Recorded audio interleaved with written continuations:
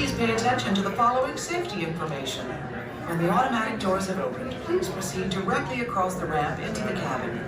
Continue to move all the way across your aisle, filling in every available seat. Galactic regulations require that all carry-on items be safely stowed beneath your seats. To fasten your restraint, use the yellow strap to pull the belt out on the right side of the seat and snap the belt into the buckle on your left. For your safety, remain seated throughout your flight with your restraints securely fastened, and please watch your children. Para su seguridad, permanezcan sentados, con el cinturón de seguridad ajustado, y cuiden a los pequeñitos. Do not put on your flight glasses until instructed to do so by a crew member. One final reminder, smoking and photography are never permitted on any Star Tours flight. If you have any questions, don't hesitate to ask a Star Tours agent. You'll be boarding in just a few moments. Thank you.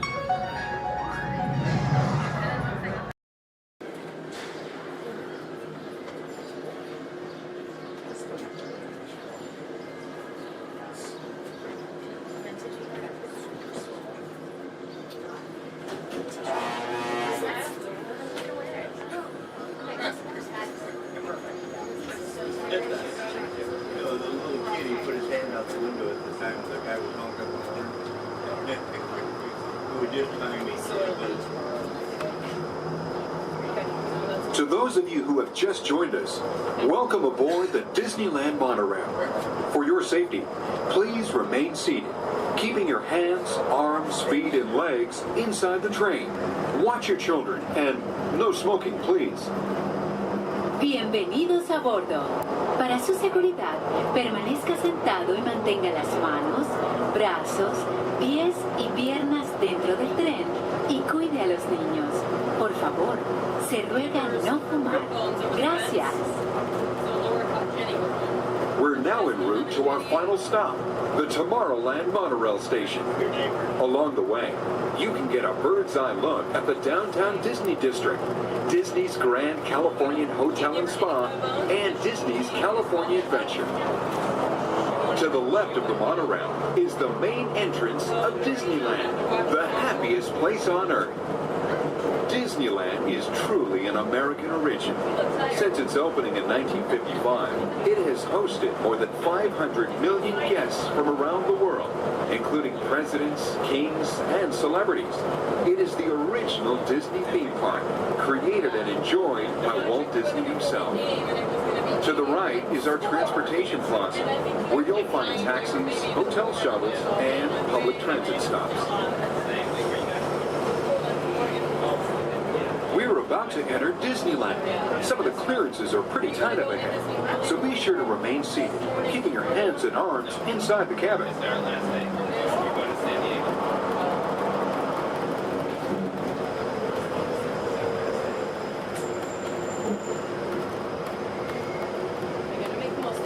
This is Tomorrowland, a land inspired by science fact and fantasy. Directly below us is the Submarine Lagoon, where you can dive into an exciting underwater adventure aboard the Finding Nemo submarine voyage. Across the way are the icy peaks of Matterhorn Mountain, home of the world's most famous bobsled run. And beneath us are the roadways of the Utopia, where drivers of all ages can ride the road to tomorrow.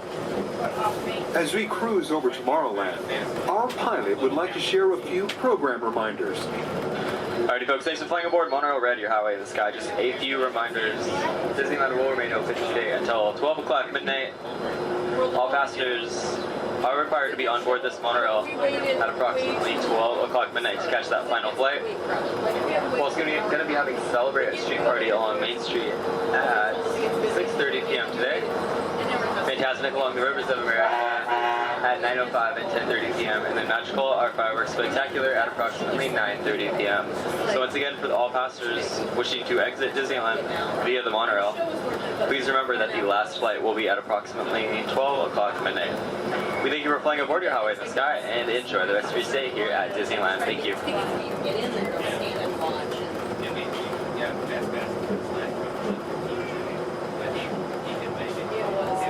Last night we went to the 9 o'clock show and when we got done, Just ahead and to the right of the train are the sparkling gold spires of one of Disney's most beloved attractions. It's a Small World. Beyond it is the wacky world of Disney's classic cartoon characters, Mickey's Toontown. We're now riding alongside the happiest kingdom of them all, Fantasyland, home to Pinocchio, Snow White, Peter Pan, and other storybook characters.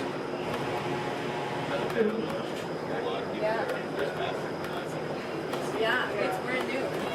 Supposedly it said it's you're gonna try it, but so many people interested in it, and it's so popular, I'm sure that We're now approaching the Tomorrowland monorail station, our final destination. Please remain seated until the monorail comes to a complete stop. Then, collect your belongings, watch your head, and step carefully from the train. On behalf of all of our crew, thanks for traveling with us, and we hope you'll have a happy and memorable visit here at Disneyland. This is the Tomorrowland monorail station.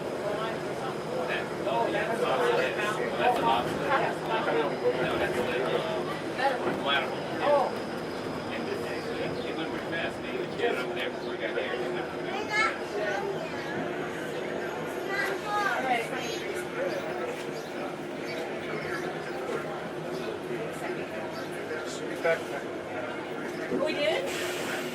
Okay. Dinosaur award, and if everyone's ready, here in Harambe we say Twende, and that means let's go. Jumbo friends, my name is Rachel, and I'm going to be your safari guide out on the Harambe Wildlife Preserve. Just a couple friendly safety reminders before we do head on out, though. Make sure we stay fully seated the entire time. It does get pretty bumpy out there. We're also going to make sure we keep our hands, arms, feet, and legs inside the truck, and hold on to any loose items that could fall out, because unfortunately I cannot stop to retrieve anything if it does fall out. Now, the first part of the reserve that we are heading into is the Little Aturi Forest. Now, the animals here in the forest are known for their camouflage, so we may have to look a little bit harder for them. Although over on the right side, the brown colored animal with those striped legs, that is an okapi. Now, okapis might look like they are related to zebras with those striped legs, but they're actually one of the only living relatives of the giraffe. Now, if you look closely at its head, they kind of have the same skull shape the giraffe has. They also have the same tongue that helps them get into the vegetation. Now, that black and white bird that's hanging out down there kind of in the water as well, that is a saddle-billed stork. They can stand at about 5 feet tall with a wingspan all the way up to about 9 feet long. So if you look up above you, that is about the length of the canopy that's on top of your head. Now, they get their name from the yellow saddle shape on their beak, and they do also mate for life. So once they find their partner, they're with them for the rest of their life. Definitely be on the lookout for another one. There's usually another one that hangs out pretty close.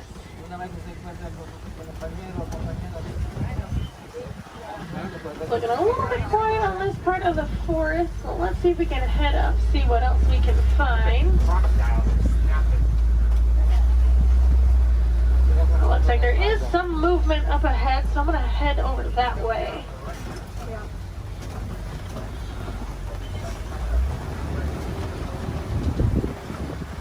Alright, so coming up on the left, you might see there's some light tan colored animals kind of huddled underneath the tree, kind of by that bamboo. Those are greater kudus. And then actually up kind of under the trees, and then also at the top of the hill up there, those darker brown colored animals with those horns on top of their head, those are bongos. Now, bongos are very shy and reclusive animals. That is how they get their nickname, the ghost of the forest. Both males and females do have those horns on the back of their head. And if you notice they're angled backwards, that's help them get through any of that thick and tangled brush here in the forest they usually live in. Alright, it looks like we're going to cross over some water, so that means we're heading out towards the Safi River. You're going to want to keep your eyes near the water looking for any kind of shadowy figures. A lot of times you'll see Nile crocodile or even Nile hippos. Now, hippos will spend most of their time in the water and even spend about 8 minutes at a time underneath the surface. The average male hippo does come in at about 5,500 pounds, and they do kind of float to the bottom of the water and walk along the bottom rather than swim. Although, to be fair, if I was 5,000 pounds, I'd probably do the same thing. It takes quite a bit of energy for them to swim around. I haven't seen any yet, but they do have a couple spots here in the river, so we'll head up. Now, those white and gray birds that are hanging out on the island, those are pink-backed pelicans. They do get their name from the pink coloration that their feathers get during mating season. That's not actually the feathers that turn pink though, it's their skin that turns that color. It kind of makes the feathers look good.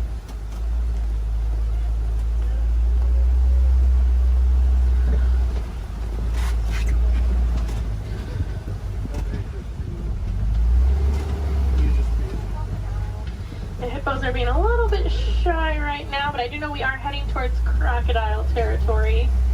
Aha, down there on the left, there are some crocodiles down there. Now the average Nile crocodile does come in at about 16 feet in length, weighing about 500 pounds. Although they can grow to be about 20 feet long, and I do know there's at least one down there that's a little bit over 700 pounds. Now when it is super hot, you will see them hanging out with their mouth open. That's because unlike you and I, they can't sweat. So they do open their mouth. It does help them regulate their temperature, keep them a little bit cooler. You'll notice a lot of the animals here in Africa actually have some sort of natural cooling capabilities. It does get pretty hot out there. Now we are going to start making our way out towards the savannah. That does happen to be one of the largest parts on the reserve. It's also home to some of the more famous animals like lions, elephants, and giraffes. So hopefully we'll see some of those out there today. Now coming up on the right side of the truck though, this tree that almost looks like it was planted upside down. That is a baobab tree, also known as the tree of life or the upside down tree. And they will remain leafless or dormant up to 9 months out of the year, and that's to help conserve any kind of water or energy the tree does have. And I'm already seeing quite a bit of movement down there, so we're going to head down, get a little bit closer to everything.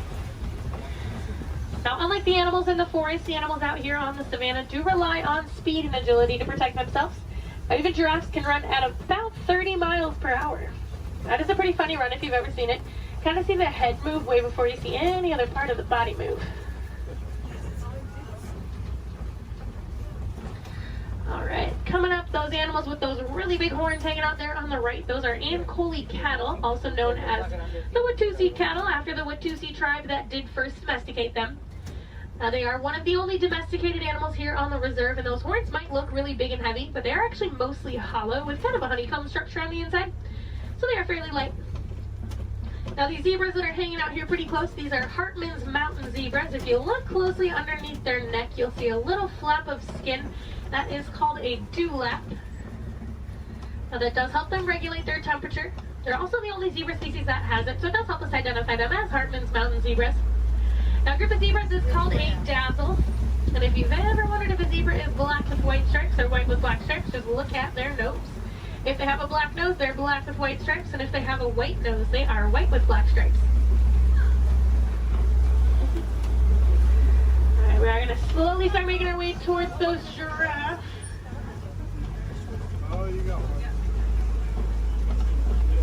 Now looking at the coat pattern of these giraffes, it looks like they are Maasai giraffe.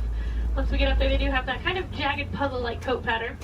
Also over on the left, kind of hanging out in the back by the trees over there, those are sable antelope. If they do look at all familiar, they are the emblem of the Harambe Wildlife Reserve, so you might have seen their pictures out and around in the village out there. There we go, coming up on these giraffes. That one that's actually scratching its head right there, that's a baby giraffe. Got a little itch. Now the reticulated giraffes will have a much smoother, almost net-like pattern to them. They can stand at about 18 to 20 feet tall. That does make them the tallest animal in the world. Now even their young come in at about 6 feet tall when they are born. So they're already fairly big when they're babies. I believe that little one came in at about 5'11", so he was already really, really tall, definitely taller than I will ever be. Now these two animals that are hanging out here on the right, they're both Patterson's eland. Now that darker colored one that's a little bit bigger, that is a male, and the lighter colored one, that's a female. Now they are one of the larger species of antelope, coming in at about 6 feet tall at the shoulder. Can also jump up to 9 feet in the air. Now with those giraffes, just like your fingerprint is unique to you, the coat pattern of the giraffe is unique to them. And it does help them tell each other apart when they're in groups. And a group of giraffes is called a tower. Seems to be a pretty fitting name for something so tall. They do also only sleep for about 30 minutes a day. The rest of the time is pretty much spent eating. There's a really good view of those Ankole cattle there.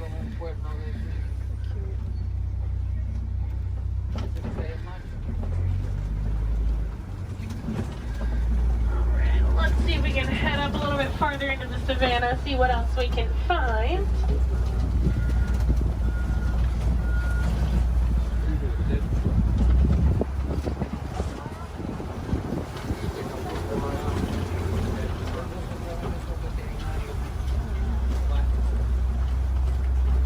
It looks like there's a couple animals coming up on the hillside up ahead here. Once I make the turn, they're going to be on the right side. Those are white-bearded wildebeest. We might get a little bit closer to them in a moment, though. Now, they are a large herding animal. They take part in the Great Migration, which is so large it can actually be seen from space. There's easily over a million, usually more like 1.5 million that will migrate every year together.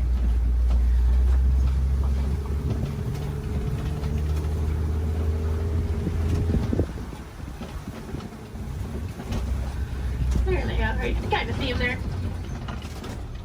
Now we are also coming up on some knockdown trees just up ahead, so we're going to head over that way. Usually that is a pretty good indicator that there's an elephant or two nearby. Now elephants are known as nature's bulldozers, so you can always kind of assume. Actually, it looks like there is one up ahead of us. I'm going to see if we can get a little bit closer to it.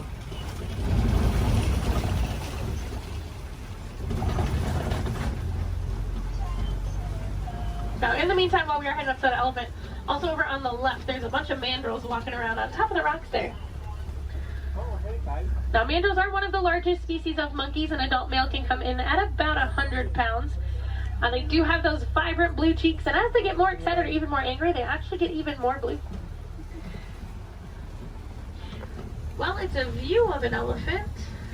Probably not the best view. I do know there is usually another herd of them that like to hang out a little bit farther up as well, so we'll see if we can head over that way, maybe get more of a frontal view of an elephant. That would be nice. Now, as male elephants grow older and more mature, they do get kicked out of the herd by the female elephants. They can live in solitary or smaller groups of male-only elephants. They do tend to get a little bit too rough with the young ones, and the females are not a huge fan of that. Well, you can kind of see that one a little bit better. Now we can also tell that's an African elephant, not only because we're in Africa, but if you look at the ear shape, it almost looks like the continent of Africa. Makes it super easy to identify. Let's see if we can head up and find the herd. Thanks to our team's conservation efforts, they found that elephants are afraid of bees. So because of that, farmers have been putting up beehives around their crops. It's a much safer alternative for the elephants. It keeps them farther away from the crops, but it also keeps our locals and our farmers happy. Now, I thought it was so funny that such a large animal was afraid of such a tiny little insect. And it's actually the noise that the bees make. So elephants do have really sensitive ears, and that buzzing noise bothers their ears more than anything.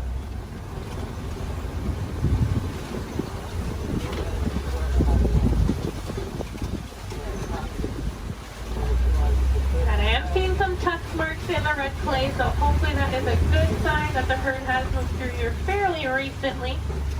Now, just like you and I might take a multivitamin every day, the elephants do eat that red clay. It gives them a little more nutrients they may not always get from their daily diet.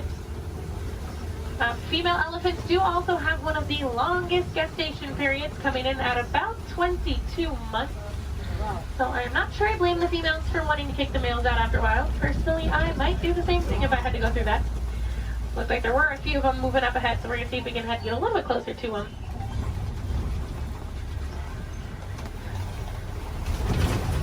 Male elephants also won't get to their full size until they are about 35 to 40 years old. That is about half of their lifespan.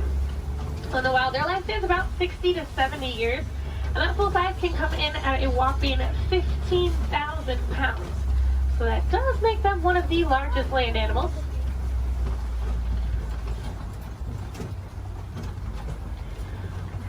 Now, they do also have really sensitive skin, so you will see them throwing dirt and mud up on their back. That acts as a natural sunscreen for them.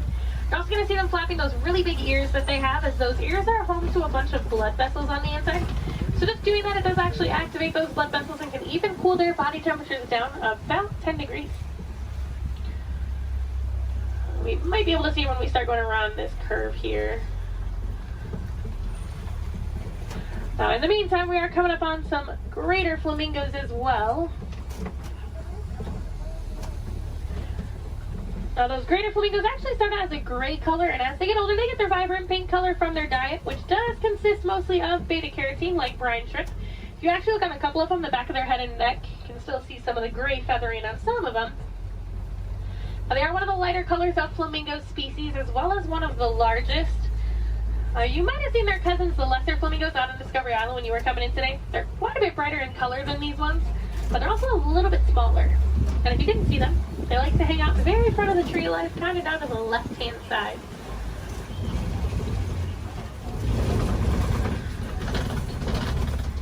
Looks like those elephants are wanting to be shy, but we are coming up on some white rhinos. Now, white rhinos don't get their name from their skin color. They get it from the Afrikaans word weit, which means wide. Now, if you look, they have a very wide mouth. Now, they're also one of the larger rhino species, coming in at about 5,000 pounds. Now, one of my favorite facts about them, even though they are 5,000 pounds, when they run, they can actually get all four of their little legs off the ground. So kind of like how a horse gallops. So they are very graceful for how large they are. Oh, there's one running. It was, for like a hot second, it was actually doing like the actual full run. I'm mad he stopped. Oh, he said, I got snacks over here. I'm coming over here. And usually if you see a couple, there's quite a few. So there might be some more around. So we'll definitely be on the lookout for some more. A group of rhinos is also called a crash. That is a pretty good name for them because they are almost blind. They kind of seem more like shadows. It's really funny when they stand really close to the road. Sometimes when you try to sneak by them with the trucks, they don't realize we're there until they hear the truck and they're like, oh, they like jump and run back. Well, we are coming up on a couple cheetahs. There's a cheetah laying down right on top of the hill there that's really close, and there's a couple more walking in the back. Yeah. Now, cheetahs are one of the fastest land animals. They can go from about 0 to 60 miles per hour in just about 3 seconds. Now, they do get to that speed fairly quickly, but they can't actually maintain it for very long. It's more like a short sprint of a couple hundred yards. Looks like there's a couple more walking up ahead here.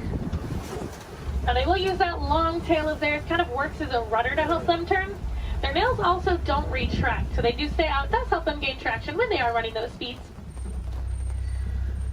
And unlike most big cats, they will do most of their hunting during the day and do tend to be way more active during the day.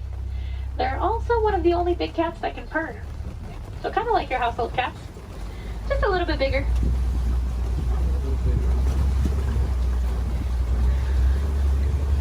Oh, it looks like there's some lions hanging out on top of the Kobe rock. Oh, they're so pretty. Like there's a male and a female here, and there's another female up ahead a little ways. Lions do sleep about 16 to 20 hours a day, so we're pretty lucky that we're actually seeing them kind of moving. I mean, they're not moving around, but they have their heads up and not sleeping. Now, they do tend to be more nocturnal and will do most of their hunting at night, and it's actually the females that will go out and do the hunting while the males stay back and protect the pride. During the day, their eyesight is pretty much identical to ours, but at night, it gets about 6 times better. So they have super good eyesight at night. Now, when they vocalize, they can vocalize up to 5 miles away. You can hear it. So if you do plan on staying here all the way up until park close, I highly recommend while you're walking out to your car, keep your ears open because sometimes you will actually hear them vocalizing. It's really cool. Now, I know everyone's excited about the lions, but there's a really cute little brown and white animal over on the right. And that is a bontebok. Now, he's related to the white-bearded wildebeest that we saw earlier, and within 5 minutes of birth, he can stand. Within about 10 to 15 minutes, they can also walk and run. That's a super good survival technique for them. That way, once those little ones are born, they can get up and get on the move as quickly as possible. Now, also hanging out in the trees there on the right, those are waterbuck. Now, waterbuck do drink an excessive amount of water, hence the name waterbuck. But they also have kind of an oily, greasy feel to their fur. Now, that is supposed to help them be a little more waterproof when they are hanging out in the water. Now, we're coming up on some fairly big burrows. We'll be on the lookout for warthogs. Actually, down in that burrow there on the left, there is a warthog. Now, warthogs are one of the largest land burrowing animals. They like to back up into their burrows, just like that one's doing. That way it keeps their tusks out, so if anything tries to sneak up on them, they can try to deter that animal. They've also been known to recycle other animals' burrows, so they might find when an animal has an abandoned and call it their home. Isn't the ever so lovely ostriches over there too?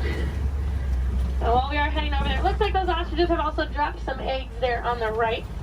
Now, individually, each one of those eggs can weigh about 3 pounds, and they are so strong that just about any one of us can stand on them and absolutely nothing would happen. Are you guys gonna stay off of the road, or no? Okay. Now, ostriches are the largest species of bird. They are flightless birds, though. They use those wings to help them turn, kind of like how the cheetah uses its tail. They can run speeds of about 30 to 40 miles per hour, so they are fairly quick. They always look so confused, too. This makes me laugh. They are notorious for long animal stops, so when you can sneak by them when they're that close to the road, it's your lucky day. Alright, it looks like the warden's post is coming just up ahead of us. That does unfortunately mean our safari is coming close to an end. But the warden has adopted some Nigerian dwarf goats that like to hang out here. Now, they do help our warden keep the grass looking nice and the weeds down low, and in return they produce some milk that the villagers here find very sweet and actually high in value. So that does allow the village to rely less on the wildlife out there. They are small, but they won't get any bigger than that. They are full-grown adults. And they are one of the many examples of how humans and animals can live in harmony together. It just takes a little bit of effort from us. Some small things that you guys can do at home but make a huge difference for these animals. Planting some native trees or plants in your yard. Maybe building a few bird houses here and there, or even some bat boxes. A lot of these animals, including the elephants that we saw, are losing their habitats due to mining for metallic ore, otherwise known as coltan. And that's found in many of your small electronics, so things like cell phones, laptops, tablets, anything like that. So next time that brand new shiny iPhone comes out and you guys decide to go and purchase it, just make sure you recycle the old one. That will help keep mining down to an absolute minimum and saving those habitats for those beautiful animals out there. And if I have any wilderness explorers on board, you guys have been on board the Simba 1. That's S-I-M-B-A 1. And I am going to get you guys back up to that dock that we originally came from, so you're going to have to bear with me for just a little bit longer. Hopefully we should be able to buzz through some of the docks fairly quickly.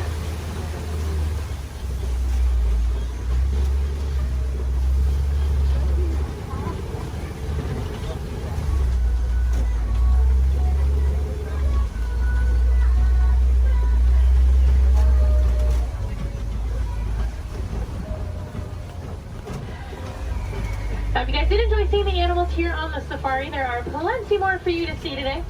Now, actually, when you guys get off of the truck, when you hop down that little pathway there and go down the hill, if you guys take an immediate left, you'll actually be on the Gorilla Falls Exploration Trail. Now, over there they have naked mole rats, meerkats. They have an underwater hippo viewing pool where you can usually get a little bit closer view of some hippos, as well as silverback gorillas. If you're heading over to Asia, right behind Tully River Rapids, you'll find the Maharaja Jungle Trek. Now over there they have Sumatran tigers, Komodo dragons, bats, and a whole bunch of different exotic bird species. Now both of those trails are about a 15 to 20 minute walking trail though, so you do want to give yourself a little bit of extra time. Now ECVs, strollers, wheelchairs, any of that can go through those. You don't have to park them, so you can bring them with you. And if anyone has Disney Plus at home, if you have not seen it already, there is actually a whole series on there called The Magic of Disney's Animal Kingdom. And they do go into way more detail about the animals here on the safari, as well as the ones over at Epcot and Animal Kingdom Lodge. I know they have episodes on the giraffes, the lions, the rhinos, the elephants. You get to hear from the keepers that do actually take care of them on a day-to-day basis. So you get to know them a little more on a personal level. You might even get to know some of those names. So next time you come and ride the safari, you can impress your friends and family by knowing those. On that note, no two safaris are ever the same as well, and the animals will always make sure of that. So if you guys are here on another day or even later on in the evening, definitely come back and check us out. You might see some different animals out there. Sometimes you'll actually see the hippos. We didn't really get good luck with the hippos today. But you might see some hyenas. They do tend to be a little more nocturnal, so they'll tend to come out a little bit later. And you might see the lions actually up and moving around. You never know. They'll probably have a different safari guide as well, so you might learn some different facts you guys didn't hear from me this time around. As you guys are walking around the park too, I encourage you guys to be super aware of your surroundings. A lot of times you'll walk past different animal habitats and you guys won't even know it. On front of the trail life, you'll see those lesser flamingos that I kind of touched on a little bit.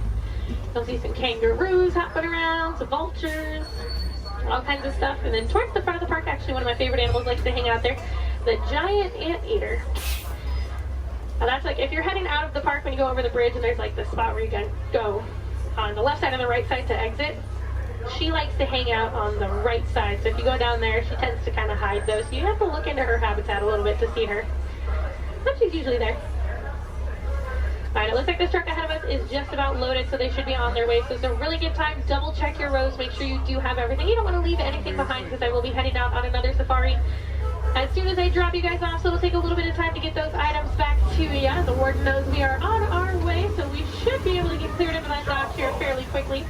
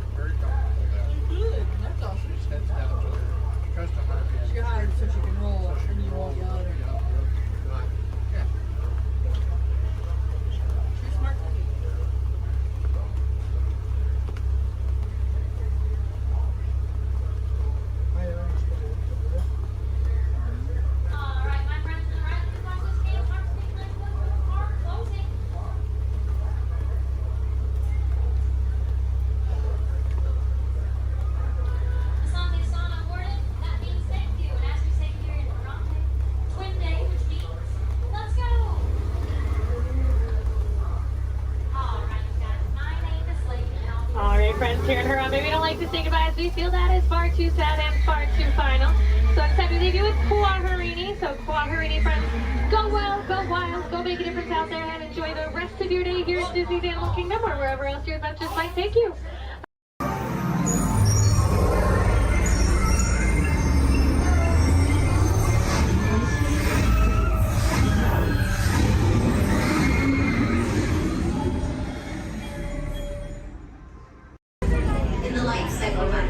There are winners and there are losers.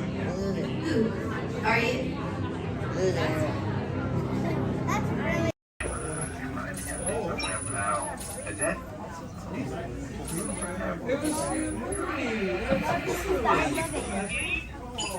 Ha! Gotcha. Oh, what are you guys still doing here? Tour's over. The cages are open and the creatures are loose. You gotta get out of here! Wait! Don't get out of here! I could use a hand. My little pal Groot is lost in the fortress somewhere, and I need to find him before he gets ate. I found his tiny little heat signature, see? All those other heat signatures are... well, don't worry about them. Listen up. You guys can be a big help while I look for my pal. A gantry lift full of warm currents makes a really great distraction. I just need you to wave your arms, scream, whatever it takes, and then all these things will, never mind. You in? It doesn't matter. That was rhetorical. Now let's move. Meet me at the gantry lift. Yep, I'm gonna go back that way.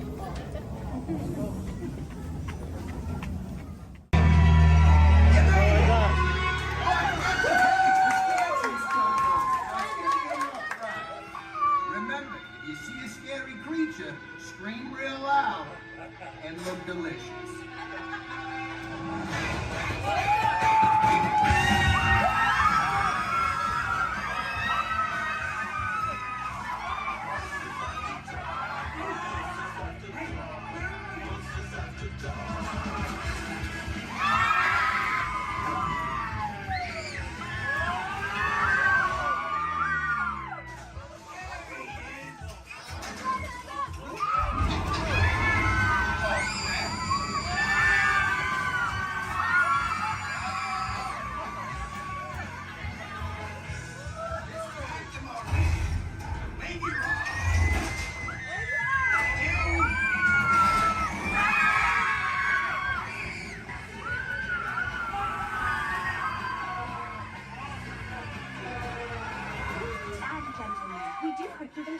arrival.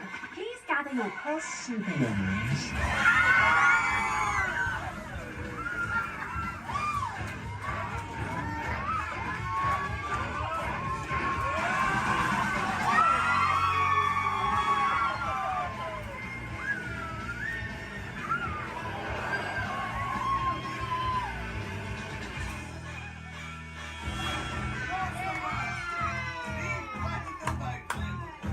Spit that out, it's not candy.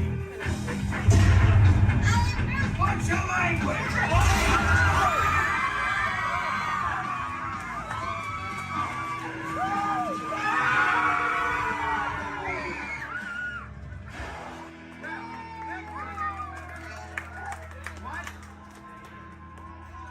Hold very still.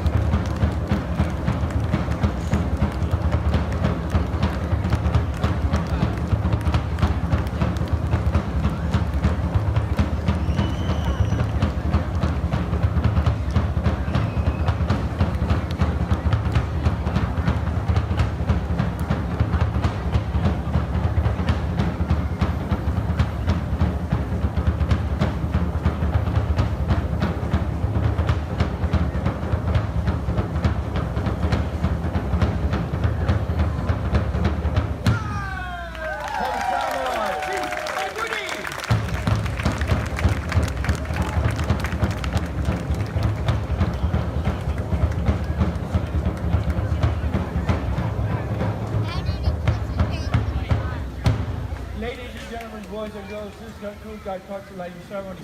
Thank you for attending and please enjoy the rest of the evening. Mahalo and aloha! Welcome aboard the Walt Disney World Monorail to Epcot. For those of you staying, please hold on to the handrails throughout our journey and stay clear of the door. For the comfort of others, no smoking, please. Thank you. As we turn south, you can catch a glimpse of the spires of Space Mountain, Magic Kingdom. Nearby is Disney's contemporary resort.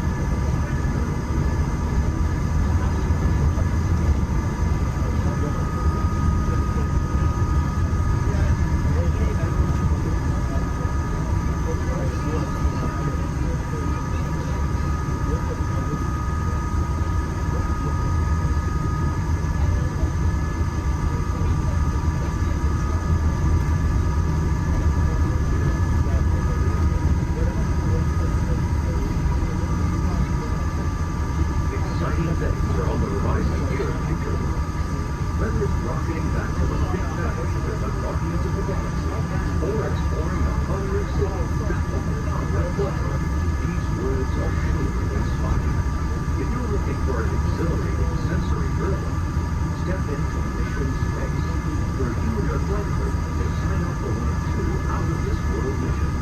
And just next door is the new Space to Na'vi restaurant, where you can eat adult and enjoy stellar dining in space.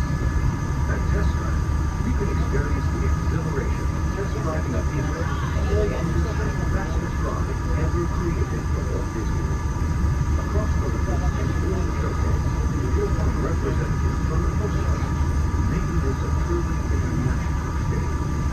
Some exciting new adventures from around the world are coming to France, Canada, China, and the United Kingdom. Join us tonight on Zoom to celebrate together during the nighttime spectacular. There's even more for you to explore, and you come around the world with a activity and inside those glass pyramids, unleash your spark and journey into imagination with favorite, and experience your favorite short film like never before at the Disney Pixar Short Film Festival. Next is the Land, where you can celebrate Earth's rich diversity. The Land is also home to Soar, a free flying adventure across the wonders around the world. Here at the seas, you'll be able to meet some of your favorite undersea pals from Disney Pixar's Finding Nemo. We're approaching the Backlot Monorail station.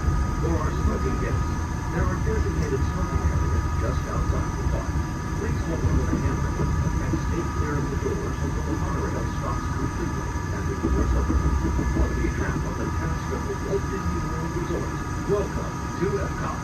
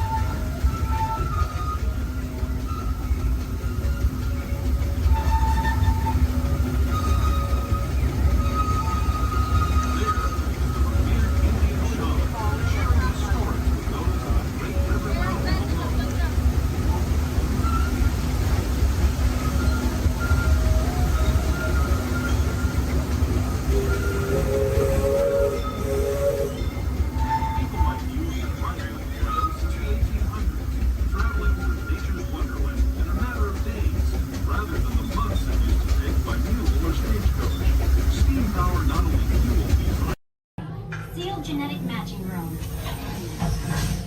Okay, Dr. Stevens, they're ready. Can everyone see me? Yes. Great. Welcome to the Avatar program. Soon, you're going to have a chance to undertake an amazing Na'vi rite of passage, flying on the back of this powerful animal called an Ikron, or as we call it, a Banshee. The way you're going to do this is by being matched to something called an avatar. And I'm here to help you guys get ready. But first, we have to scan you for Pandora microparasites. All right, everyone, stay on your number and move your arms a bit.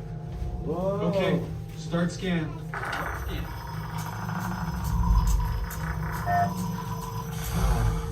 You've all got them.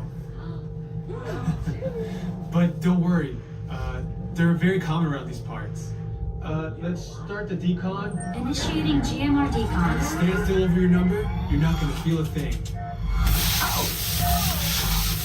You're doing great. Almost done here. They're all clear. Great. Now let's go over how all this works. Like I said before, you're going to be matched to these things called avatars, which look a lot like the Na'vi. They're created by blending human DNA and Na'vi DNA. Once we match you to an avatar, thanks to a special link chair, your mind will be able to control that avatar. Using avatars to fly this way was all figured out by my boss, Dr. Jackie Ogden. She leads our science team, which is part of the Pandora Conservation Initiative, and we're here in the Valley of Moara studying banshees and their environment. Over a generation ago, this enormous company called the RDA created a lot of damage to the area through their bad mining practices and conflicts with the Na'vi. Just like on Earth, it can take decades for ecosystems to recover. Okay, to get you flying on a banshee, we need to find each of you an avatar. Let's prep the genetic sampling. I'm on it. Okay, first we need to find the compatible match of your genetic material with the genetic material of one of the avatar bodies that we already have. Once we do that, you'll be able to link to that avatar and fly. Help us out and move around a bit. Almost. Yes, got him. Now, let's find you your avatar matches.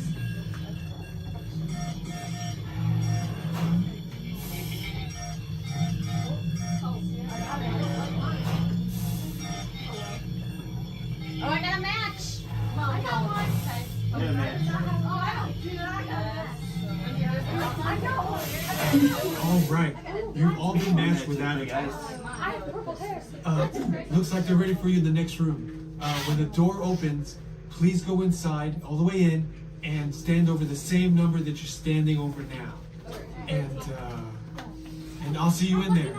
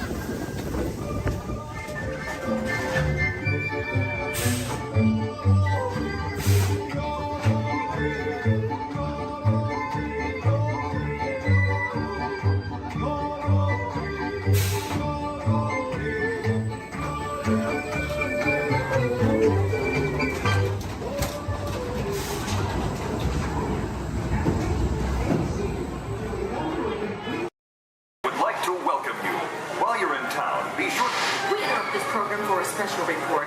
A child is on the loose in Monstropolis. A human child!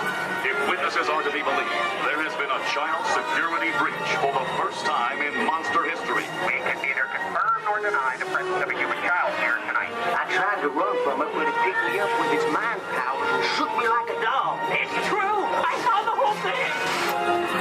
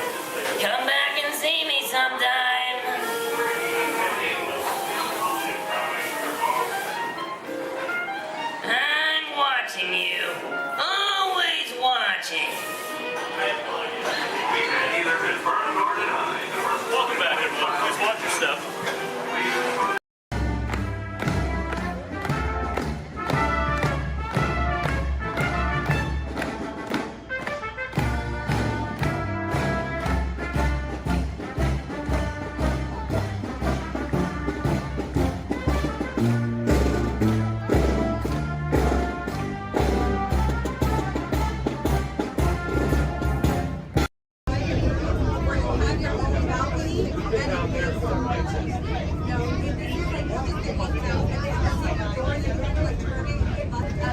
it's not Screaming California. When I went out, I remember the first time I ran, I went on it, there was a guy who had a cigarette in his mouth and he came in, he was so proud that he had it lit the whole time. That's like, I remember the first time there and I was like, okay, glad. I went on it right with the kid. He was at the time.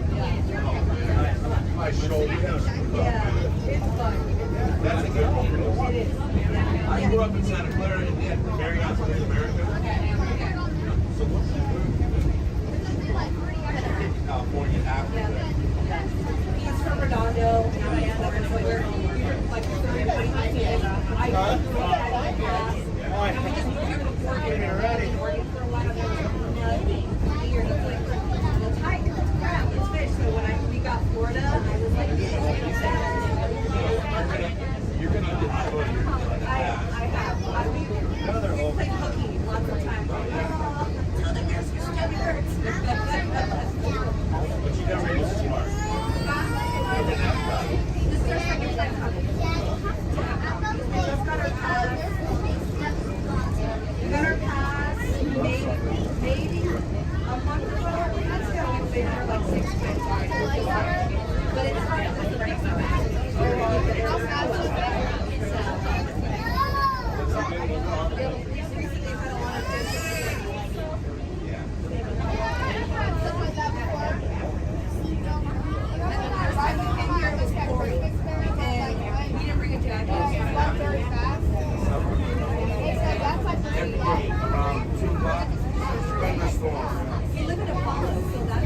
Any country you want, literally.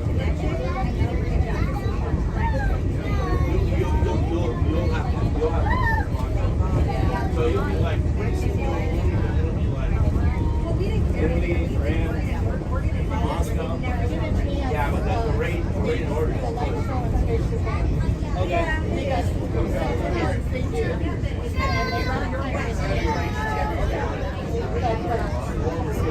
I like it better than the building is right here, though.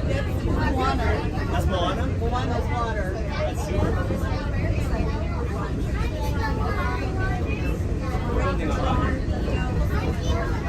They're building Moana, baby.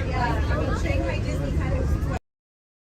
Remain seated with your hands, arms, feet, and legs inside the vehicle and supervise children.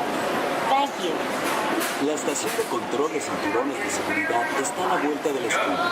Por su seguridad, mantenga sus manos, brazos, pies y piernas dentro del vehículo y cuida a los niños. Vehicle 3 is clear for hill climb. Okay, here we go.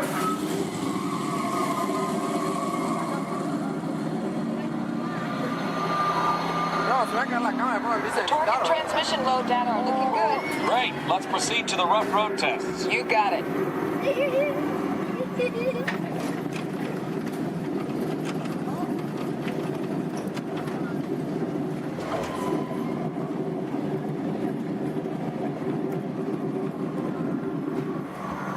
Okay, I'm going to take you right up to the cones, hit the brakes, and see if I can steer you through. Hold on.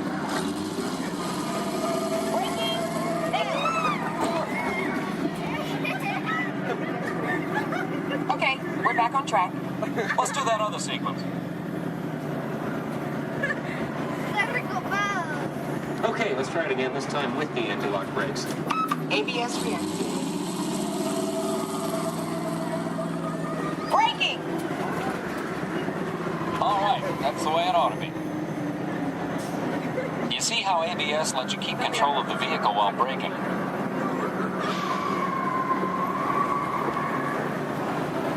Let's demonstrate some extreme test conditions. Okay.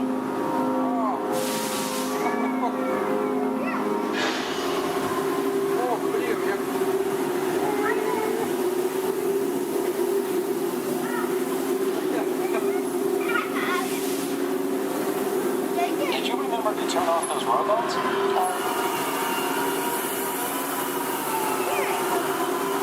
Clear for track course A. All right, let's pick up the pace. Increasing speed. 10%.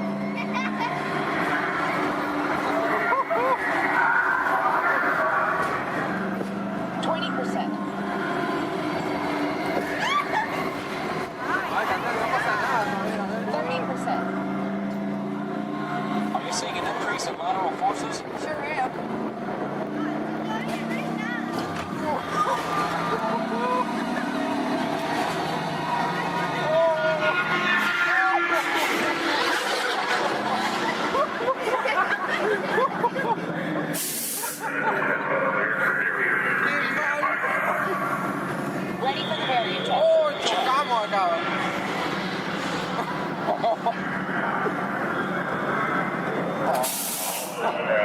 Hang on tight.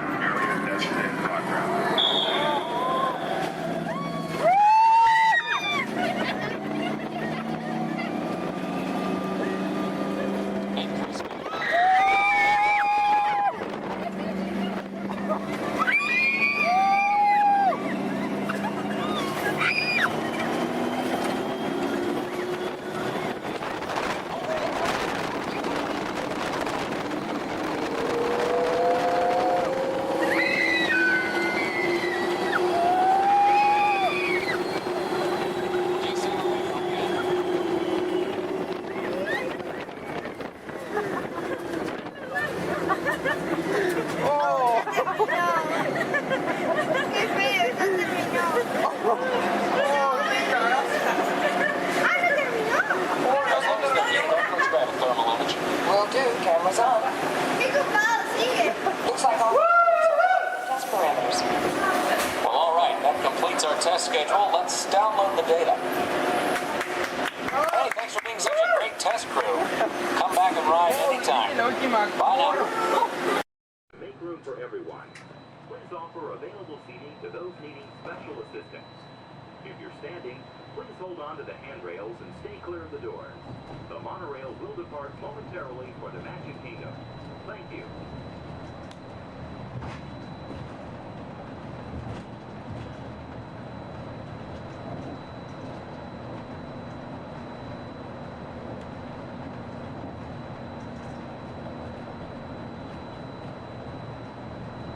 Welcome aboard the Walt Disney World Express Monorail, our highway in the sky to the Magic Kingdom. For those of you standing, please hold on to the handrails to start our journey and stay clear of the doors.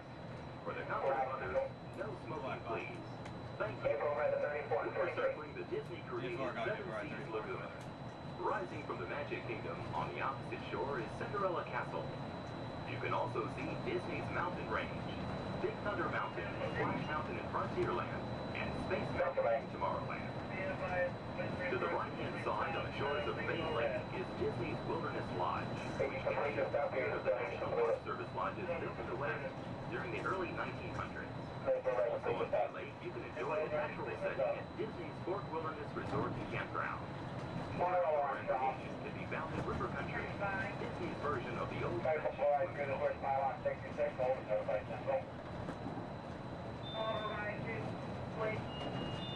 Hold it 66 and notify. 10-4, notify Central. Notify Central. Central 3. Central. Status radio. Yes, 1.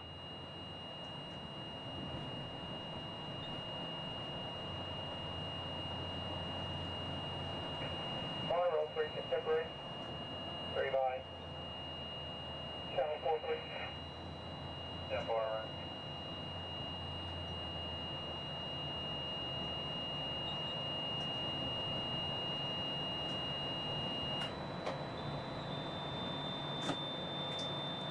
Ladies and gentlemen, welcome aboard Monorail Black. We're going to be holding here just momentarily. At this time, they're bringing out a train off this beam ahead of us. Therefore, we're going to have to wait here until that is complete. Once the train is on this beam and the alignment is switching back up, we'll be ready to proceed. I apologize for any delay, and we'll be on our way as soon as possible. Thank you. Monorail stop, line.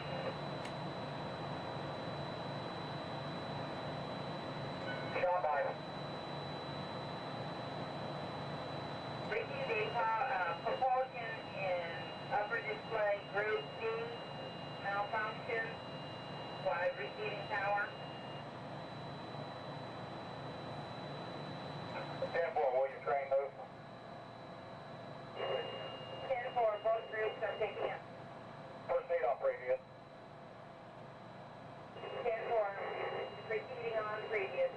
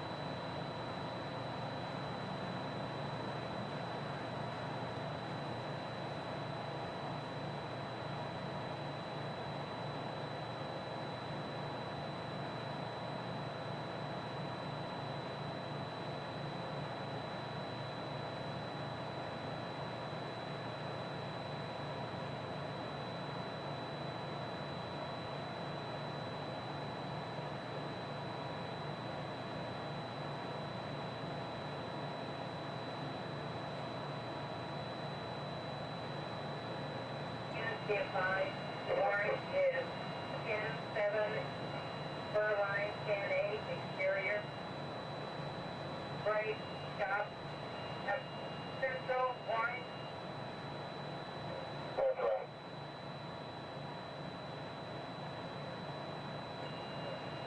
Repeat, Maple, holding a pylon 66, Amber as coming through the switch. I have 80, 85. All beam contact, holding at 66, all beam contact has reset. 22 radio, Kingdom, green for normal visual. 23 radio from Kingdom. Green 4. Central stop. Take away. Stand exterior beam, Colorado, with power. Tank by exterior umpire, black central. Backlot. Orange 4. Copy, orange 4, normal visual.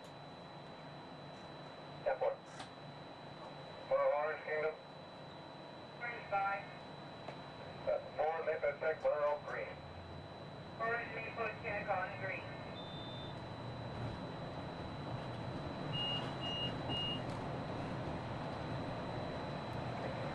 That's 23 hours.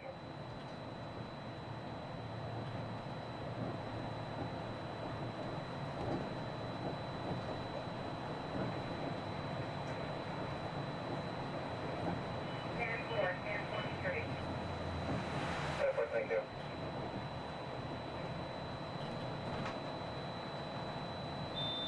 Contemporary, Grand Floridian.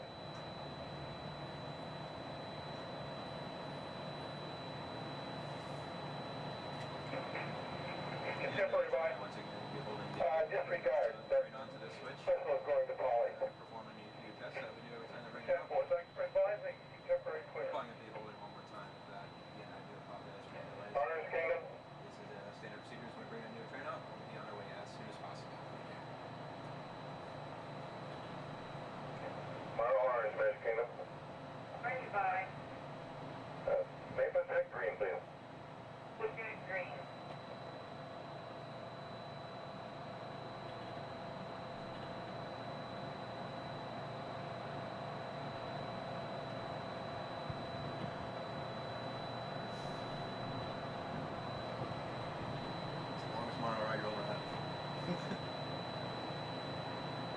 Well, the fun thing is I had the rest of my group on the boat there, and I was telling them I might beat them.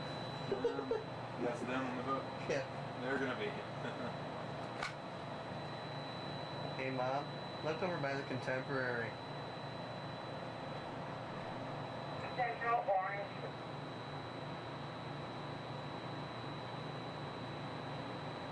Central way. Holding in at pylon 68 with red maple. Good docking. Yeah, I know. I'm the black monorail in front of the Contemporary. Got 4, Maple clear, normal visual. Full clear, normal visual. Yeah, they can't go fight without me anyway. I got the tickets.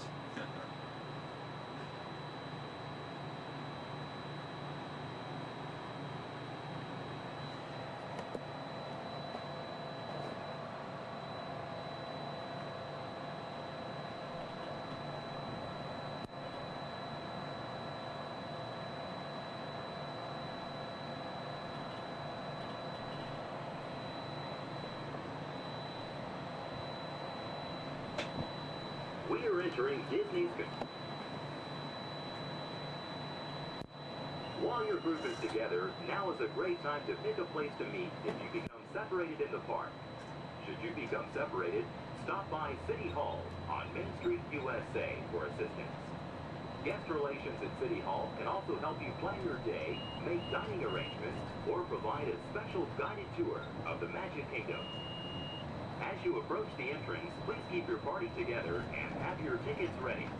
If you are traveling from another Disney theme park, please have your tickets and hand stamp ready as you enter the Magic Kingdom.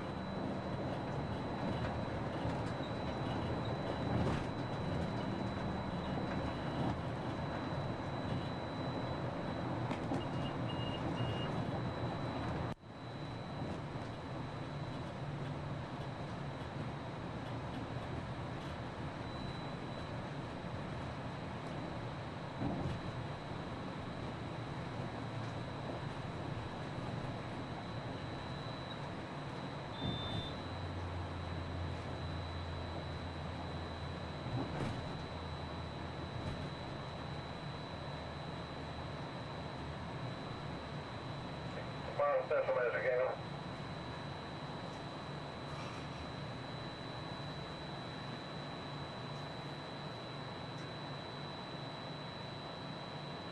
Central Kingdom. Sanctuary. One egg of orange bench seat is loose. Temporary, thank you. Orange Central. Orange. All doors closed. Kiosk counter notified status.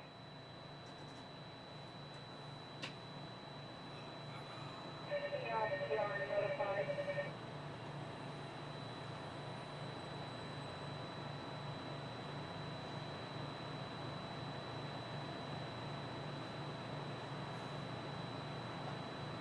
See your group? No.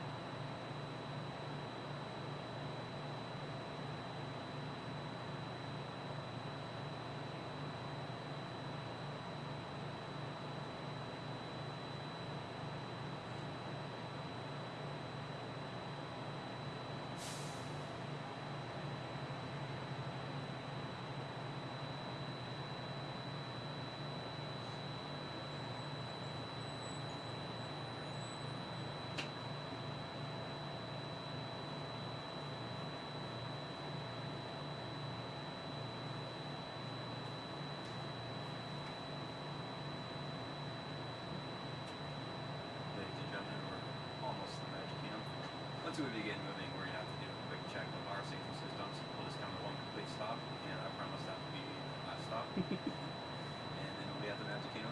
Once again, I apologize for any delays. We should be on our way just momentarily. Thank you.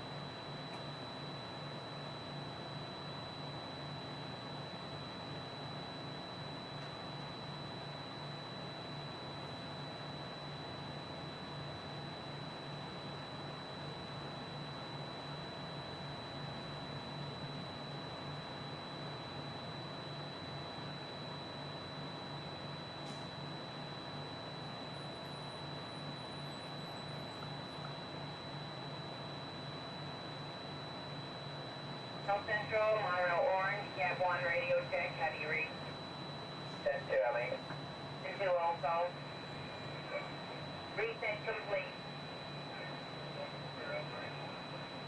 Propulsion has cleared up in the upper display and monitoring. 10-4, no visual. It's for normal visual.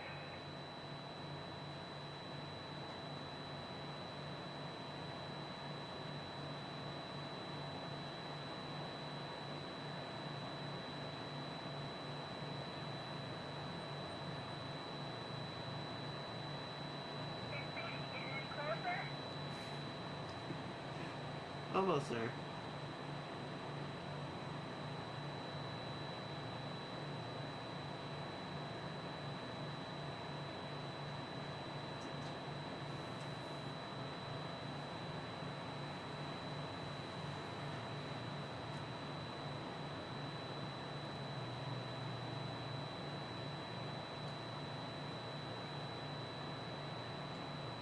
Central 3, hand unit radio check.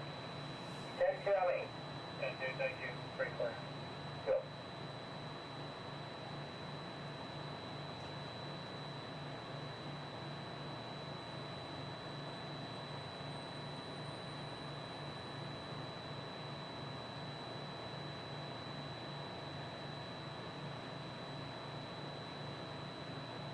Monorail Black, Magic Kingdom. Black 566. And 4-4, make a take ours. Maple Circle.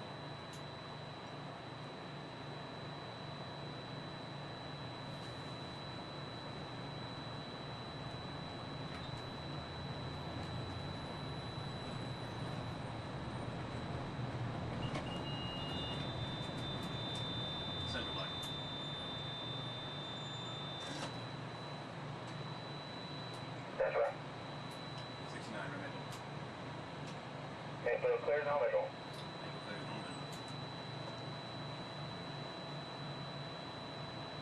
Orange Central.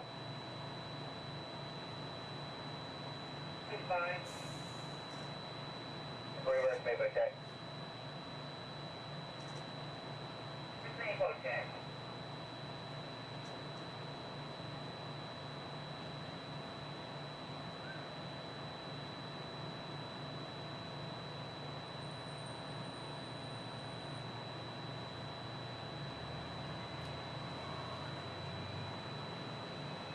Another reason why it's going so slow is it's a training and that train. Yeah. Usually we get this done a lot quicker. Yeah, it's a good time to do it too. Yeah. Nice and slow. Yeah, it's probably hardly on the train anyway.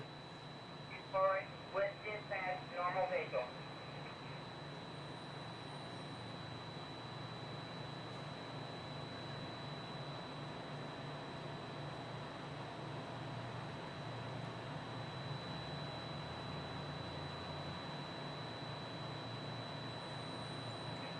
Continuing with Monorail Central, 4 trains, train order black, coral, green, and orange, Monorail Central. Goodbye. Black, coral, green, and orange on exterior. Black, coral, green, orange.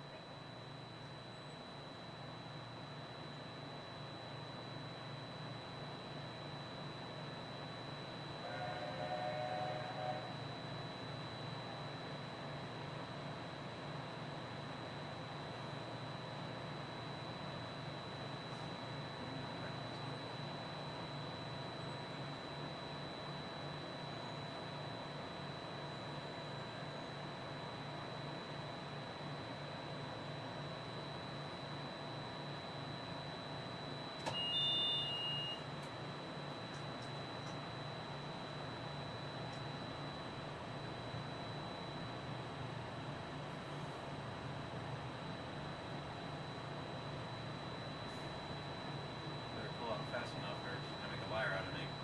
Doesn't I got to stop one more time.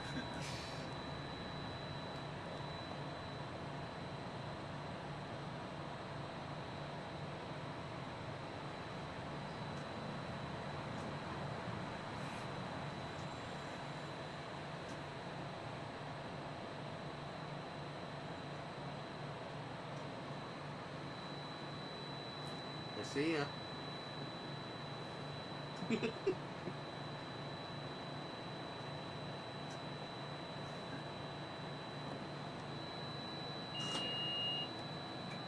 Ladies and gentlemen, we are approaching our station at the entrance to Main Street, USA, gateway to the 7 themed lands of the Magic Kingdom.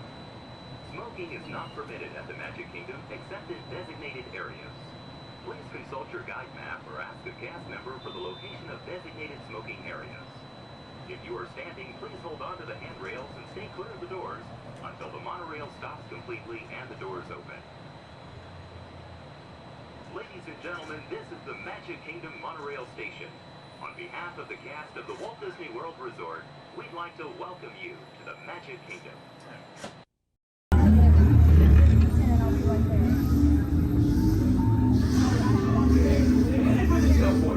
This plane is never gonna rock it. Well, okay, I walked onto your vehicle. We'll be right behind you. Nothing to worry about. Unless we cannot stop this unusually large man. Then you're likely doomed. Good luck. You're gonna need it.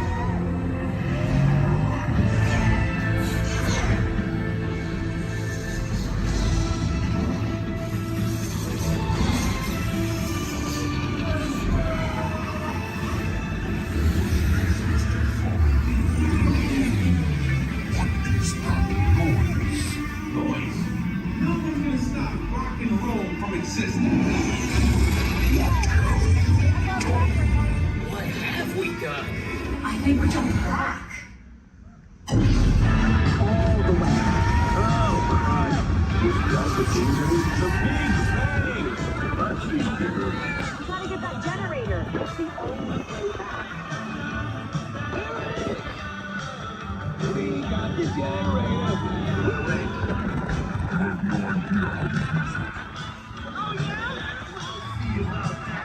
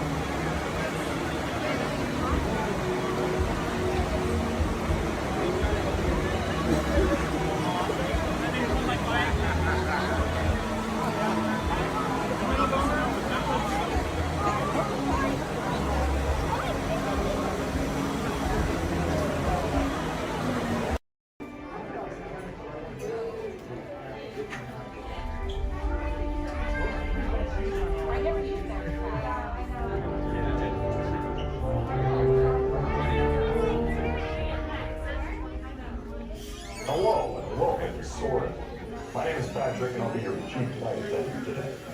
We'll begin boarding in a few minutes, but first I'd like to acquaint you with some important safety information. When the doors to your flight open, please take a seat and store all carry-on items in the under-seat compartment. This includes cameras, purses, hats, and, of course, these little beauties. Next, fasten your seatbelts, inserting them into the buckle on your right. If smaller aviators don't measure up to the height indicator on the seat, just put the belt through the loop in the center strap before buckling it.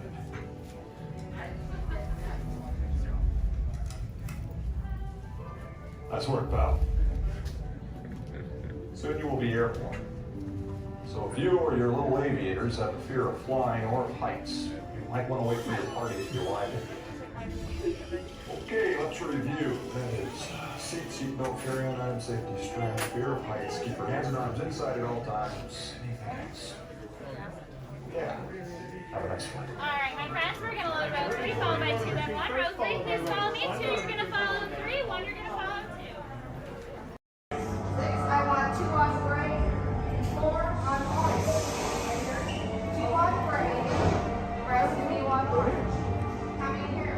1, you're going to be over here on blue, and 2, you're going to be on blue. Now, stand over your color, face the center, shoulder to shoulder. Now remember the color you've been assigned, blue, red, gray, and orange. It'll be an important part of your interrogation process. You're going to need to know that color at the end of your interrogation and possible long-term motive. How many? Maybe it's time blue. Yeah. Quickly to the end of the hallway. How many? 4. It'll be a sign red.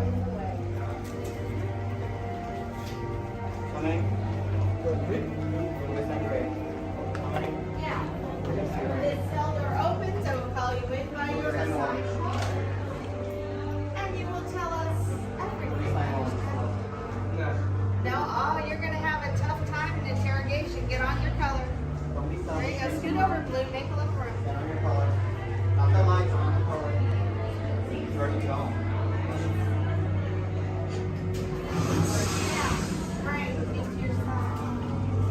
Everyone has been assigned a color. Look down and memorize it. Do not forget it. This was Scrooge interrogation.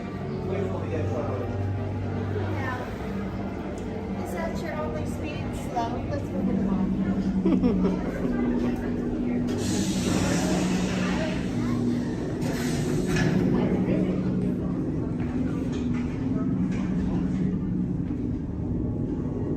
Leave us. Yes, General. Enemies of the First Order, we will soon snuff out your meager resistance.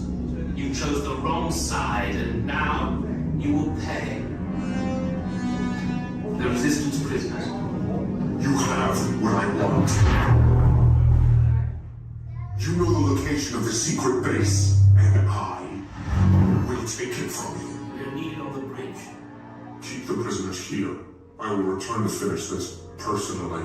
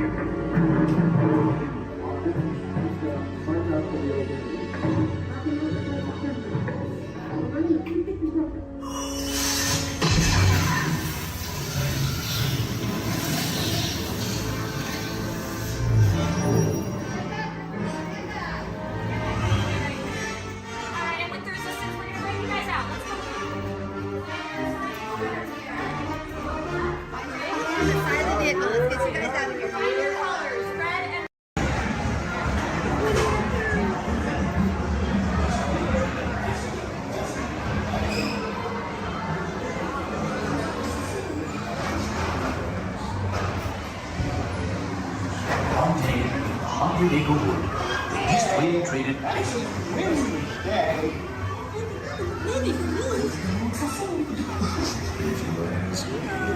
He'll never reach there. Barney! Barney! Oh dear! Can anyone talk to them,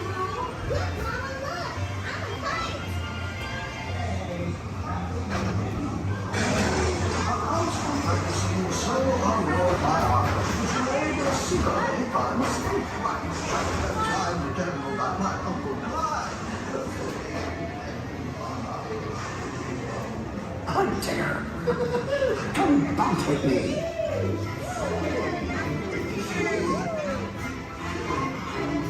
It makes you feel just great, doesn't it?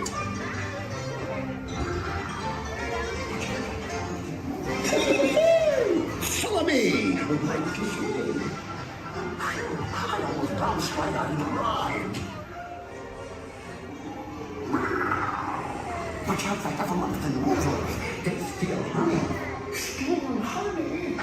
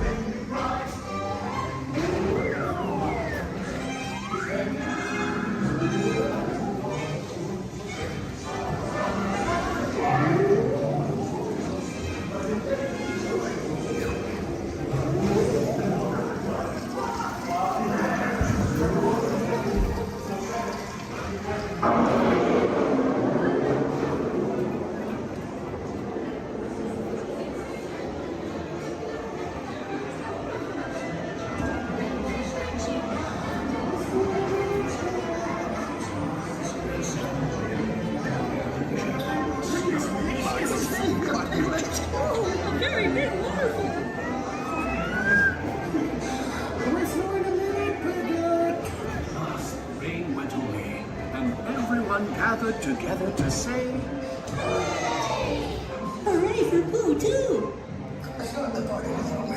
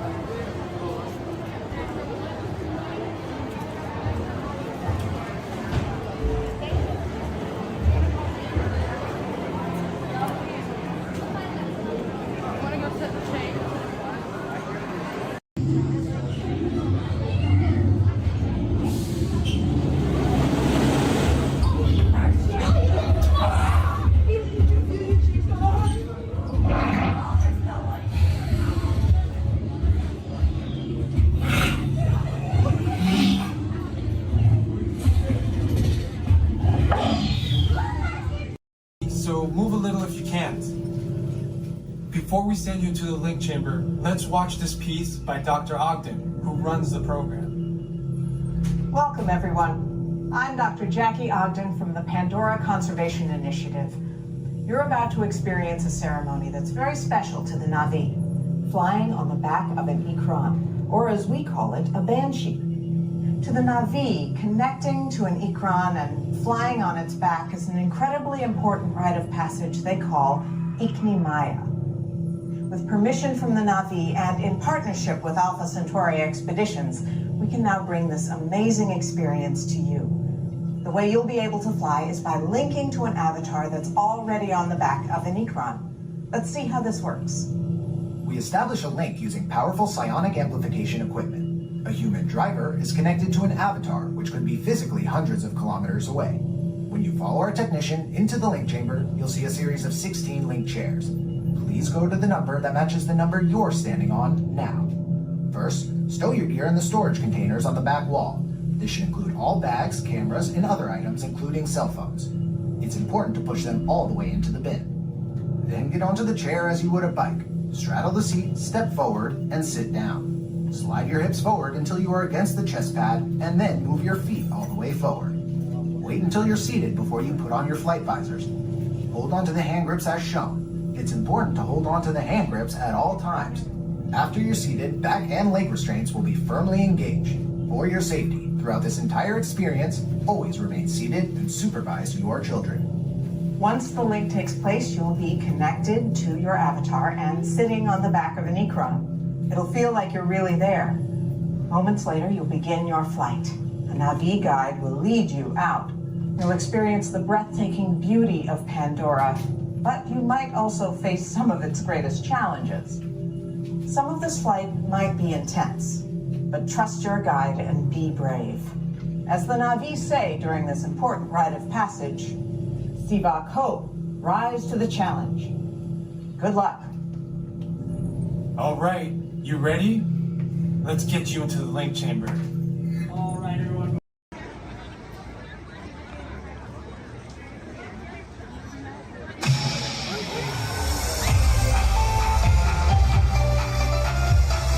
To all who come to this happy place, welcome and good morning, everyone. We have some extra special friends here to welcome you all today. Let's hear it for Mickey Mouse and Minnie Mouse.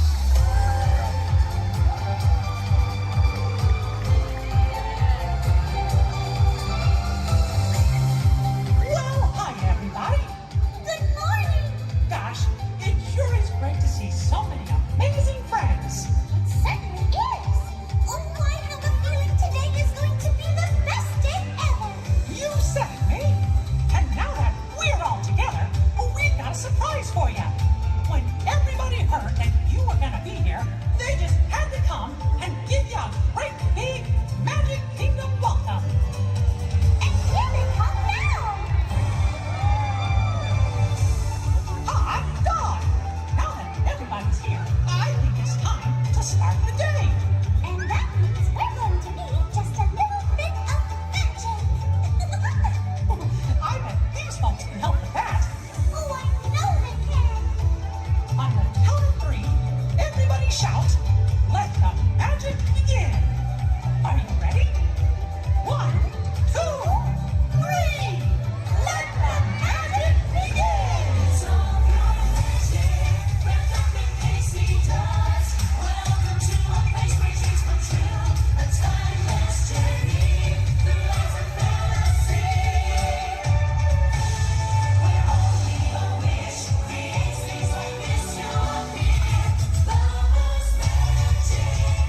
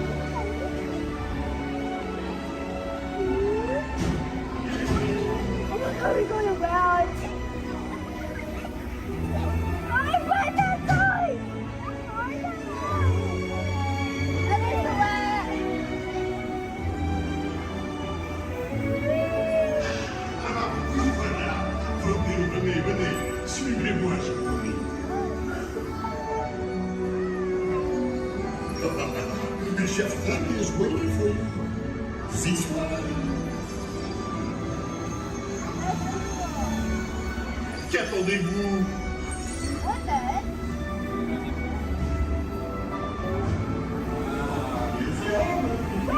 Invité pour le dîner. On n'aurait pas idéal. Encore un? Non. A simple moment? 2 seconds. What? Mais oui, that's it!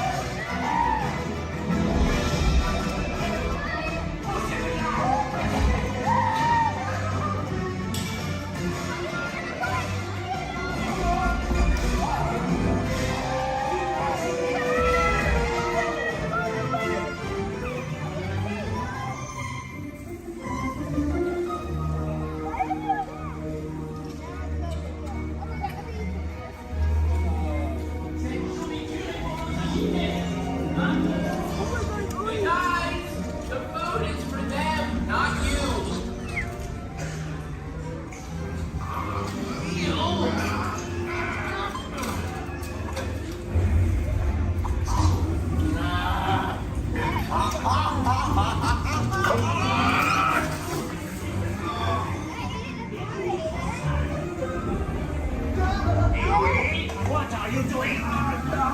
Que manigocez-vous?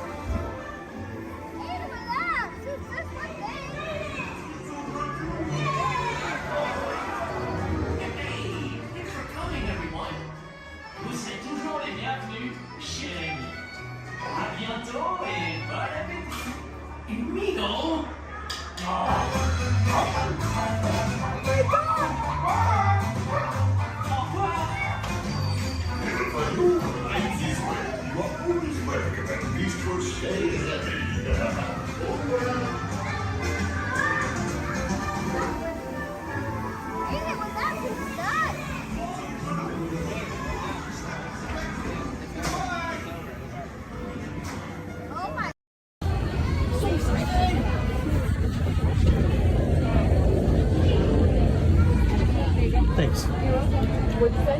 Yeah, 73. You did? Oh! So I said, like, no. I knew so. I'm like, oh, motion tracking. Oh.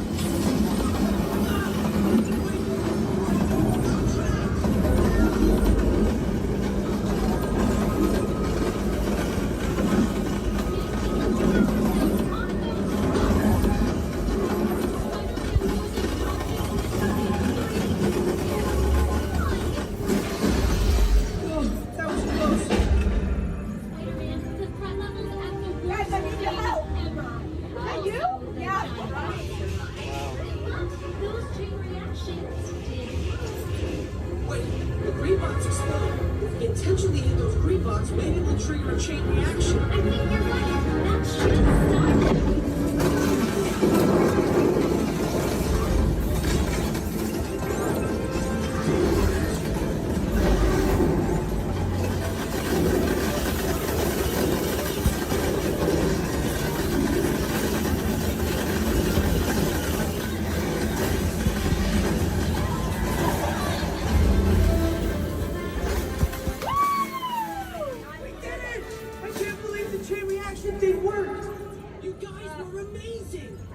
I'm very impressed, Spider-Man.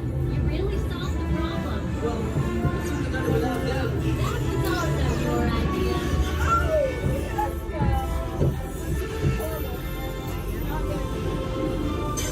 Dang it!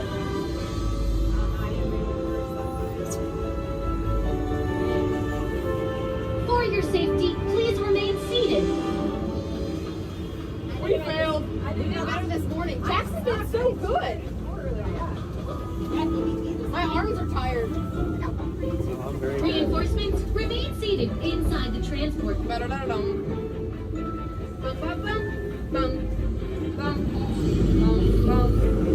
Hey, thanks for attending our open house presentation and preventing the destruction of the world as we know it. Please collect your wits and any personal belongings as you exit the vehicle. See you later. Oh boy! Oh, steady! Whoa! Hi, Mouseketeers! Well, here we go again, so hang on. Anything goes. You ready? And let the show begin! Here's my pal Walt to tell you how the magic is made. There's a lot of satisfaction in developing ideas into reality. When we consider a new project, we really study it. Not just the surface idea, but everything about it. And when we go into that new project, we believe in it all the way. We have confidence in our ability to do it right, and we work hard to do the best possible job. There's really no secret about our approach. We keep moving forward, opening up new doors, doing new things, because we're curious. And curiosity keeps leading us down new paths. We're always exploring and experimenting.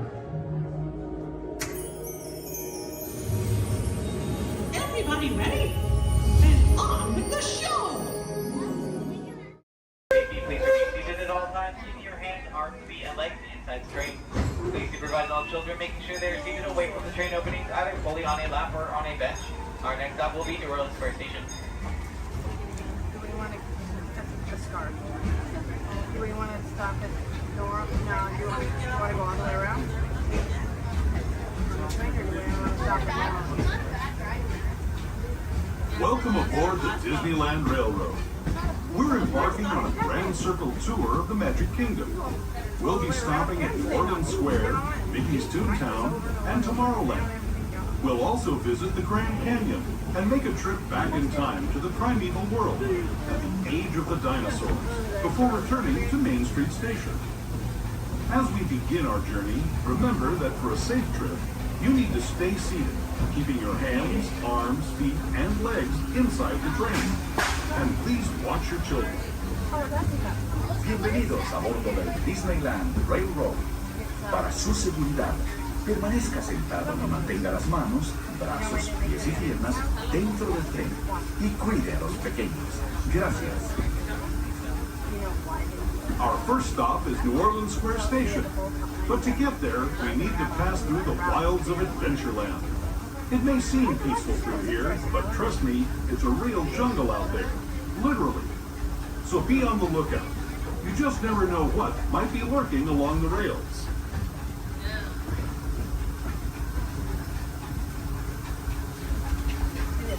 Just ahead is New Orleans Square Station. This station also serves Frontierland and Critter Country. If you'll be leaving us here, please remain seated until the train comes to a complete stop. And watch your step as you're getting off. For those of you continuing on with us, we'll be resuming our trip in just a moment. This is New Orleans Square Station. New Orleans Square. As you make your way to New Orleans Square Station, please remain fully seated until the train has come to a full and complete stop. This will be your stop for attractions such as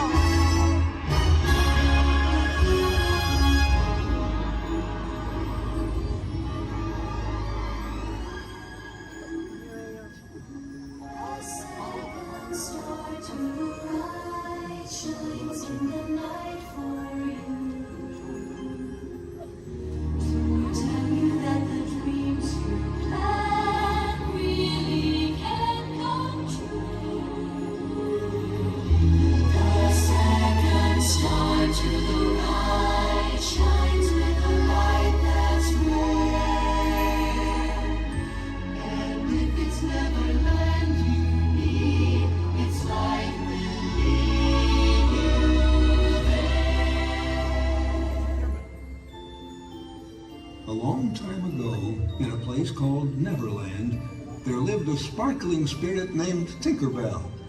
Legend has it that to this day she still flies over this magical land of fantasy. And the story is told for children of all ages that if you wish hard enough and believe strong enough, Tinkerbell will soar high above the Magic Kingdom and light our fantasy in the sky.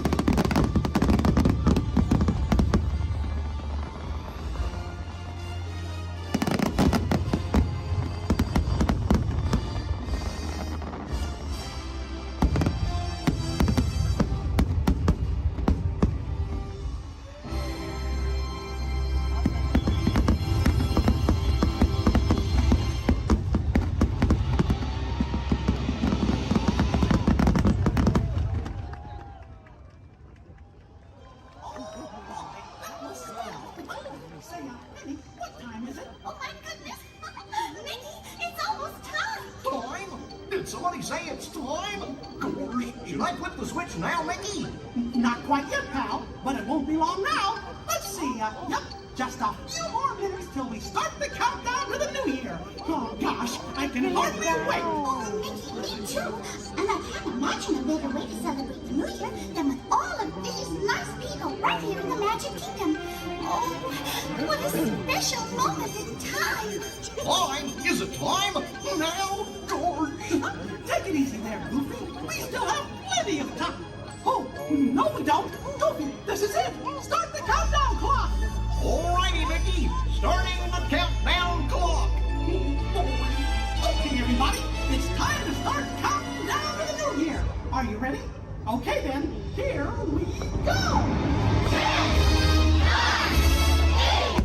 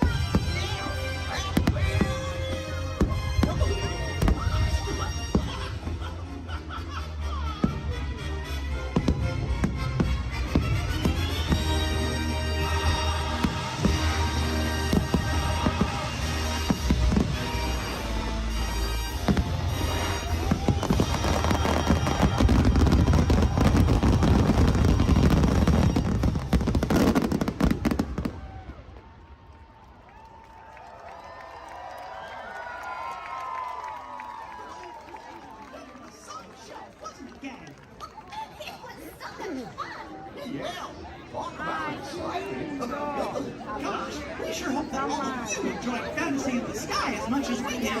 Oh, and we hope to see you again real soon, don't we, gang? Sure do. Well, everybody, so long for now. Goodbye, everyone. Goodbye. Remember, we love you. See you later.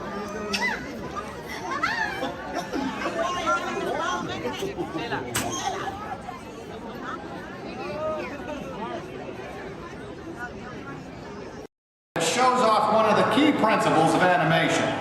Let me explain. Imagine a flipbook. You know, a big stack of paper with drawings on them, where each drawing is slightly different than the last. When you flip through them, the drawings come to life. This zoetrope is a lot like that flipbook, but instead of drawings, it uses sculptures. Hey look, a whole bunch of sculptures of me riding Bullseye. You see how each sculpture is a little bit different? Yes, sirree, pretty neat, huh? So, how do all these sculptures come to life? Well, instead of flipping through drawings, a huge turntable is going to spin these sculptures.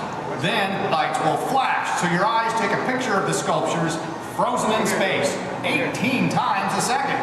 Your brain connects all these images, so that it'll look like Buzz, and all our friends are having a great big Andy's Room hoedown. Now, keep your eyes on the zoetrope, and we'll fire it up. Hey, Buzz! Get this thing spinning! Come on, Bullseye! Let's ride like the wind! Yee-haw!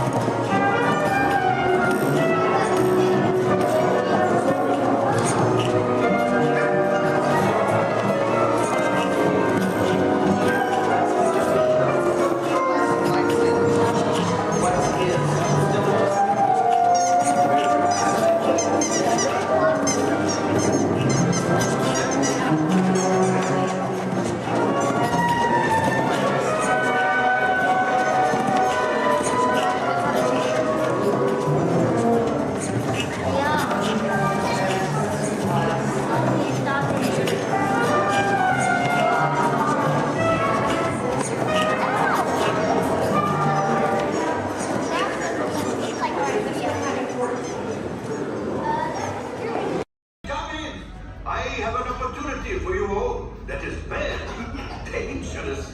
I was going to say profitable. You think I'm so heartless I would send my friends into danger?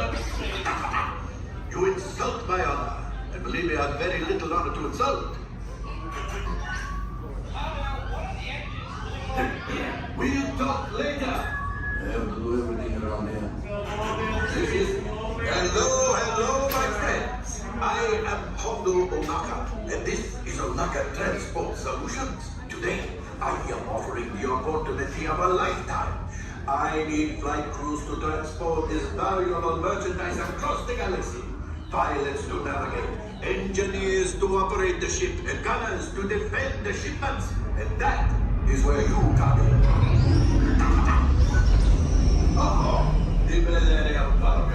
On loan for some very fast and very profitable expeditions. Chewbacca, my fine furry friend! Yes, as we agreed, you let us use the ship, we'll get you the supplies you need. It's a win-win. You help the resistance, and I get all the profits. What? The first order will never know we were there. Okay, time to go, so, alright, we better go before he changes his mind. Move along, my friends. Listen carefully and remember, the better you work together, the more you earn. Your lives and my profit depend on it. Now go.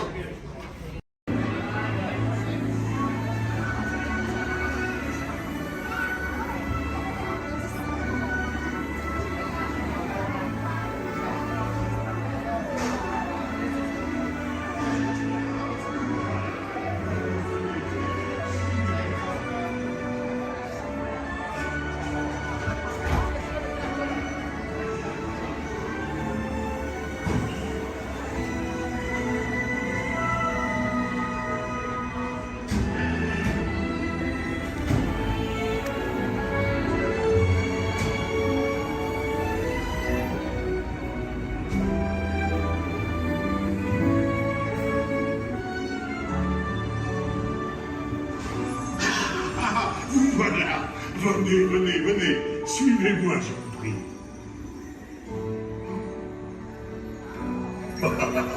Chef Daddy is waiting for you.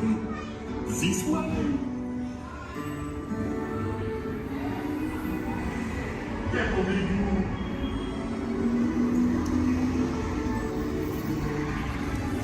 Here's the offer. Des invités pour le dîner. Pour le repas idéal. En commun? Non. C'est pour un oui. Tout simplement. Voilà. Mais oui, that's it.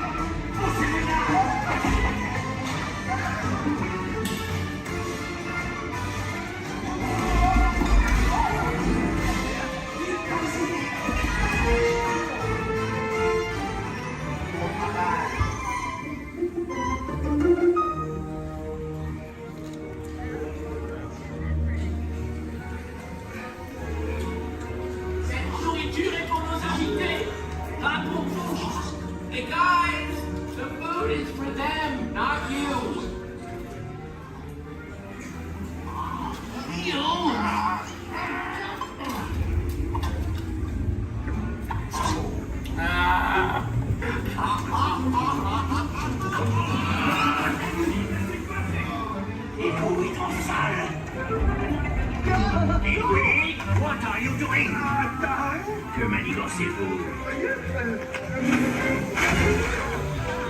Out of my way!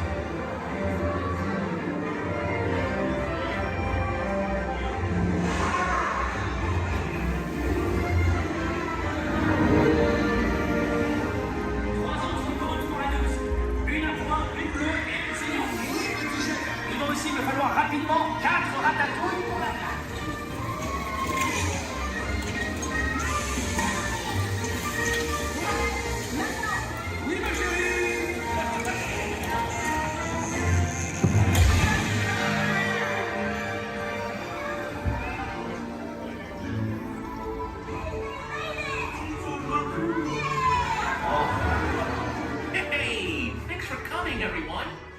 Vous serez toujours les bienvenus, cher ami. À bientôt et bon appétit. Mino.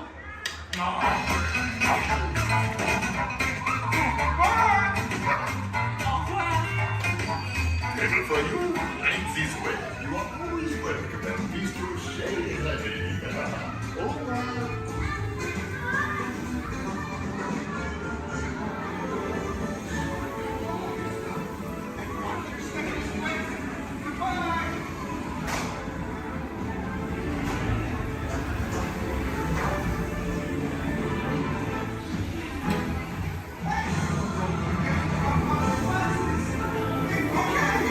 Be sure to grab all your stuff and watch your step as you exit.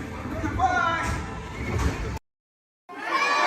Crush, that's right. Let me show you how it's going to work. Behind me is our window to the Pacific. It allows us to see all of the undersea life that swim by. Up there in the corner is our hydrophone. That allows us to communicate with all the undersea life. So it's going to be very conversational, meaning Crush will talk to you. You'll be able to talk to Crush. He's got questions for you, and hopefully you all have some questions for him. You can ask him anything you want. You can ask him what he likes to eat, what he does in his free time, what's the meaning of life, anything like that. He'll be happy to try to answer. If you do need to leave at any time during the show, it's okay. Just use the doors on the opposite side of where you enter, back there. Again, if you need to exit during the show, use those doors back there. Back there is my pal Rachel. Everyone say, hey, Rachel! Hey, Rachel! She'll be back there to assist you if you should need any assistance during the show. I'm going to turn down the lights and the music now so we can see and hear just a little better. We do have some last-minute rules and regulations to go over, but my friends the Moonfish have volunteered to show you the rules visually. So, hey, Moonfish, come on out. All right, first rule inside, please no eating during the show. And no drinking, no smoking. And the last one, take all the pictures and video you like. Just please no flash photography or video lighting. Round of applause for the Moonfish! All right, Crush is up there serving. He said when you're ready, just call him down. So on the count of 3, yell, hey Crush. Ready? 1, 2, 3.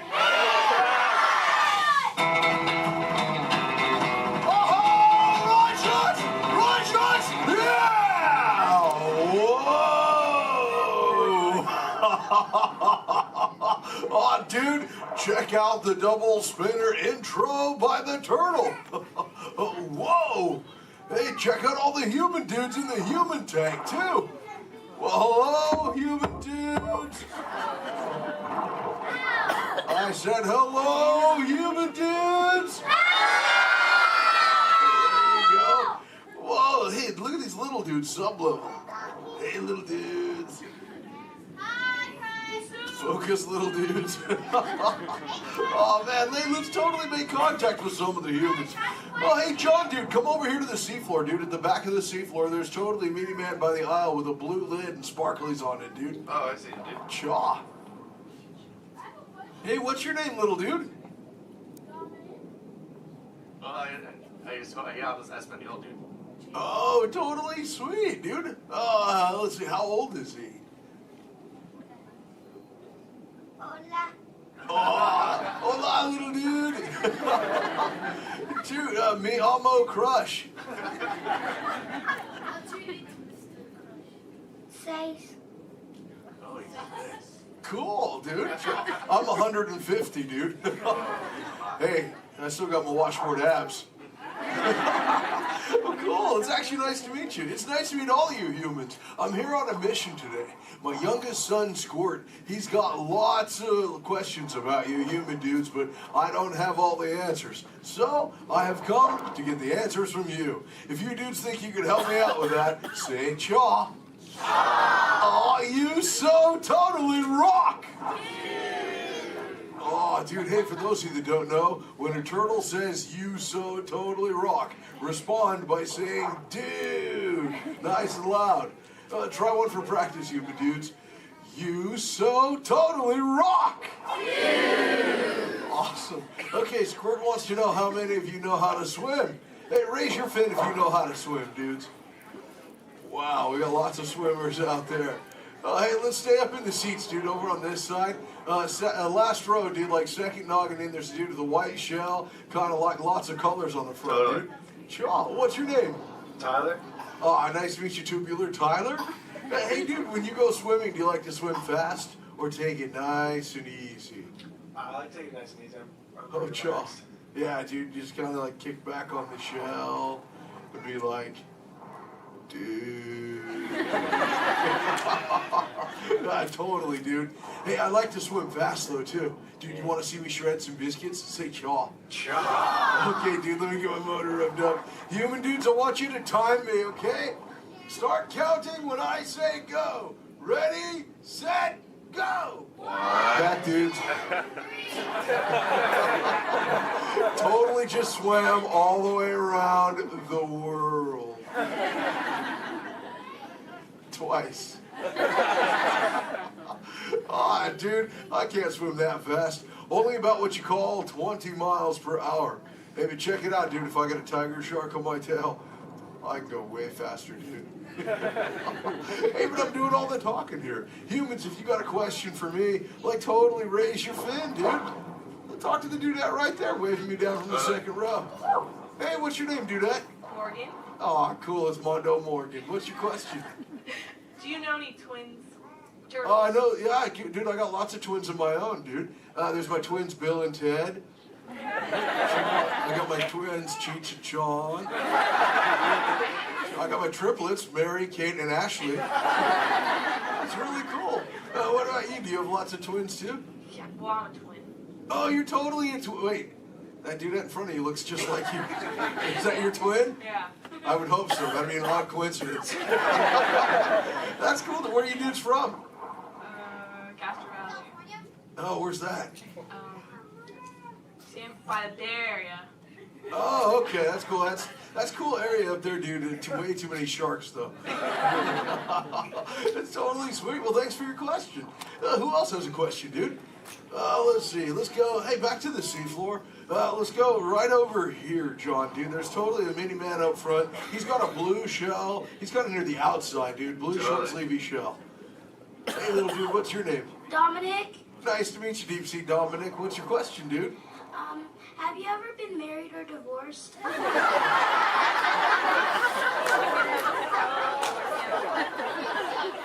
That's a pretty specific question. Actually, dude, most turtles, dude, we don't stay with the same dudette like our entire lives, but I have actually found one that's kept me around forever, dude. Her name is Shelly. She's my turtle dove, dude. We've been together for 130 years, dude.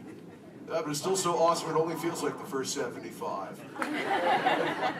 It's really cool. Hey, can I tell Shelly you said hi? Can I tell her you said hi? Hi. Oh, dude, she'll totally love to hear about you, dude. Let's see, who else has a question? Let's see. Let's go. Hey, John, dude, jump across the aisle. Up here near the front, there's totally a mini man. He's getting his fin waved by another dudette. Hey, little dude, what's your name? Braden. Oh, cool, dude. What's your question, Boogie Braden? How many kids do you have? Yeah, I got 65, dude. Sean, like I said, well, I already told you about my twins, dude. Like Squirt, he's my youngest. And then there's Sheldon, Shelby, Michelle, Herschel, Rochelle, Trishelle, Shell, Lella Ding Dong. Let's see, I got my teenagers, Leonardo, Donatello, Raphael, Michelangelo. Zach, Kelly, Slater, Screech, Jesse, Lacey, Chris Jr. Let's see, there's John, Paul, George, and Ringo. John's going through a really weird phase right now, though, dude. He thinks he's a walrus. Let's see, there's Michael, Janet, Tito, Jermaine, LaToya, Randy, Marlon, Chris Jr., Chris Jr., Chris Jr., Chris Jr., Chris... Well, there's lots of Chris Jr.'s, dude. All the way up to my oldest son. His name is Keanu. Keanu's not very bright, but we still love him anyway. My What's that? sister's name is Trishelle too. Oh, Trishelle, dude, that's a totally sweet name. She must be part turtle. Actually, hey, maybe you can help me out with something, dude. I got a question for you. I found a thingy on the beach the other day. Not really sure what you human dudes call it. Where did I put that? There it is. Hey, dude, what's this? That's a bikini. Oh, cool, a bikini, dude. Do you use a bikini when you go swimming? Oh, why not? Because I'm not a girl.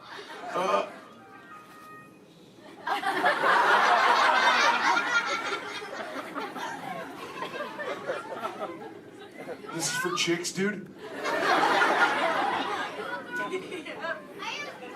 Does it make me look fat? Anyway, dude. Let's see, dude. Hey, John. Up in the seats, dude, over on the other side. First row on the outside, second noggin over. That dudette with like the specs on the noggin, she had her fin raised too. Where, dude? Sure, from the two noggins to the outside. Oh, totally. Sure. Hi, dudette. What's your name? Cassandra. Nice to meet you, Kahuna Cassandra. Did you have a question too? Yes. Do you speak a second language? Yeah, I speak a little bit of whale, some orca, and some dolphin. That's pretty cool. I'm learning, like I said, like I speak human pretty well too. But you know, my friend Little Blue, she's like the best at it, dude. Hey, do you human dudes want to meet Little Blue? I think she's around here somewhere, dude. Call her out, dude. Say, "Hey, Little Blue." Whoa, there she is. Hey, Little Blue, dude. Check it out. I was hanging out with these human dudes. Cassandra over there wanted to know if I speak any other lingo, dude. I told her I was speaking just a little bit of whale, dude. I can speak whale. I totally Okay, know. everyone, repeat after me. Hello.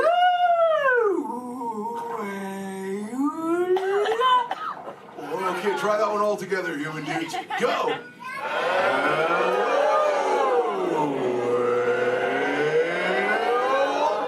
Wow, you human dudes speak whale really good, dude. That was just like excellent. Oh, too bad there's no whales around here, though, dude. You know, sometimes you speak whale and there are like 80 whales swimming around you. Yeah, totally. Not today. No whales around here, dude. No whales. No whales in the ocean today. Just speak sea. Where? Whoa! Oh, dude, look out! The humans call the whale, dude! Grab shot! Swim away!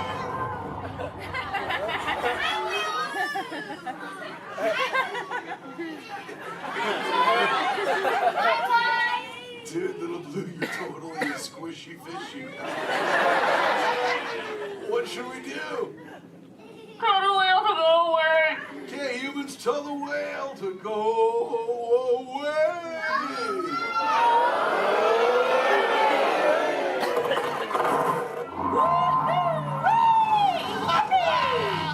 That's excellent. Oh, see you later, Little Blue. Hey, humans, put your fins together for saving Little Blue. You so totally rock. Yeah. Awesome. Thank you so much, human dudes, for sharing with me. I can't wait to get home and share all this knowledge with Squirt. Hey, but before I go, human dudes, remember this. We all share the same ocean, humans and turtles alike. So treat everyone you meet like an oyster, dude, because you never really know when you just might find a pearl, dude. That was like a warm and fuzzy moment, wasn't it?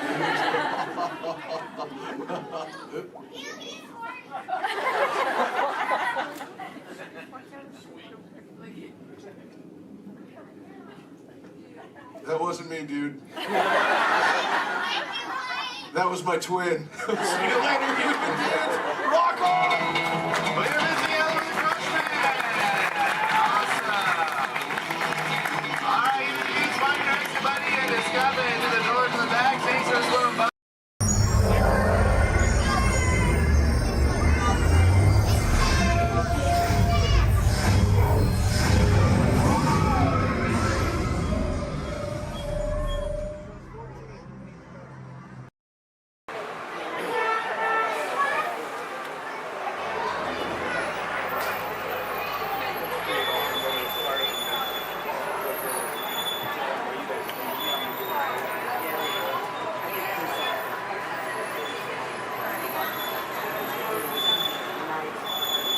Hello everyone, my name's Don and welcome aboard.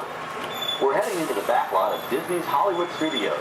This production area was built in 1988 as a Florida counterpart to the Walt Disney Studios in Burbank, California. We included sound stages, recording studios, high-tech editing rooms, all the tools needed to create movies, TV shows, and radio broadcasts.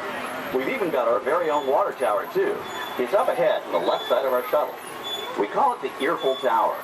It's inspired by the water tower Walt Disney had built for his Burbank studio in 1939. Our Florida tower stands a lucky 13 stories high, and we added our own creative touch, a giant set of Mickey Mouse ears. If you wanted to wear those ears, you'd have to have a hat size of 342 3/8.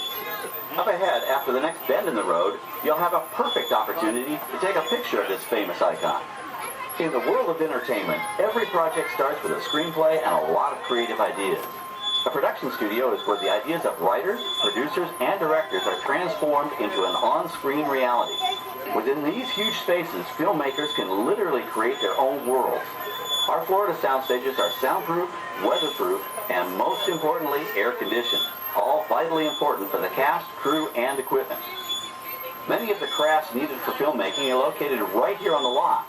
On the left, we have our own greens department. It grows flowers, trees, shrubs, and topiaries. A few well-placed plants can cover up empty spots in the set and add a touch of natural beauty to a scene.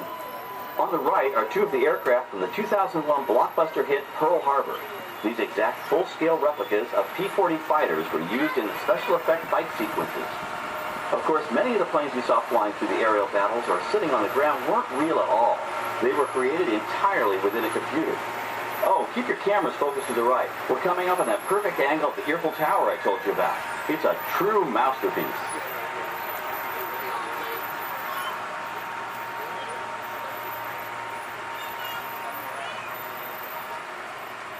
We're entering one of our most glamorous and colorful departments, creative costuming. Every star has to have just the right wardrobe, and it all begins here with a designer's sketch. Our team of designers, seamstresses, and tailors can turn 1.5 million yards of fabric into over 25,000 costumes every year. Many of these costumes will become part of the shows and attractions of the Walt Disney World Resort. In fact, here in Florida, we have the largest working wardrobe department in the world. Why, Mickey Mouse alone has over 175 different outfits to choose from, while Minnie Mouse keeps more than 200 unique costumes in her wardrobe. On the left are costumes worn by the stars in recent studio productions. You'll probably recognize some of those costumes from the big screen. Every story needs a setting, and our design staff can create just about any place a script calls for, from an urban city street to a remote desert canyon. On the left is our scenic shop where large-scale sets and props are built. Our team of set designers, carpenters, artists, and engineers has created caves and caverns, game show sets, even replicas of the U.S. Supreme Court and NASA's Mission Control, all on our sound stages. The shop also provides sets and props for our shows and parades here at Walt Disney World. The same skill and craftsmanship that goes into a movie set can also be used to create magic for our parks. Either way, it's all about making dreams come true.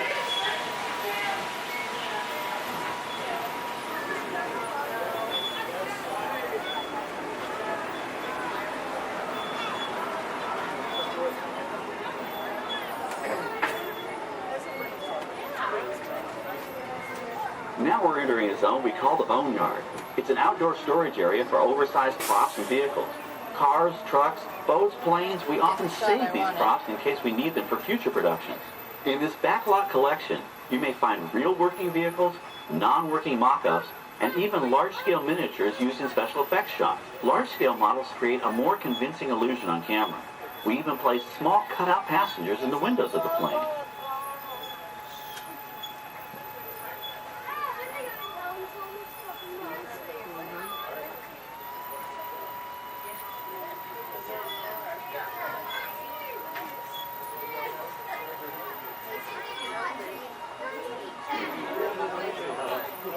We're now passing by the sets for our Lights, Motors, Action Extreme Stunt Show. On the left, you may catch a glimpse of the Mediterranean fishing village that sets the stage for this thrilling attraction. We'll get a closer look at it soon, but for now, we're approaching one of the largest standing sets on our back lot. It's over on the right. It may not look like much from this angle, but it's pretty spectacular on the other side.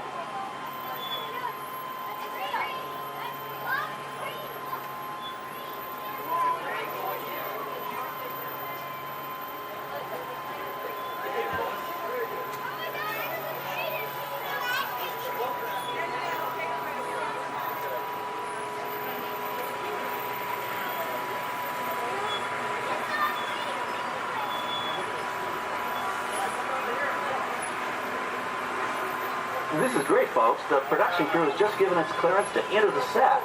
Hello, Backlot Tour. I'm Amy, a production coordinator here at the studios. I can see your shuttle heading toward our canyon set.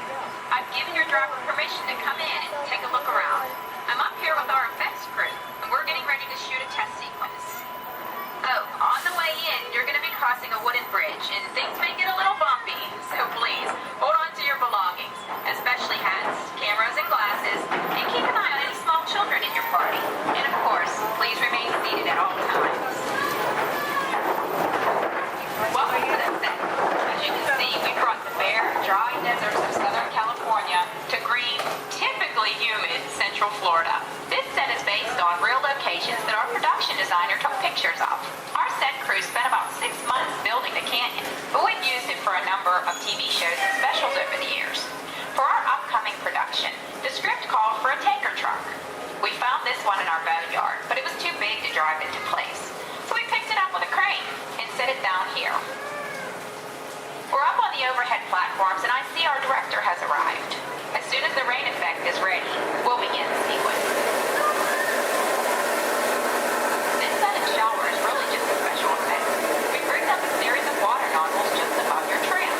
The water sprays in a crisscross pattern to create a sense of depth. But this storm only covers the first few feet of the set.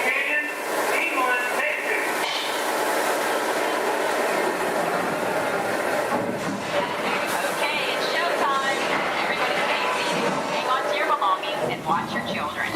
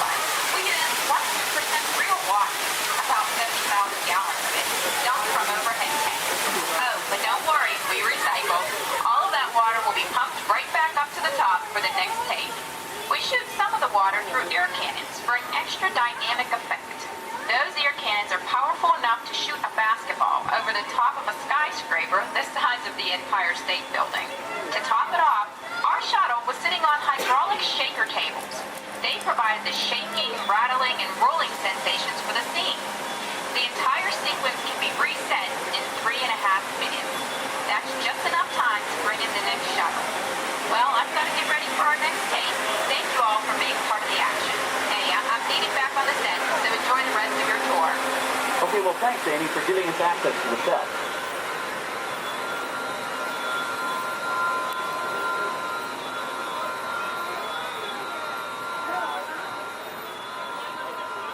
On the right, we have an authentic piece of Disney history. That Gulfstream 1 was known at airports across the country as November 234 Mickey Mouse, but we just call it the Mouse. In 1964, Walt Disney and his hand-picked team used this plane to scout locations for what he called the Florida Project. Soon, they secretly began purchasing thousands of acres of land, which became the Walt Disney World Resort in 1971. During the creation of the resort and later Epcot, the Mouse shuttled studio executives and Imagineers between Burbank and Orlando, making it the most used executive aircraft in the country. Appropriately, the Mouse retired here in 1992. As Walt used to say, it was all started by a mouse. In this case, the 234 Mickey Mouse.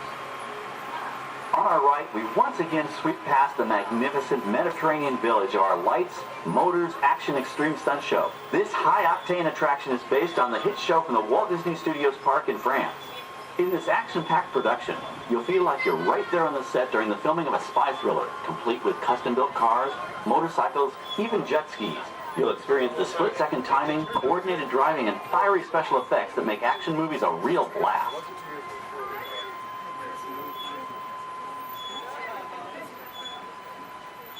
The staging area to our right is known as Acceleration Alley. Here, the custom-built stunt show vehicles rev their engines up to 70 miles an hour before making their high-speed entrances onto the stage for our lights, motors, action extreme stunt show. Of course, these are professional stunt drivers. We hope you'll enjoy their daring driving skills, but please, don't try them yourself.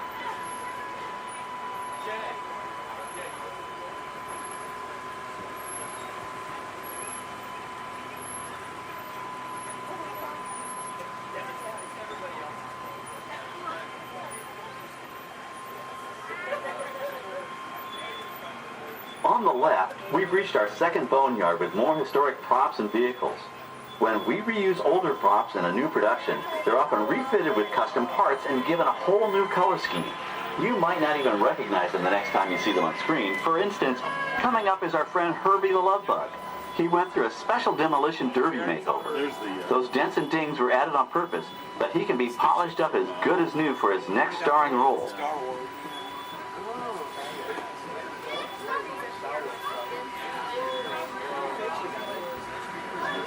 On our right, we now have a very different view of the fishing village set. From this point of view, you can see that there is no inside to the building.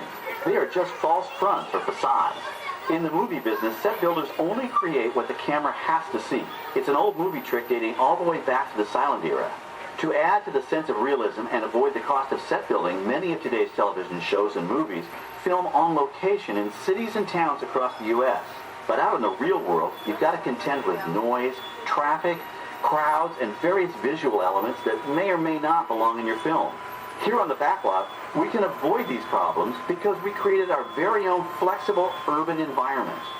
Our Streets of America facades can stand in for a small town or a giant metropolis.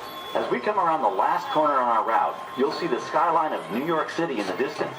It's really a series of painted flats, expertly designed to fool the eye and the camera. We can dress and decorate these streets to look like any city we want, from Chicago to San Francisco. Depending on the choice of vehicles, props, and costumes, we can even turn back the clock and set our story in a different time. And what's more, these sets are built with Florida weather in mind. They're made to withstand 100-mile-an-hour winds. You're welcome to visit our Streets of America anytime during your visit today and get an up-close look at the skills of our set designers and builders. We've just about reached the end of our tour. Our final stop is the American Film Institute Showcase, where you can see the actual costumes and movie props used in some of Hollywood's most famous films. There are some pretty amazing items in there, so feel free to take all the time you like. Please stay seated until our tram comes to a complete stop and check around you for any personal items that may have fallen during our trip. Well, as they say in Hollywood, that's a wrap. Thanks for joining our Backlot tour, and we hope you'll come back to visit us again soon. Alright, we're going to stop up here in just a moment. I'll open these doors. I'm going to exit out through those blue automatic doors into the AFI showcase for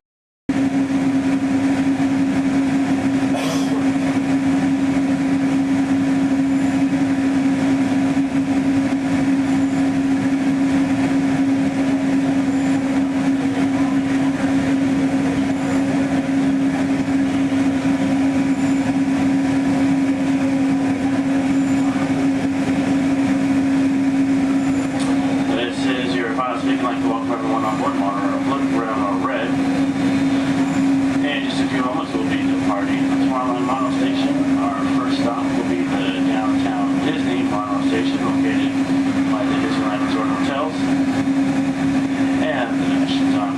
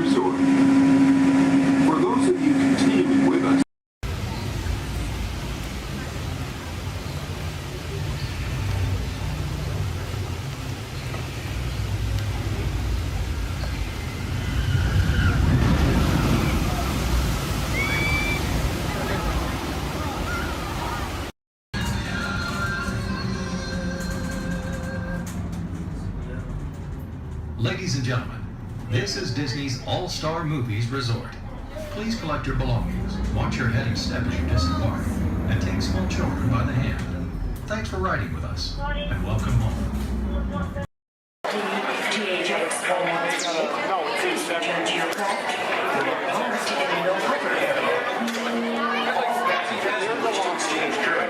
Prior to their departure, are invited to visit the exchange office or engage during regular flight hours. For Star Flight 114, Star Speeder service to Pandora. Flight 114 will now be departing from gate number 2. This is a gate change only.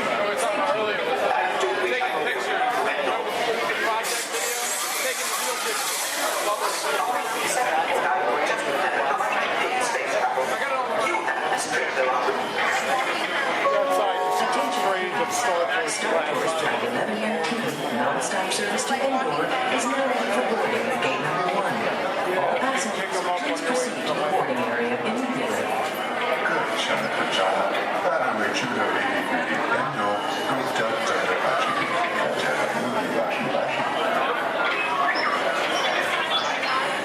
R2-D2 just walked in.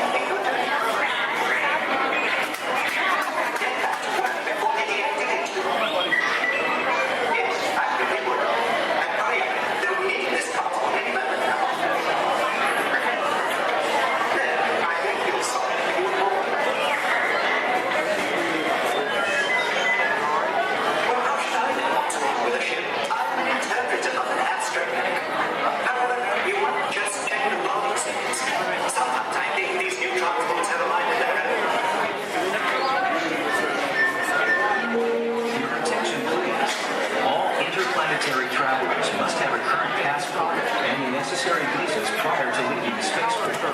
Passengers requiring assistance should visit the nearest information kiosk. Thank you. Star Tours is now offering convenient daily departures to the exotic moon of Endor. Come spend an afternoon or the entire day with the lovable Ewoks in their charming tribal villages. It's a fun-filled visit that you and your family will remember forever. Just ask for the Endor Express, available only from Star Tours. Non-stop flights leave every few minutes, so don't delay. Visit Endor today. Things have suddenly changed.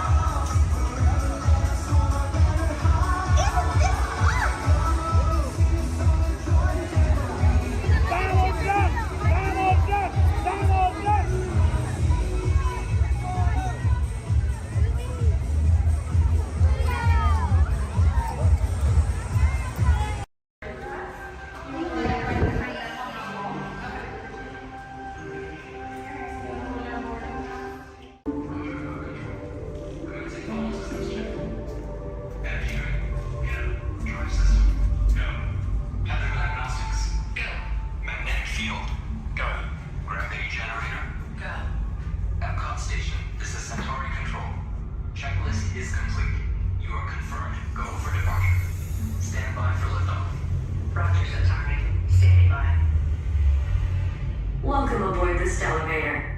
In just a few moments, you'll be on your way up to Space 220 aboard the Centauri space station. Enjoy the ride. SV1, you are clear for departure. Initiating in 3, 2, 1, liftoff. You're riding aboard the Mark V Stellarator, the latest in space elevator design and technology. Today, you'll have a spectacular view of Florida and the eastern seaboard. Enjoy the ride. I'll be back in a bit with arrival information.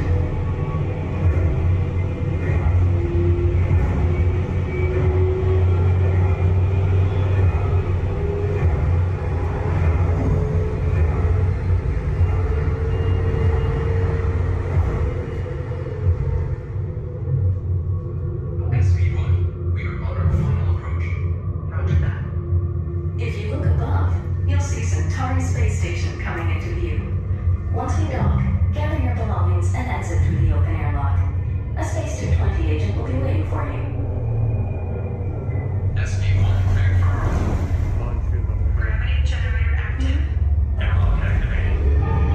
Docking complete.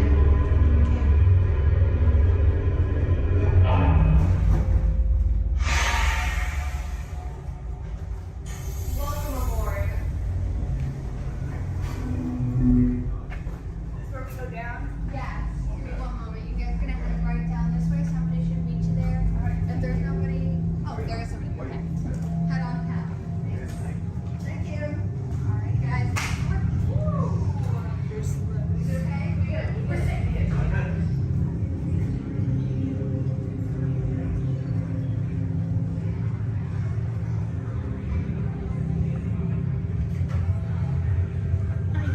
Hello guys, I'll take that boarding pass. And what's the last name? Nice. Alright, for Joffrey? Yes. Alright, you guys can call me. How was the trip up today? Was it good? Very good. Awesome.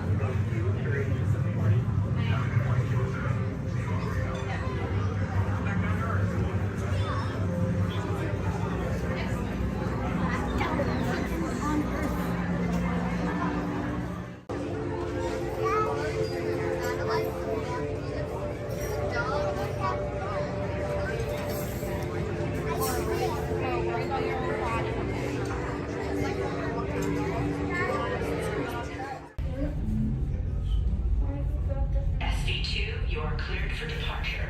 Initiating descent in 3, 2, 1. Your journey back to Epcot will be a smooth and quick one today, so enjoy the ride.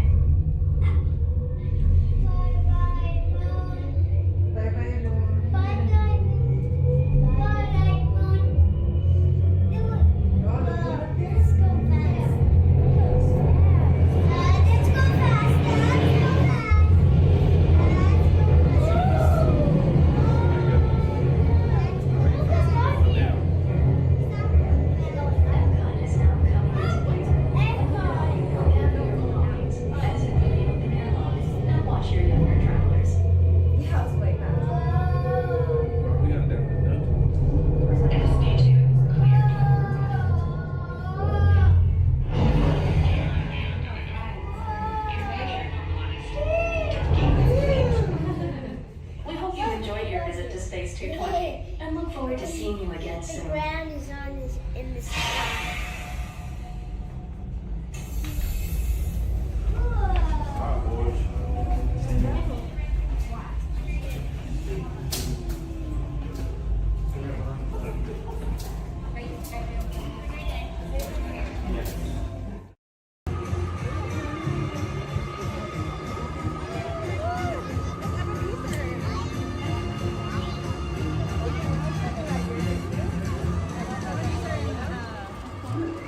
Attention explorers! Set your sights on the Discovery River, because he's at it again! Yes, famed billionaire and thrill seeker Scrooge McDuck is back in pursuit of high adventure! At the navigation helm, why, it's his personal pilot, chauffeur, and travel companion, Launchpad McQuack. This expedition will surely produce a grand duck tale!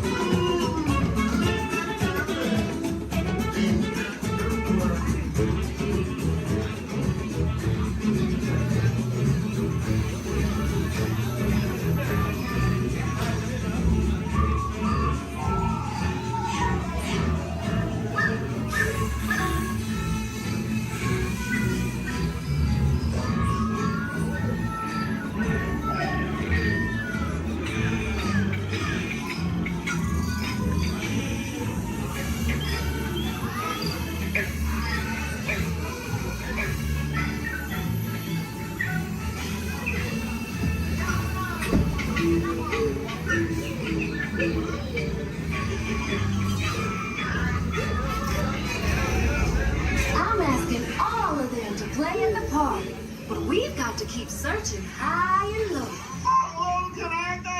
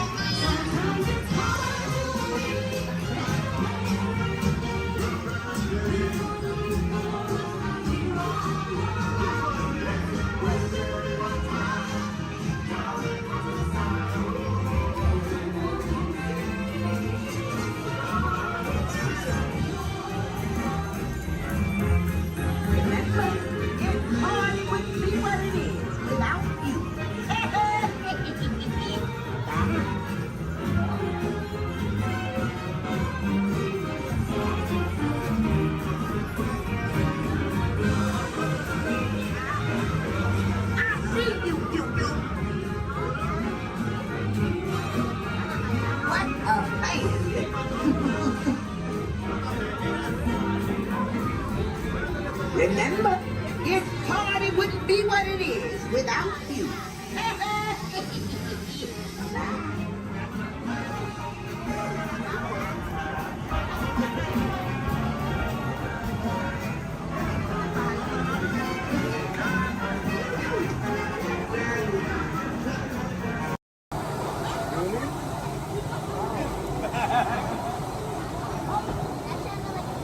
Attention pilots, the rocket ships have initiated landing procedures. Please remain seated until your rocket ship comes to a complete stop. Then follow the arrows to the flight deck. Happy landings! You wanna go along?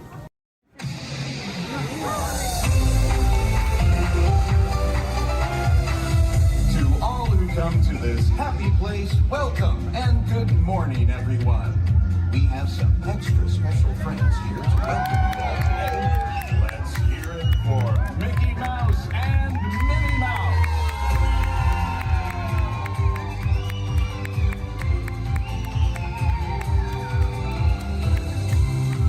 Well, hi, everybody.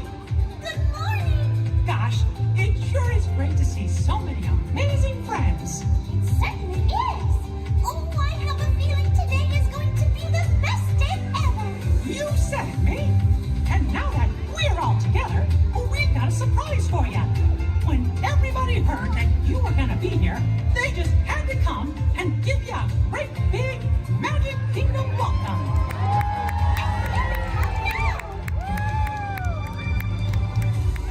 Hot dog! Now that everybody's here, I think it's time to start the day.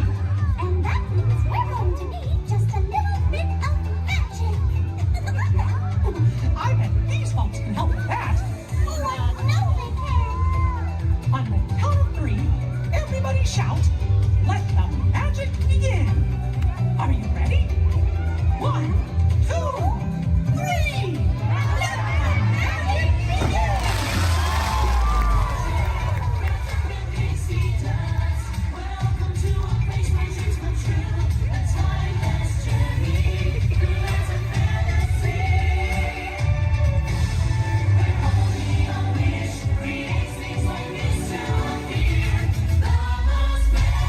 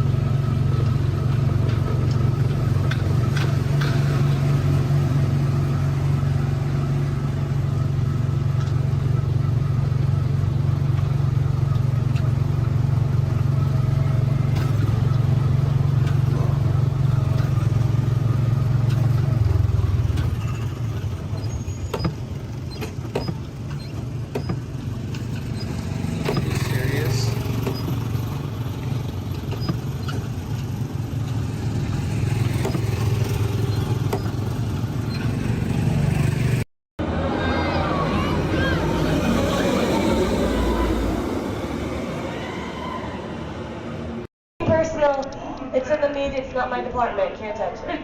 Just saying. Anyway, let's get this game going. You ready, contestants? Our first question from a show called Dancing with the Stars. Here we go, everyone. This is Dancing with the Stars.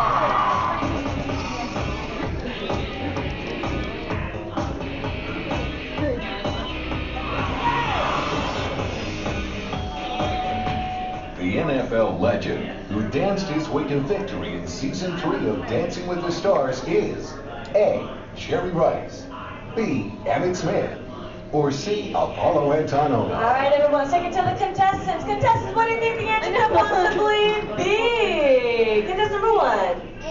You sure they're going to be a better answer? Like maybe like change it B? Maybe like to change it to something different? Like maybe you see something. B. Emmett Smith. Okay, how about you, Team 2? What do we think? You sure you don't want to change it to what contestant 1 say? Like, because I think there could be a better answer. Like maybe if you change it. B. Okay, you sure? Last chance. You're sure? All right, contestant 3, what do you think then? B. Emmett Smith. Well, let's find out what we've got. Emmett and Sharon! Sharon, let's go, Bobby. Emmett Smith. Good job, contestant 1 and 3 getting a shine star up on your board. Don't worry, still 2 questions left to go. And this one's from a long-time running show. It's called America's Funniest Home Videos. Here we go.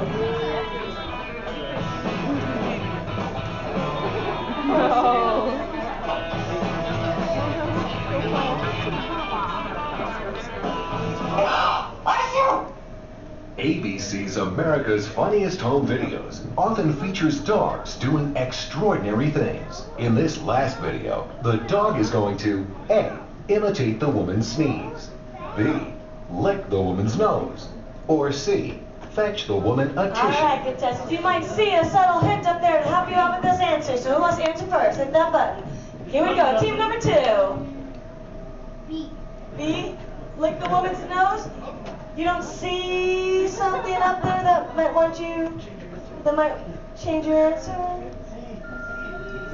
C. Fetch a woman a tissue. Okay, here we go. Contestant 3, what do you think? C. And contestant number 1? C as well. Let's find out, everyone. We've got a sneeze. And we got a tissue. Good job giving all of you a shining star. Anyway, folks, commercial break time. Here we go. If any of you missed your favorite ABC shows or just want to start watching new one, log on to the website. It's abc.com. Up there you can see their motto is Start Here. This because they're a multi-platform network, which means you can watch your shows not only on your big screen, but your computers and now even your handheld devices. Anyway, everybody, take the focus off me. I'm back up here on the screen because we're moving on to our final question. Are you ready, contestants? It's from Extreme Makeover Home Edition.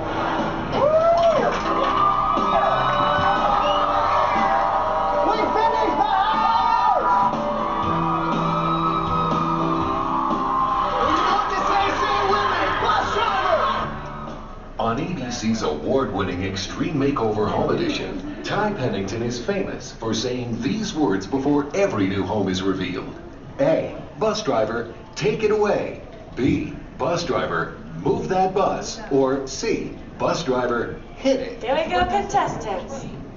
Here we go, team number 2.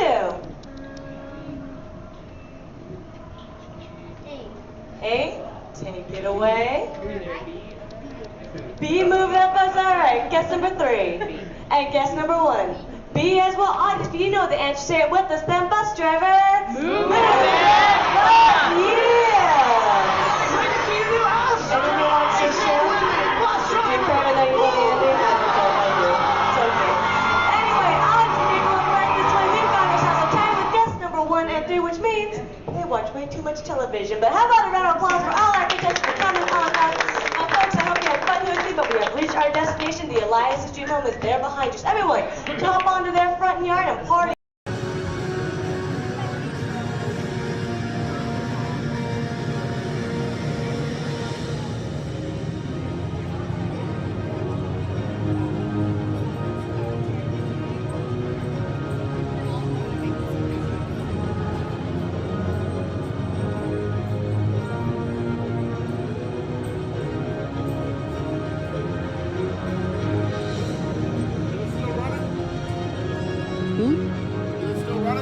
know. We recently learned that your Terran visionary, Walt Disney, had a similar goal in mind with his early concepts for the experimental prototype Community of Tomorrow.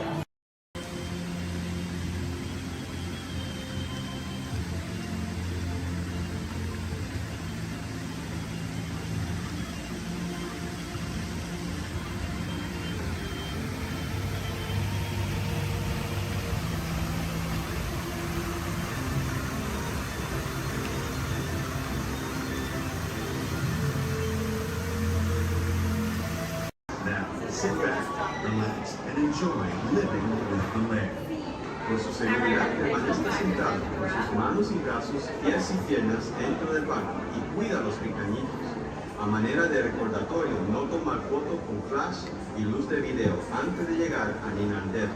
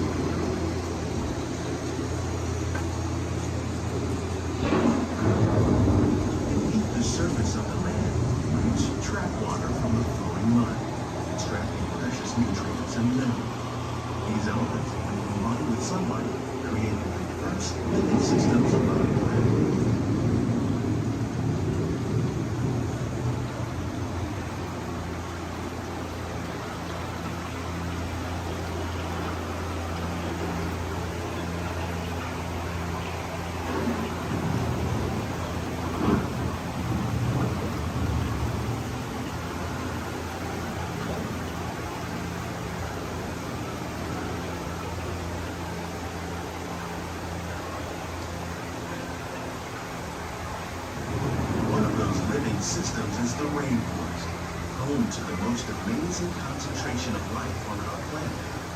These dense and beautiful forests cover only a tiny portion of the Earth's surface, but they contain more than half of its plant and animal species.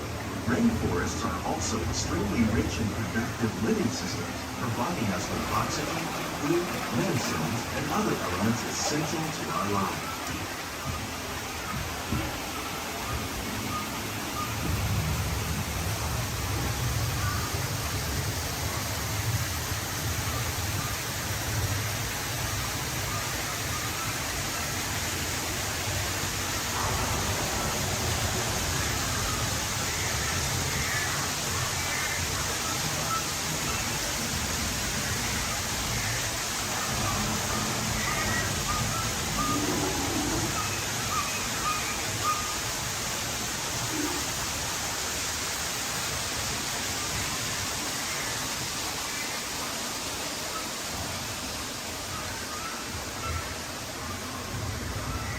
In the desert, nature has created a very different, no less beautiful living system. And while this arid landscape may seem lifeless, it is very much alive. The plants and animals that have learned to survive in these harsh conditions make use of what little water they can find and avoid the scorching rays of the relentless sun.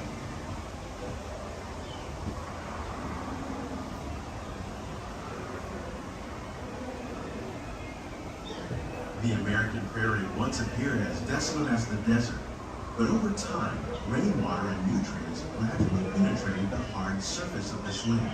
Even the hooves of the mighty buffalo helped create the rich soil that one day become home to the American farm.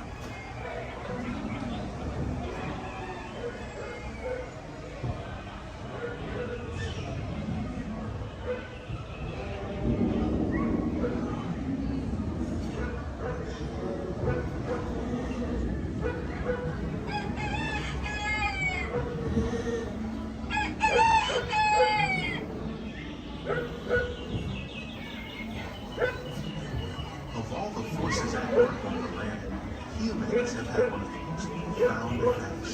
The need to produce food for a growing world led to the enormous use and sometimes overuse of the land. In our search for more efficient ways to grow food, we often fail to realize the impact of our methods.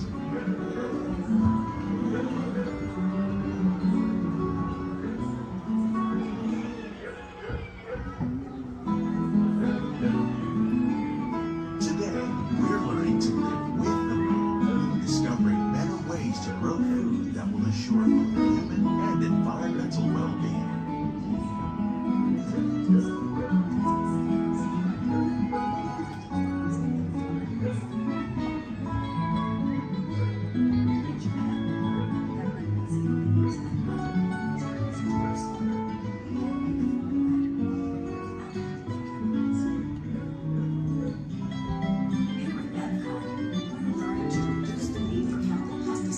By breeding and using natural predators like ladybugs and wasps to control pests. In the farmlands across America, we're learning that by plowing under vegetation containing natural fertilizers, we can enrich the soil without the use of chemicals. In arid regions, we're learning to produce food on desert seacoasts by developing and planting crops that thrive on salt water. In Japan, we're learning that by mixing leaves and other living materials into our soil, we can make farmland more fertile without the need for chemicals. Here at Epcot, we're learning to reduce the need for chemicals. How will we meet tomorrow's growing needs for food production, yet still respect the needs of the land? Some of the answers are being discovered just ahead. To help us maintain these carefully controlled ecosystems, and for your safety, please remain seated in your boat at all times.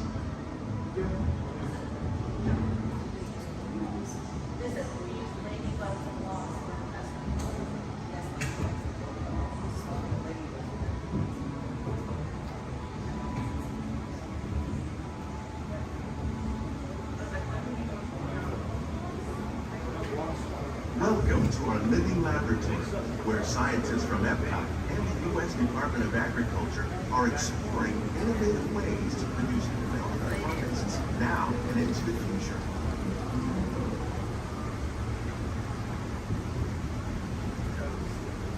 The tropics are home to the greatest diversity of plants on the planet. Many of these, like papaya, bananas, cacao, coffee, and rice, are well known around the world. These are just a few of the edible plants that have been an important source of nutrition for people living in the tropics. Many are rich in vitamins and minerals, while others are well adapted to growing in less than ideal conditions. Some, like the water lily, thrive in wet, swampy areas and waterways. All parts of this plant, even the flower petals, are edible. The starchy fruit of the plant has long been used to make flour for baking.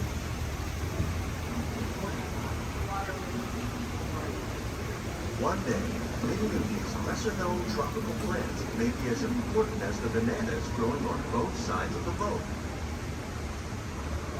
More than 28 million tons of bananas are eaten annually, making it the most popular fruit in the world.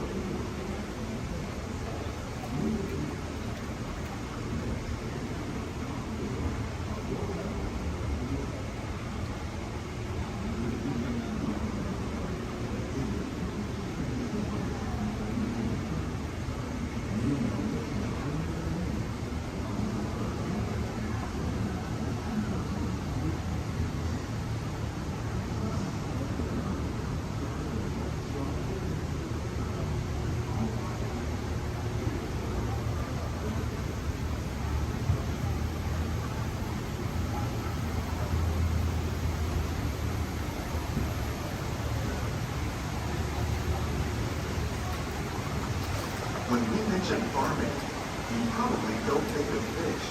But fish farming, or aquaculture, accounts for nearly half of all the seafood consumed globally. Tilapia, bass, and catfish, like the ones you see here, are 3 of the more popular crops raised by fish farmers. The sustainable system we're using here recycles the water in the tanks. As a result, we're able to save millions of gallons each year. Our small fish farming produces nearly 5,000 pounds of fish each year to serve in restaurants around Walt Disney World. Innovations like this one can play an important role in our efforts to produce bountiful harvests and still protect natural resources.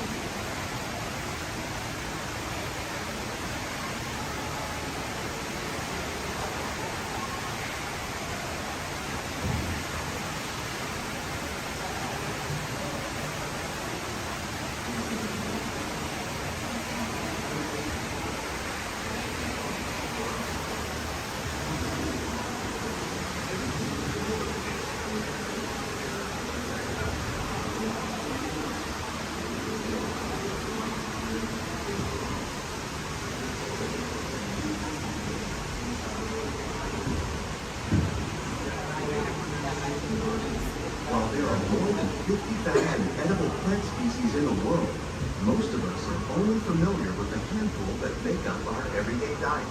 The common grains growing here, maize, sorghum, and millet, plus rice, account for nearly 2/3 of our global food consumption. Learning how to increase yields of these staples is an important goal of research around the world.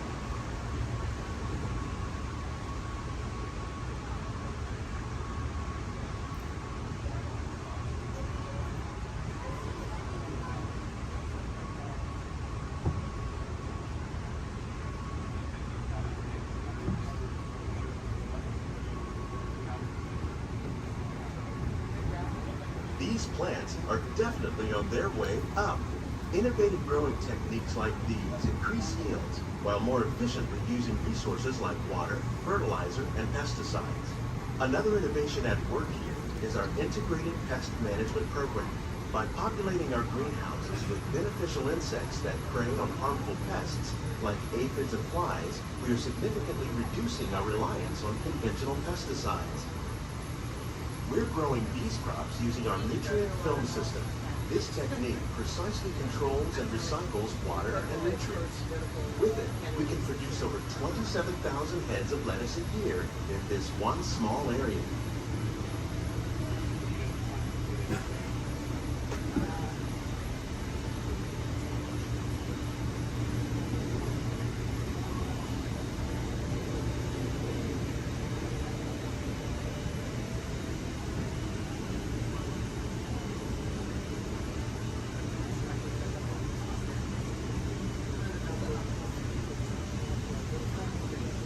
Some of our best ideas have been inspired by nature, like these fruit and vegetable trees. By growing these ground plants vertically, we can increase yields and better control diseases. These crops taste as good as they look. In fact, we serve more than 15 tons of produce from our greenhouses in restaurants here at the land every year.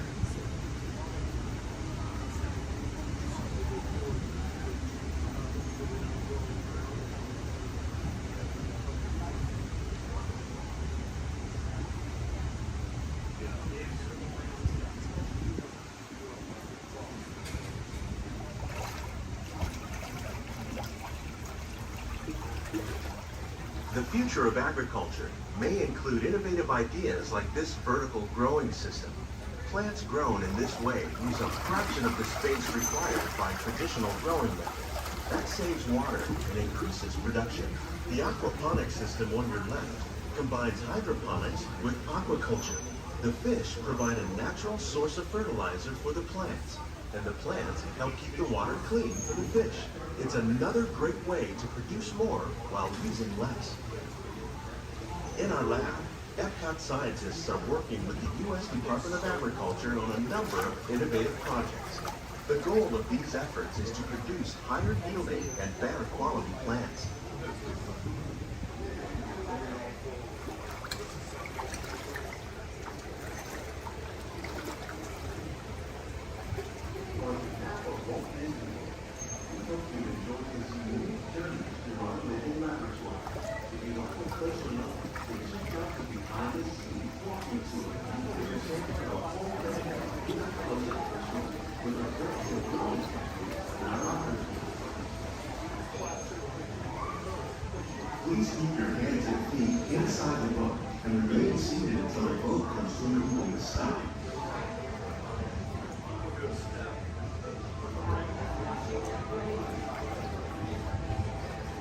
greenhouses represent just a fraction of the work being done worldwide to produce bountiful harvests for our growing population. Scientists, farmers, and even backyard gardeners are doing their part to improve the quantity and quality of foods that we all rely upon. Together, we can continue to find more ways to increase food production and protect our precious natural environment. Only then will we truly be living with the land.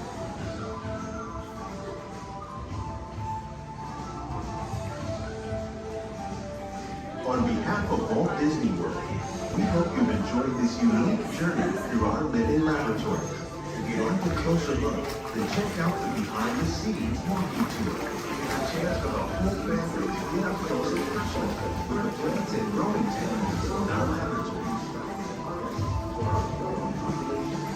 Please keep your hands and feet inside the boat and remain seated until the boat comes to a complete stop.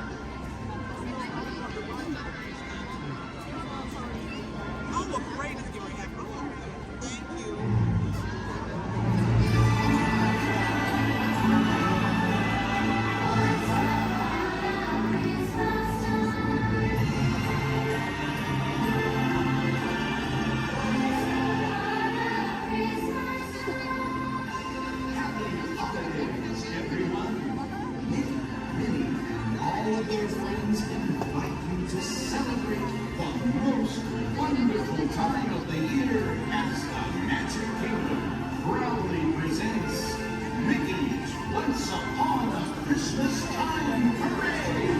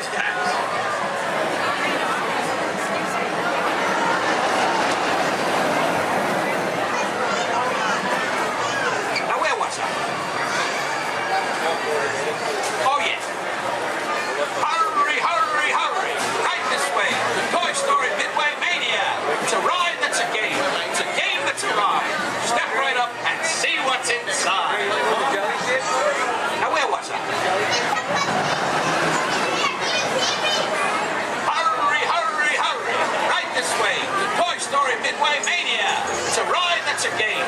It's a game that's a ride. Step right up and see what's inside.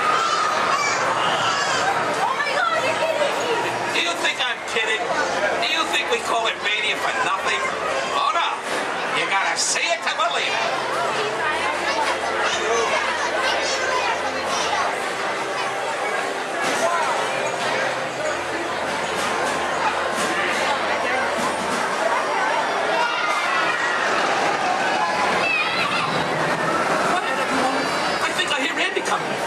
Everybody freeze.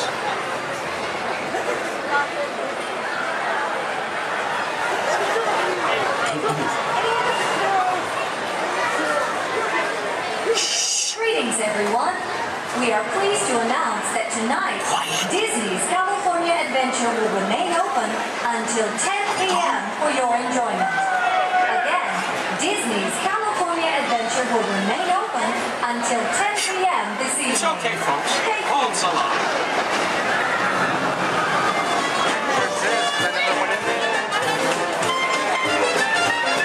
I'm saying you'll be playing. Yes, I am. With Woody, Buzz, Bo Peep, and Rex and Ann. My toy friends, they adore you, so they built the place for you. Step right up, folks. I tell you, everybody can. Now I'm saying, you'll be playing. Yes, I am. Listen, pal, I'm saying, you'll be playing. Oh, what a treat. So sweet. Complete with Jesse, Mommy Ben, and Stinky Pete. Me, you. And these rumors humming. Cause company's coming. You know everyone's a winner. That's the plan. I'm saying, you love playing. Yes, I am.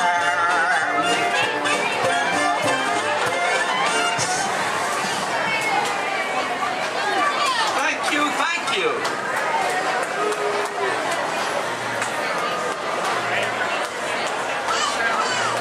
Last night, Mrs. Potato Head said, honey, there's a salesman at the door with a mustache.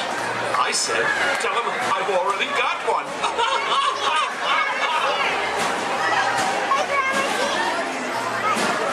Check out my new hat. It cost me nominal. Next.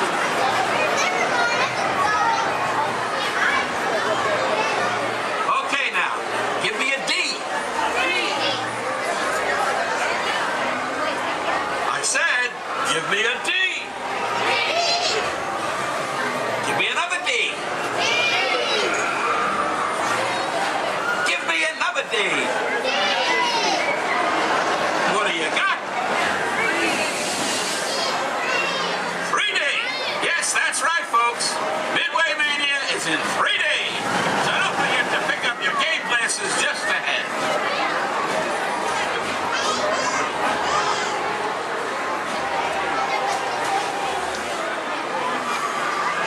Hey, young man. Yes, you. What? Yes, I'm talking to you. Have you played Toy Story Midway Mania before? Well, you're in for a real treat. All the toys are inside, setting up the carnival playset. Even a couple of little green men that the missus insisted on adopting. Don't get me wrong. They're cute. I just want to say, anytime we grade.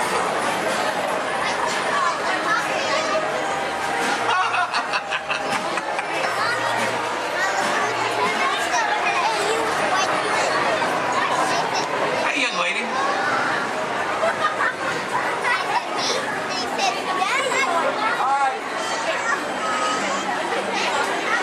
Who's your favorite?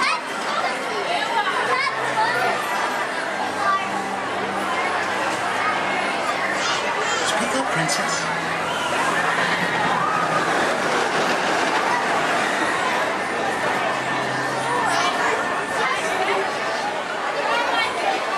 Take your time, kid.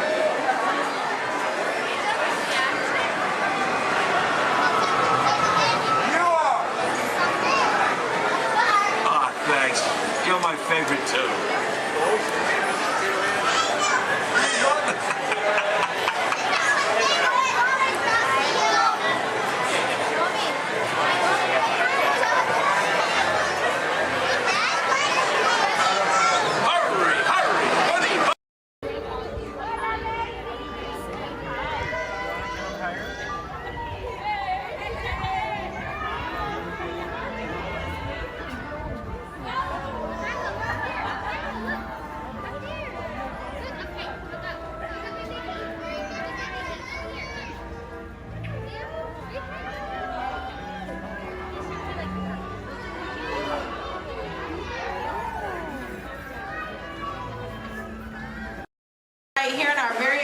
special effects water tank.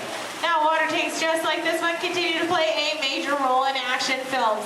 Here, the explosive, out-of-control mayhem that you see in movies like Crimson Tide, The Rock, and Pearl Harbor can all be created using large-scale mechanical and physical effects. The action is then filmed as a carefully planned sequence of events. And today you guys are in luck because we are in pre-production for our very own action sequence that we like to call Harbor Attack. We're going to be using some of the same special effects that directors like Michael Bay use in their films. Now, if you'll turn your attention to those overhead monitors, here's Michael to set the scene. In this scene, a patrol boat is on a surveillance mission, searching the skies for enemy aircraft. The crew is caught off guard when the real danger surfaces from beneath the sea. This is going to require a full range of physical effects, split-second timing, and careful direction. We have the lights, we have the cameras. All we need now is the action. And if anybody knows about serious action, it's certainly Michael Bay. Some of the effects that we'll be using in this scene include water cannons, which have the pressure odds up to 100 pounds per square inch. We also have bullet hits, which have to be carefully timed and programmed to match the sequence of the visuals as well as the pattern of our sound effects. And the last but probably the most important physical effect in a scene like this is fire, which must be ignited at a precise moment, because it takes a lot of time and work to reset the charges for an explosion. Of course, the number one consideration in the timing of all these effects is the safety of our actors here on the set, and that's where you come in. Everyone, please give Mitchell a big round of applause! Yay! Mitchell, you have been cast as a mechanic in our scene today. Your scene is going to take place way down here in the engine room of our PT boat. Now, you don't have to swim. You can follow Stephanie and she'll show you right where to go. Alright, we're going to be filming 2 scenes today, but not in the order in which they appear in the script. Many movies today are shot out of sequence, which means that actors have to react to a situation which may not have yet been filmed. This can be difficult, so it's up to the director to provide the motivation for the scene. Alright, Mitchell, here's the setup. The phone next to you is going to buzz as 800 gallons of water are going to dump out of those tanks, fly down that chute, and slam into you like a freight train. Are you feeling motivated to hang on? Good. It's actually 1,000 gallons of water, but we find there's a fine line between motivation and fear. Alright, roll, playback, and action! Pick up the phone and talk to your captain. Let him know you just lost your engine. Keep talking. Keep talking.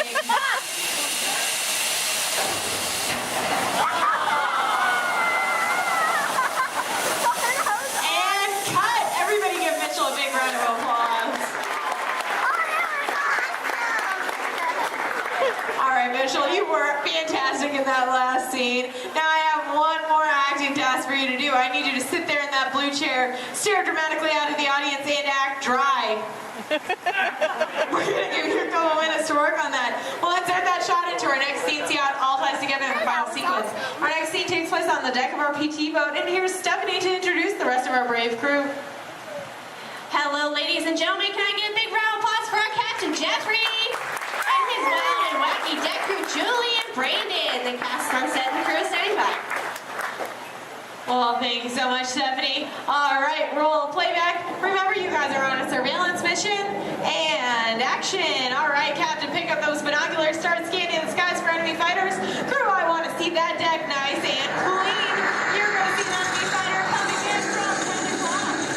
You're surprised. You're stunned. You're terrified. You're running around screaming because you see that plane is coming in for another round. Captain, spin the wheel. Try to get the PT going out of there. Now, it's too late. They've just shut out your engine. So, Captain, you're going to pick up the phone, call your mechanic. What's that, crew? You see something coming in fast off the starboard side of the boat? Give it a look. Oh, no, it's an enemy torpedo. Now, Justin, you think it's all over and you can start to relax. You hear more enemy planes approaching. You point to the sky because you see bombers coming in from 12 o'clock. Bombs away, everybody. Head for deck.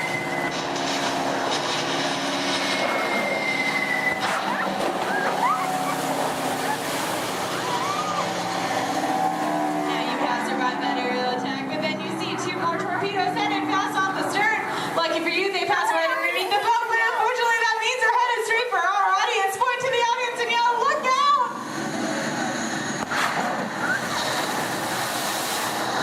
And that's a wrap. What'd you guys think? Give them a big round of applause. All right, now we're going to see what that whole sequence sequence looks like when we add some computer-generated images, a couple of lines of pre-recorded dialogue, and an exciting musical score. Ladies and gentlemen, I'm proud to present Harbor Attack.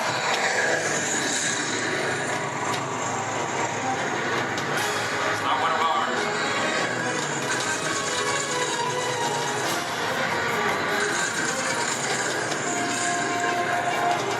Skipper, he's coming around for another run. Engine room, report. Both engines are gone. Torpedo, off the starboard. We're taking on water. Numbers at 12 o'clock. Hit the deck.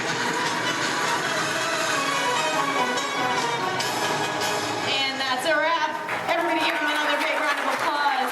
Thank you so much for being a part of Harbor Attack here at the Special Effects Water Tank. If you're waiting for a break, volunteers, please stay where you are. The rest of you, please turn to your left, head straight down those ramps through the props warehouse. Shuttles will take you on the rest of your behind-the-scenes tour. On behalf of Stephanie, myself, and our brave volunteers,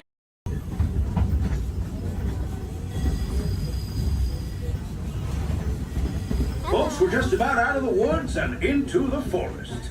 The enchanted forest of Fantasyland, where magic... Listen. Hear that? There it is! On that big metal snake! Oh, Peter, that's not a snake. It's a train. Train, huh? Well, I think it's finally time I trained my shadow to stay put! Come here! Hey! Get back here, Shadow! Shadow! Oh, Tinkerbell, we really must find some stronger thread. Told you it's enchanted, and not just the forest. From the tips of castle spires to the sands under the sea, magic and happily ever afters await around every corner in Fantasyland. On my desk, everyone, so please remain seated throughout the show. And please keep your hands, arms, feet, and legs inside the vehicle at all times. Oh, don't forget to supervise your children. And for the safety of our cast, we ask that you please refrain from the use of flash photography and external video lighting. Now that we've taken care of business, let's talk about me. My name is Travis, and I'll be your guide for this magical journey into the movies. It's the perfect job for me because, well, I love movies. Is everybody ready? Great, the cameras are ready to roll. Ready when you are, Stevie.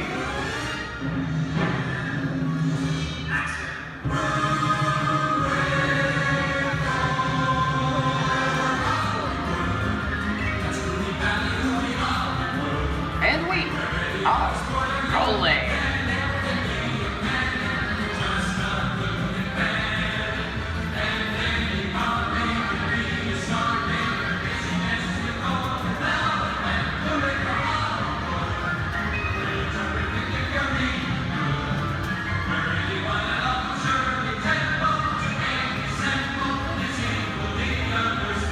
Hello everyone and welcome to the Great Movie Ride. Once again, my name is Travis, and on behalf of Disney's Hollywood Studios and Turner Classic Movies, please welcome our host for this one of our next tour, Robert Osborne. Thank you. Hooray for Hollywood indeed. What better way to start our journey? From the Old West to the rooftops of London and along the yellow brick road, there really is no place like the movies. One of Hollywood's significant contributions to the world of film were great musicals. This scene is from one of my favorites, the 1933 Busby Berkeley spectacular, Footlight Parade.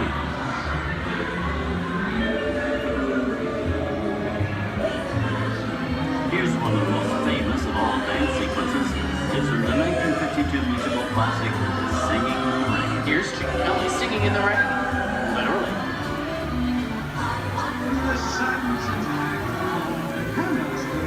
Here's one of the quintessential Disney musicals, Mary Poppins, starring Julie Andrews and Dick Van Dyke. This classic earned 13 Academy Award nominations. I love this song. Sing along.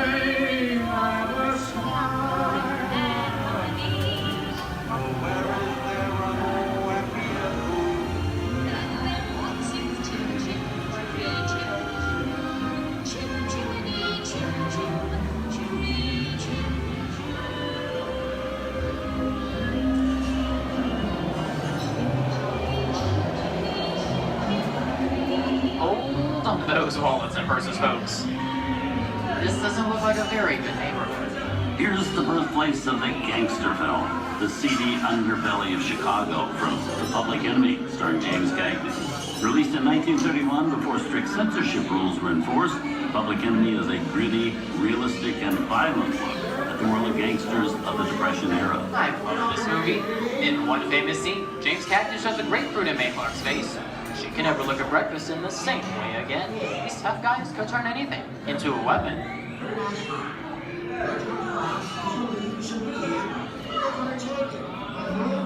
You want to kick in with the dog. If you don't, somebody's going to drop by here and kick your teeth out one at a time. And me, I get you. Now beat it. Tough guy.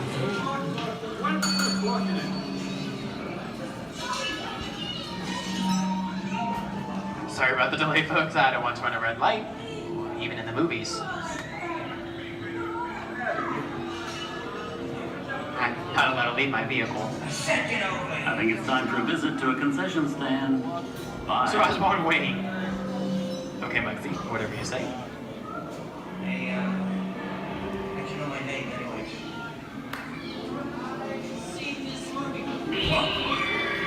I keep on seeing your fancy cars like to get out of here. So wait for it. I said square out of here or you're gonna get hurt. What reason is that? Here they come, Bus! Get out your grinders!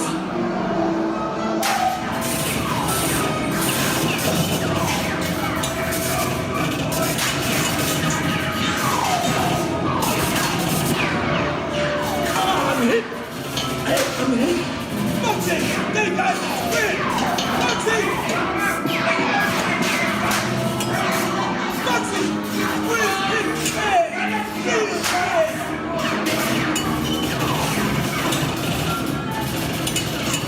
Everybody just sit tight. I don't know my life's against the law. I would never break the law. Hey, watch this.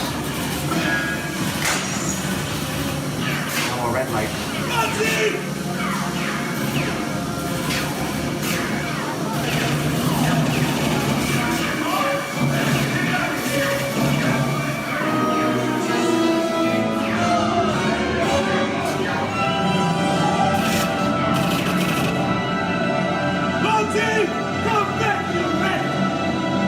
Sorry, boys, I'm making my getaway. Give my regards to the warden. Suckers. What are you looking at? Everybody just mind your P's and Q's and, maybe you won't get hurt. Oh. This must be the west side of town, huh? Western films depict the legendary American wild frontier, where cowboys and their loyal steeds maintain order in towns against the untamable wilderness. John Wayne and Clint Eastwood are two of the iconic stars who epitomize this ideal of the stoic gunslinger.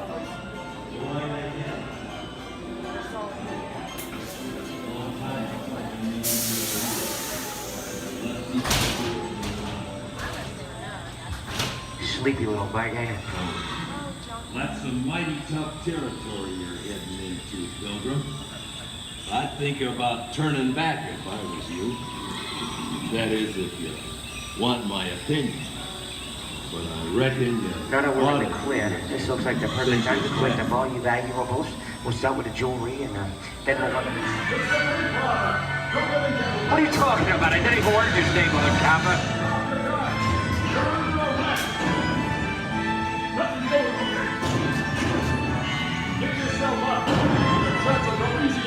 This is nuts. Nuts to this. Look at it this way. I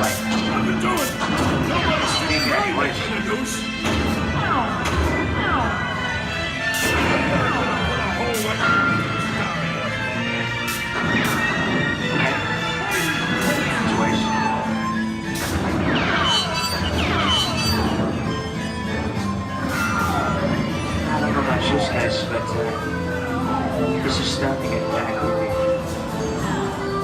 Where are we? Jason? Science fiction has been a staple of classic movies, from George Méliès's Trip to the Moon to George Lucas's Star Wars. In 1979, director Ridley Scott and Sigourney Weaver made audiences believe that in space, No one can hear you scream. This is Avian. Hey, you downface. How do we get out of here? Warning. Remain in your vehicle. The area you are entering is extremely dangerous. Proceed with caution.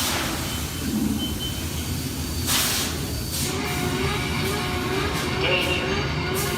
The emergency disruptor system is now activated. Ship will detonate in T-minus 10 seconds. The option to override automatic detonation expires T-minus 5 seconds. What is that thing?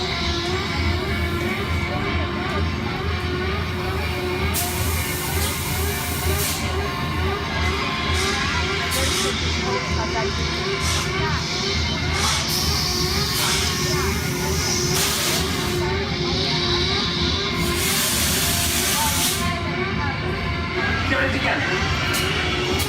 I'm getting out of here. That's enough creepy crawly things for one day, right? Wrong.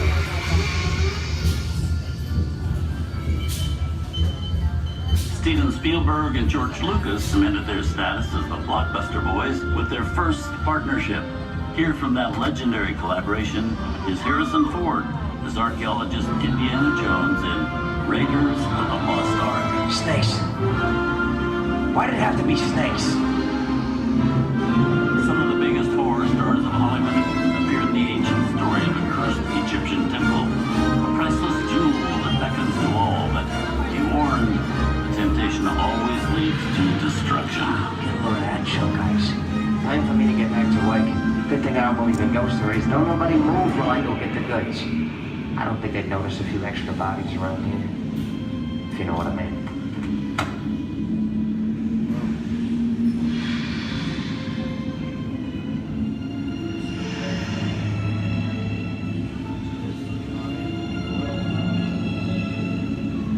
I've seen enough movies to know that you really shouldn't even think about trying to steal a jewel.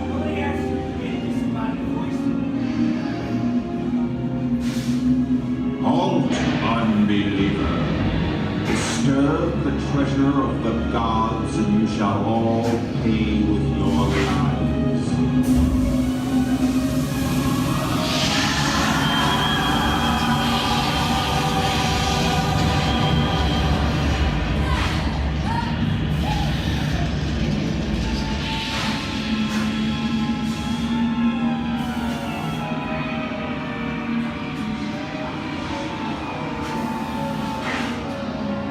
Not bad for my first movie, huh?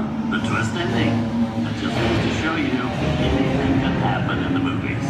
Now, let's get on with the show. I see dead people. Things that go bump in the night have always been a staple of movies. One of the first horror films was the silent short featuring a dancing skeleton, written by the Befana brothers in 1897. Both audiences and filmmakers felt really interested in the cop, but the term horror was used to describe a film until the 1930s. Wow, it's really a jungle out there. Where are we? This is the jungle home of one of the most famous movie characters of them all, Tarzan. The movie's most popular Tarzan is undoubtedly Johnny Weissmuller, who's run through 12 films as the King of the Jungle. Over there is Reno Sullivan as Jay, and Tarzan sidekick Cheetah, who was portrayed by over a dozen chimpanzee actors over the years.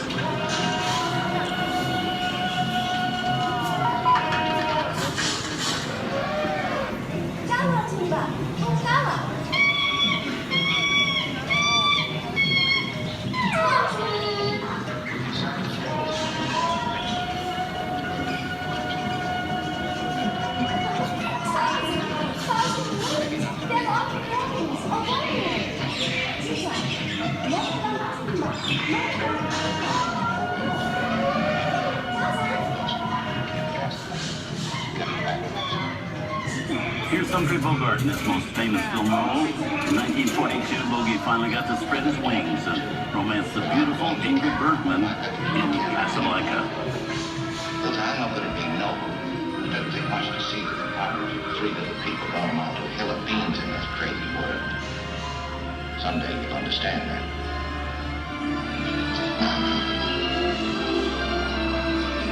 He's looking at you, kid.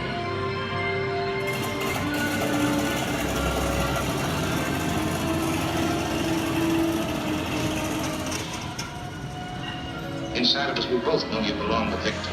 Heart was work, the thing that keeps you going. That thing is around, not with it. And now, one of the most famous movie stars in one of his greatest roles, Mickey Mouse, is the Sorcerer's Apprentice in Fantasia. When the film came out in 1940, Walt Disney promised to add new musical sequences in the future. His nephew Roy kept that promise 60 years later for the release of Fantasia 2000.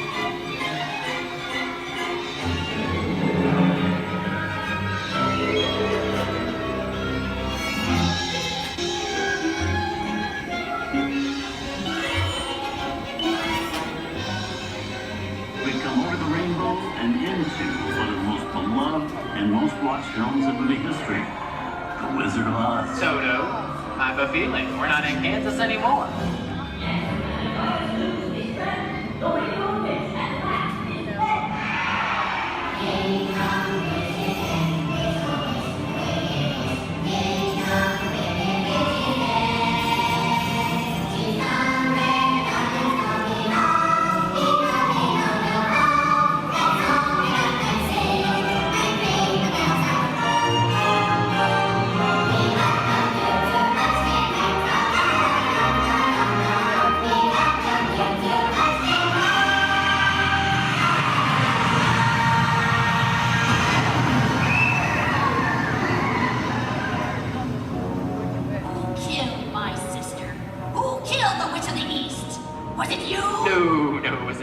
I didn't mean to kill anybody. Well, my little pretty, I can cause accidents too. Oh, rubbish. You have no power here. You'll be gone before somebody drops a house on you, too. Very well. I'll bide my time. But just try to stay out of my way. Just try. I'll get you, my pretty, and your little dog, too. I wonder how we get out of here. What do you folks think? Which way do we go? Follow the yellow brick road. Follow the yellow brick road. Follow the yellow brick road. Now, what do you think of that? Sing along, folks. You know the words.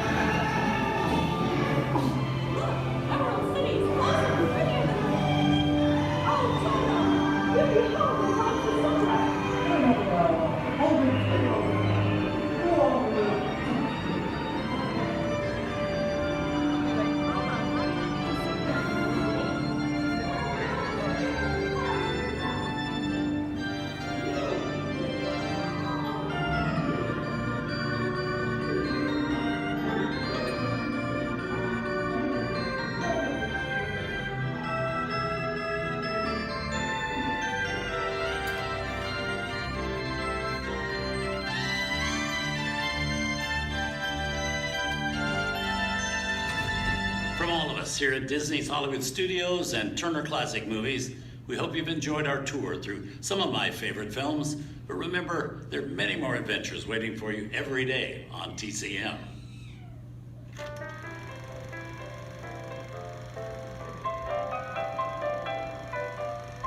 We didn't need dialogue. We had faces. Wait a minute. You ain't heard nothing yet. Step in time!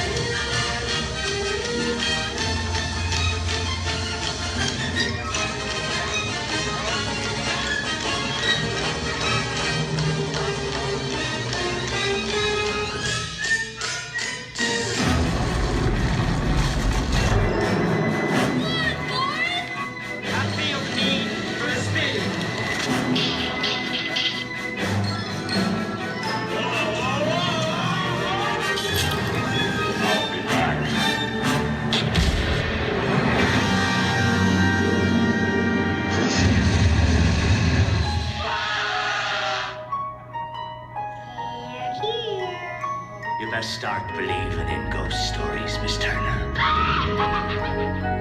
Is it safe? No, you're not! I have a feeling we're not in Kansas anymore. I'm a man. Well, nobody's perfect.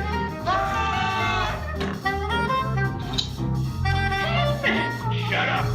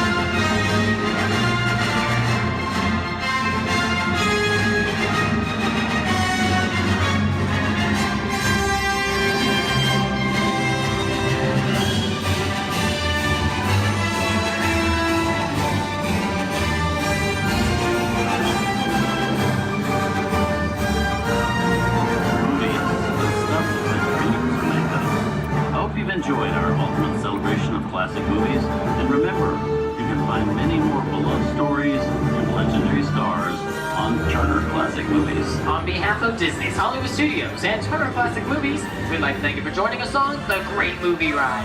Now please remain seated until the vehicle comes to a complete stop. Please take small children by the hand and gather your personal belongings. And once these doors have opened, rise dramatically to your feet and make a friend next towards the rear of the vehicle. Oh, and one more thing. When I yell action, don't forget the thunder is the law, or yours truly. Okay, clicks everybody, and action! Thank you. Have a wonderful afternoon at Disney's Hollywood Studios. I'm supervising you. Now everyone pick up your favorite hand and wave goodbye to those people on that dock. Goodbye. Goodbye. Yeah, you're never going to see them again. But you don't know them, so why would you see them again, right? Unless that was your family up there, then you know what? You're welcome. I just got you a 10-minute break from them. You probably need it. You've been in Disney World all day with them. But now let's see. Is this anyone's first time on the Jungle Cruise? Can I see a raise of hands? Perfect. Me too. Is this anyone returning to the Jungle Cruise? Can I see a raise of hands? Perfect. I can't wait to be a sore disappointment for all of you and exchange a lot of awkward eye contact has already started. How beautiful.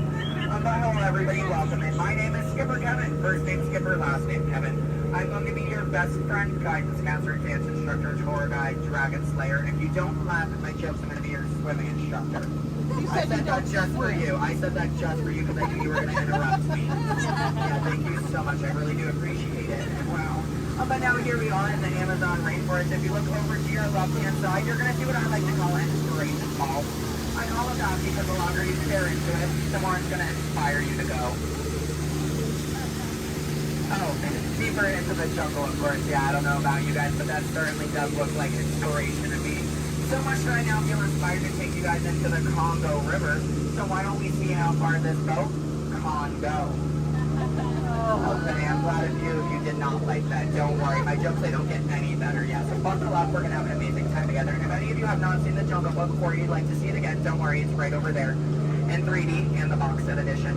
Yeah, it really was the bare necessities here in the jungle. Oh wow, this is awkward. I'm sorry guys, I was trying to throw you a surprise party, but it looks like no one's here. I can't see anyone. Canoe? Yeah, I cannot. It really is an either or situation if you get what I'm trying to say. I even brought out that giant python snake. I just would not recommend getting too close to him. He will develop quite a crush on you. It's what I like to call a constricting relationship. It never ends well. What in the jungle? Oh, sorry. I hope that did not alarm anyone. Those are just my roommates. Yeah, looks like they got into the explosives, but I'm sure they were just trying to find the bananas. They do find them very appealing. Yeah, they kind of go ape over them actually, but you know, I think we should make like a banana and split. So we're now gonna head down the Nile River, which is the largest river in all of the jungle. It goes on for Niles. And Niles. And Niles, thank you. And if you don't believe me, you are in Denial. disbelief. I bet you believed you had that one. No. Yeah, you did. I heard you say it. But if you look right there, everybody pay attention to this super cool, super rare. It's honestly an African bull elephant. You could even say it is a once-in-a-lifetime opportunity. You will never see one of those again in your entire life. A twice-in-a-lifetime opportunity. You will never see one of those again. How majestic that's just a common African elephant. Okay, but now here we are on our African belt, which has some of my favorite animals on it. If you look up behind those boulders, you're going to see those tall-necked cheetahs. Right here in the front, those are the ones that killed Mufasa. Over there, we have the scary-looking chickens. Look at all those chickens.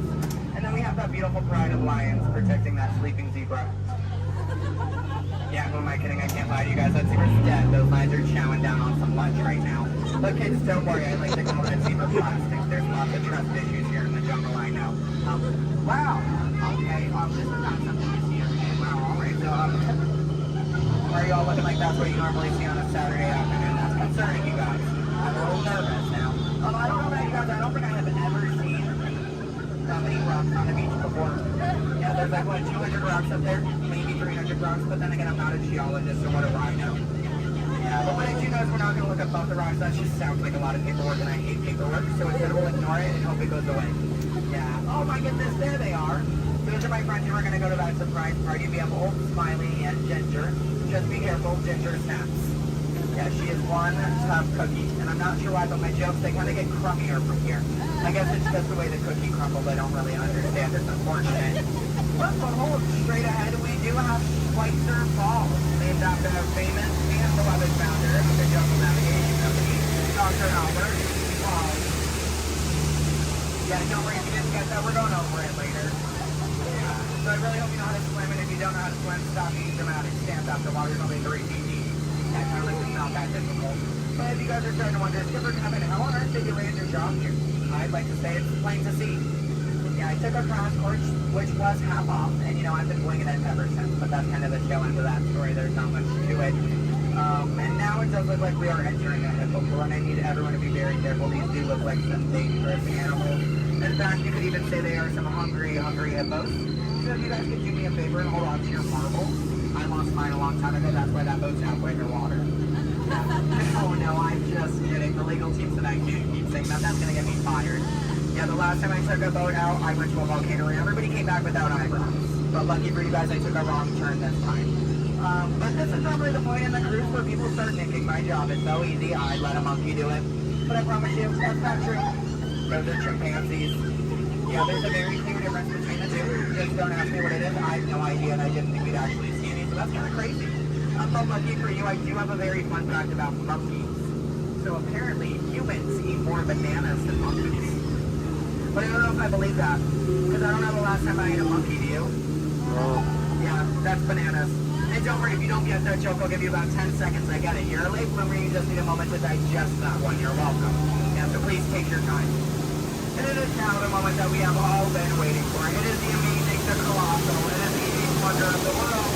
The backside of water!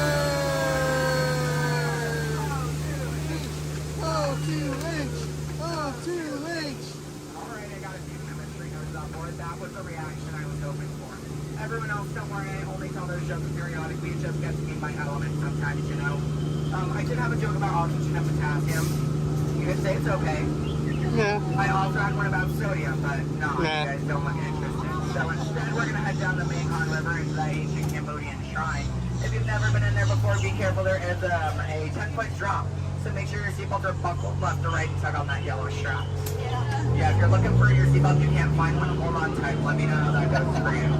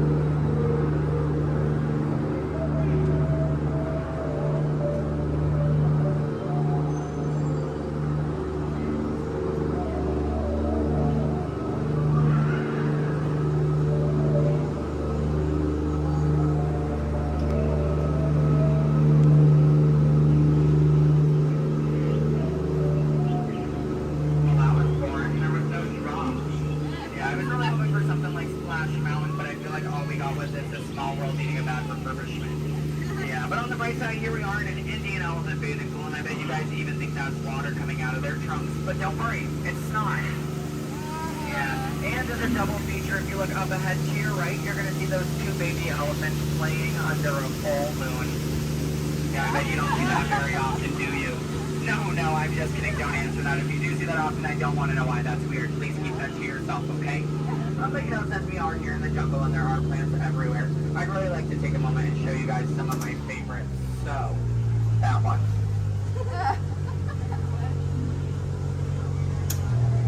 That one. Okay, pay attention everyone. The one right there with the green leaves. The one next to it. That one. Yeah, they're great, aren't they? Yeah, sorry if you wanted their names. I don't know any of them. I barely know how to do this thing forwards. Yeah, so I can only give you so much. But what I can tell you is I'm sorry to let you know. We're coming up to the end of our cruise. And you know that's happening because look to your left. That's a gift shop. Everything at Disney ends with a gift shop. It's how we steal your money. Yeah. And it's our Lost and Found gift shop, which is sponsored by everything you've left behind over the last 5 or so years. So thank you so much for keeping us in business. I really do appreciate it. And if you're curious about who's in charge of this gift shop, I know it can be kind of confusing because there's a sign that says back in 15 minutes by Sam. That sign's been there for a few years. I have not seen Sam. I don't think he's coming back. It's also not those monkeys, because you know that'd be a monkey business, and we don't monkey around here in the jungle. That's completely unacceptable. It's actually that elephant. Because did you guys know that elephants have the best memories in all of the jungle? I wish I had a memory like that. It really helped me with my job. Oh, fun fact about elephants. Did you guys know that elephants can grow up to 4 feet? Which is super impressive. We only grow up to 2, one on each leg. And if you don't get that, look at your legs, look at theirs, you're gonna see an extra pair. If you see any more than 2 legs on yourself, go to a doctor immediately. Yeah, that's not normal, okay? And then if you're looking in that gift shop and you see anything you like, you might notice we have a whole bunch of hats in all different shapes and sizes. Once you get off the ride, just ask one of us skippers about it because, you know, we're really great at capsizing. It's something I think we've honestly perfected. But what I can tell you is that if you did enjoy your time here today, my name is Skipper Kevin. I'm trying to give you my full name. And I do spell it a little weird, so I'm going to go ahead and spell it out for you. It is spelled H-E-L-P space M-E. Do it that way, you will, okay? If you did not enjoy your time here today, then you know what? That's unfortunate for you. You willingly got in my boat and wasted 10 minutes of your own time. My name is still Skipper Kevin. Thank you for leaving. And I think I would go one step farther to say that out of all of my cruises today, you've been the most recent. No, I'm just kidding. You've actually been outstanding. Especially those of you who just awkwardly stared at me for 10 minutes. It's been mutually awkward. Yeah, I'm not a robot plot twist. I'm not an animatronic. I can move my feet off the floor, and I can hear and see everything you haven't done since you sat down.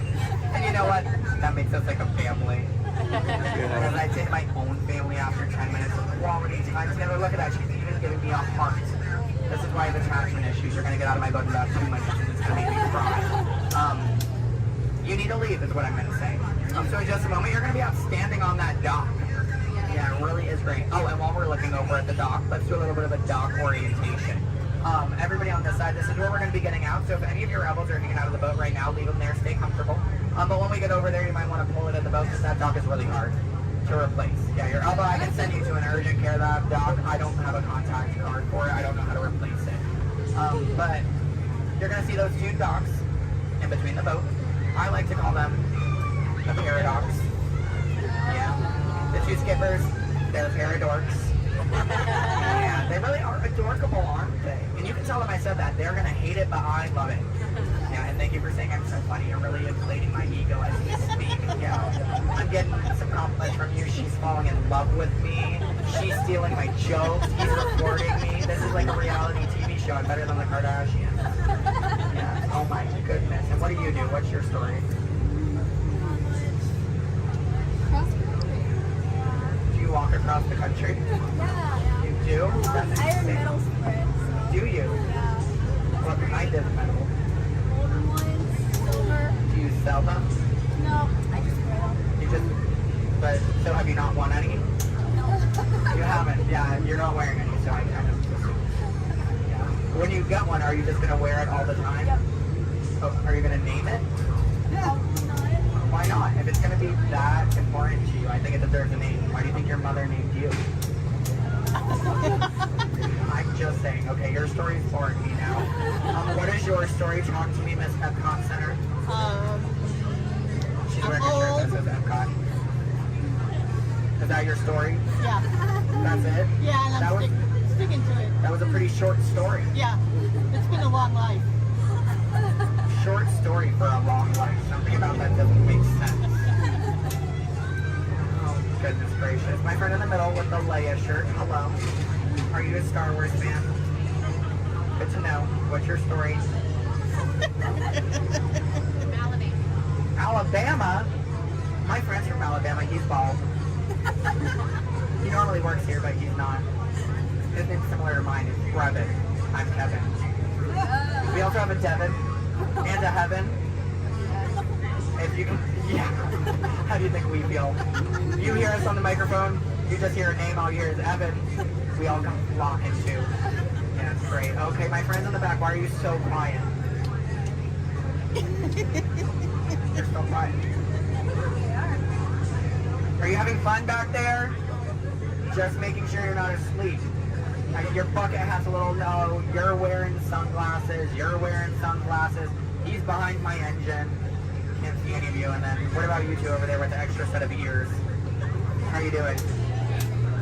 Thank you. Are the nicest one here. No one asked me how I'm doing. Thank you. You are all horrible people. Just know that. Just know that, please. Except, well, no, you can love me all you want, but that doesn't mean you ask me how I'm doing. You know what? I think I'm ready to cut our time a little short together. So, now this is a word for legal. Make sure your hands, arms, legs, and feet are inside the boat. Parents, supervise your children. I don't have any, I don't want yours. Children, supervise your parents. I don't trust them, neither should you. And that number 2 they're holding, that means that we have to do this 2 more times because you guys just didn't make me feel good enough about myself. So hello everybody, welcome aboard the world famous Jungle Cruise. My name is Skipper Kevin and I would never do that again. That's treacherous. The only thing I'm going to do is make you 2 times farther from the exit for your inconvenience. You're welcome. And I really would like to tell you what my parents told me on my 18th birthday. They looked at me and they did say, Skipper Kevin, happy birthday. Why are you staring at me? That's all they said. Okay, well now that you guys are just doing weird things, get out. Goodbye. Yay. Stop. Please don't stop. I need it. Yeah, guys, give me a standing ovation. I am a middle child. I love validation. Yeah, thank you.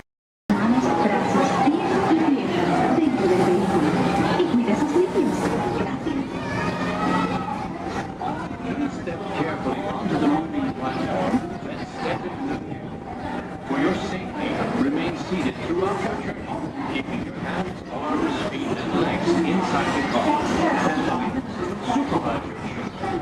Remember to stay clear of the doors, but open and close automatically. Enjoy your trip aboard the Metroliner.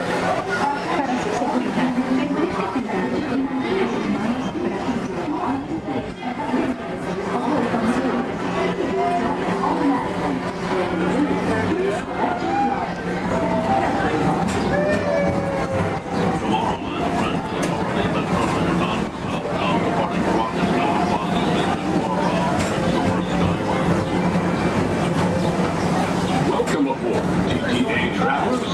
We hope you enjoy Tomorrowland Transit Authority's Super Skyway.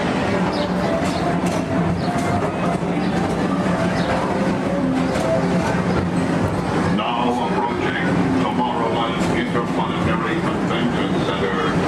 The Convention Center is home to a galaxy of wonders from far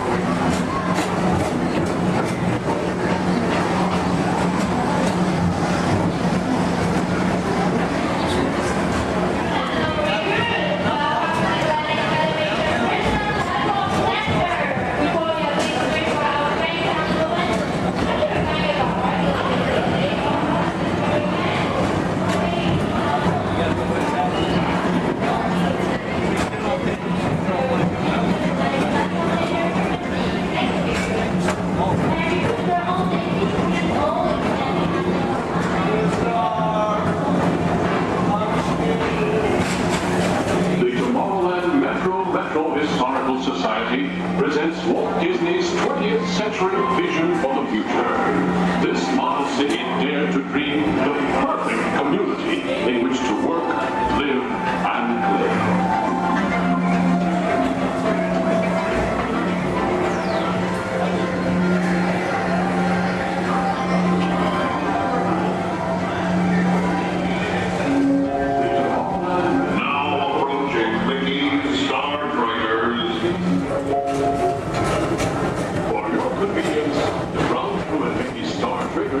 Be glad to rocket ship to any planet in the galaxy.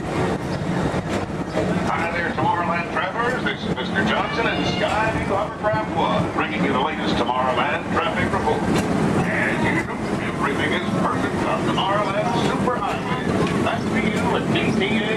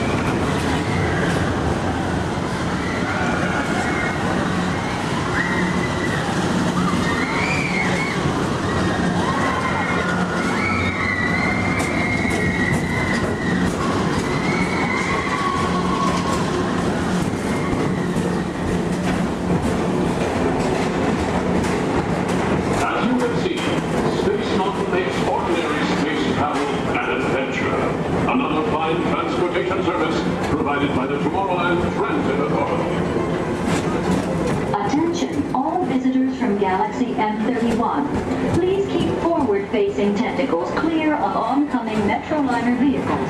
Thank you.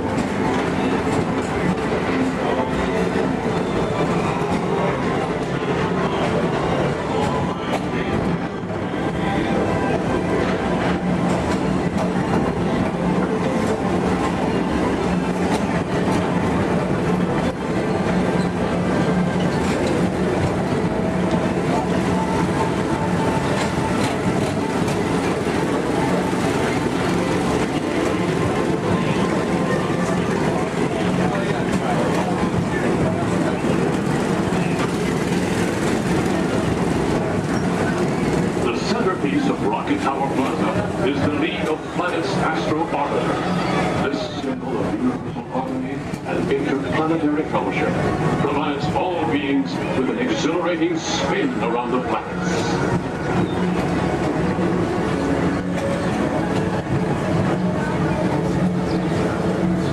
Remember, Blue Line passengers, for all your future travel needs, the TTA services all of Tomorrowland's outlying areas, including the personal rocket ship docking lot, and of course, perfect park acres.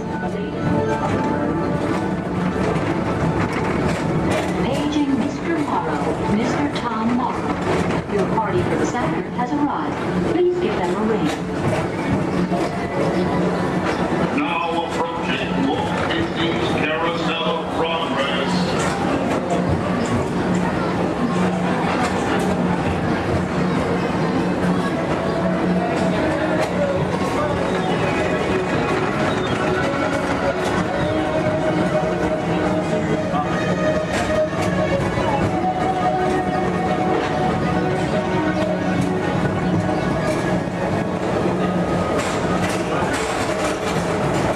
Citizens of Tomorrowland, join Buzz Lightyear on a daring space mission to save the universe from the evil Emperor Zurg. Report to Star Command and Buzz Lightyear, Space Ranger Spin!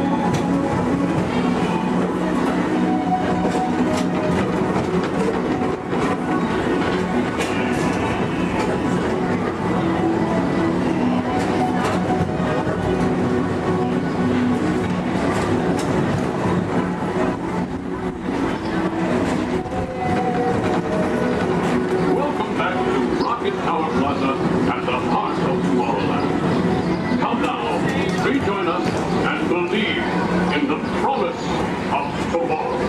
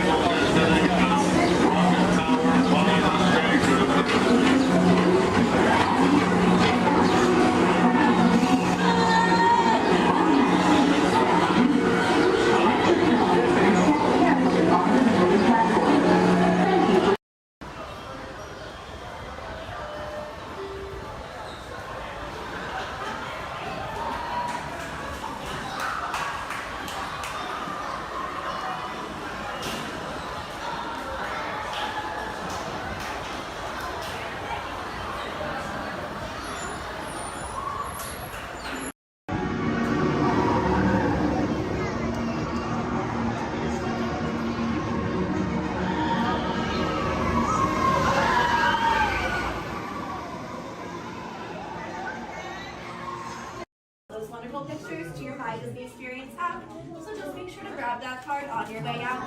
Now, for all on the same page, can I get a great big weep? Whee! Awesome. All right, now my friends in here, how many of us are familiar with the story Beauty and the Beast?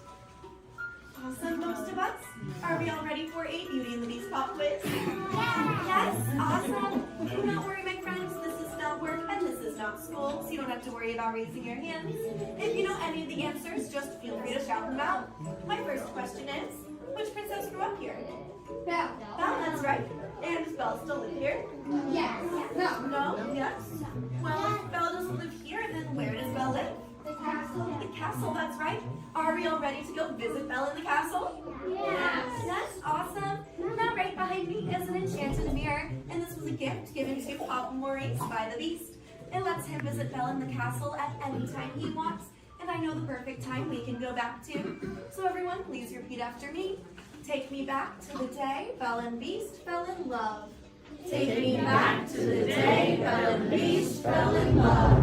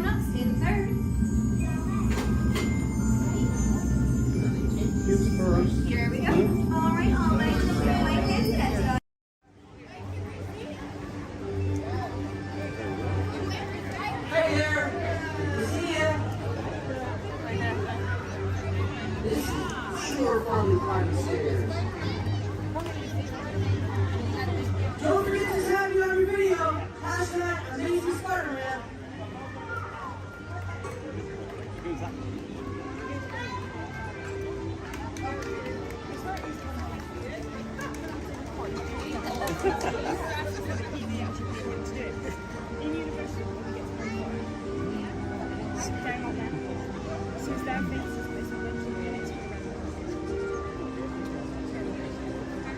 everyone, looking good down there. Wow, this is a friendly neighborhood. Welcome to Avengers Campus. Hey, what's going on, guys? Oh, me? Ah, you know, just spider stuff.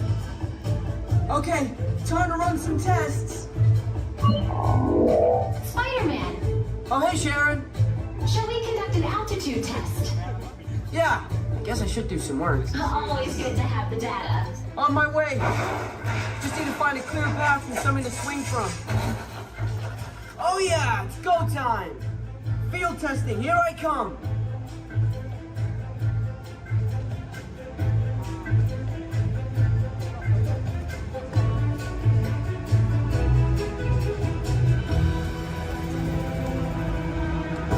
Time for some field testing. Here goes something.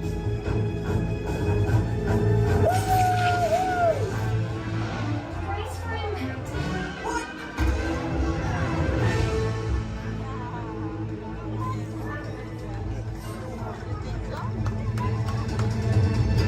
I'm good. Less space than I think. Sure. Did you get that? I got the data. Okay, let's try the test. Check. Hang on, I'll be right down. This is cool.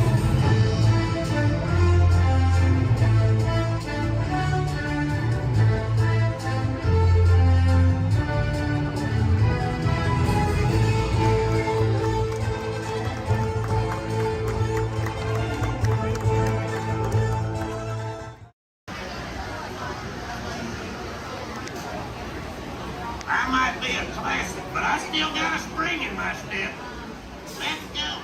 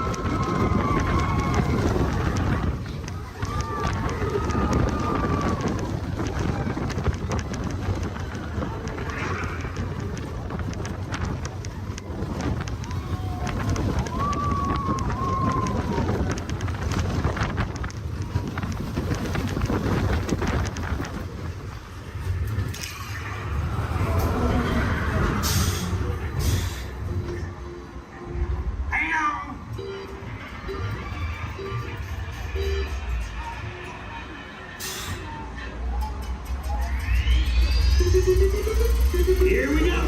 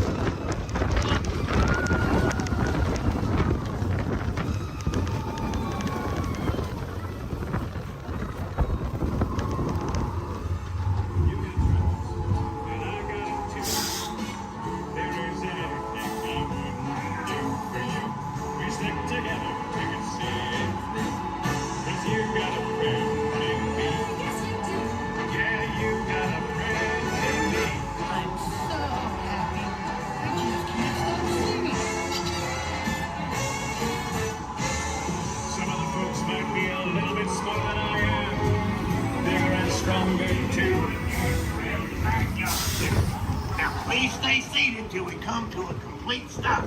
Remember to grab all your stuff and step out to your right. So long now. Hello and welcome to Storage. My name is Patrick and I'll be your chief flight attendant today. We'll begin boarding in a few minutes, but first I'd like to acquaint you with some important safety information. When the doors to your flight open, please take a seat and store all carry-on items in the underseat compartment. This includes cameras, purses, hats, and of course, these little dudes. Next, fasten your seatbelts, inserting them into the buckle on your right. If smaller aviators don't measure up to the height indicator on the seat, just put the belt through the loop in the center strap before buckling.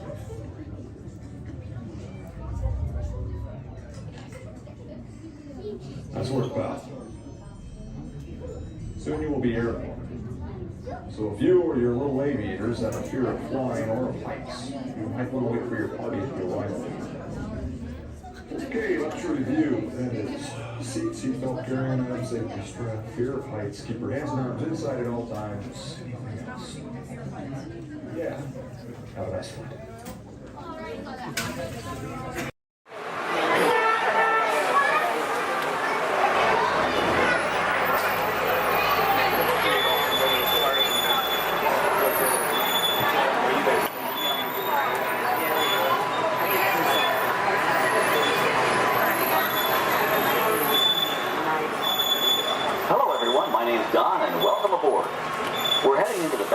Disney's Hollywood Studios. This production area was built in 1988 as a Florida counterpart to the Walt Disney Studios in Burbank, California. We included sound stages, recording studios, high-tech editing rooms, all the tools needed to create movies, TV shows, and radio broadcasts. We've even got our very own water tower, too. It's up ahead on the left side of our shuttle. We call it the Earful Tower. It's inspired by the water tower Walt Disney had built for his Burbank studio in 1939. Our Florida tower stands a lucky 13 stories high, and we added our own creative touch, a giant set of Mickey Mouse ears. If you wanted to wear those ears, you'd have to have a hat size of 342 3/8. Up ahead, after the next bend in the road, you'll have a perfect opportunity to take a picture of this famous icon. In the world of entertainment, every project starts with a screenplay and a lot of creative ideas. A production studio is where the ideas of writers, producers, and directors are transformed into an on-screen reality. Within these huge spaces, filmmakers can literally create their own worlds. Our Florida sound stages are soundproof, weatherproof, and most importantly, air-conditioned, all vitally important for the cast, crew, and equipment. Many of the crafts needed for filmmaking are located right here on the lot. On the left, we have our own greens department. It grows flowers, trees, shrubs, and topiaries. A few well-placed plants can cover up empty spots in the set and add a touch of natural beauty to a scene. On the right are two of the aircraft from the 2001 blockbuster hit Pearl Harbor. These exact full-scale replicas of P-40 fighters were used in the special effect fight sequences. Of course, many of the planes we saw flying through the aerial battles or sitting on the ground weren't real at all. They were created entirely within a computer. Oh, keep your cameras focused to the right. We're coming up on that perfect angle of the Earful Tower I told you about. It's a true masterpiece.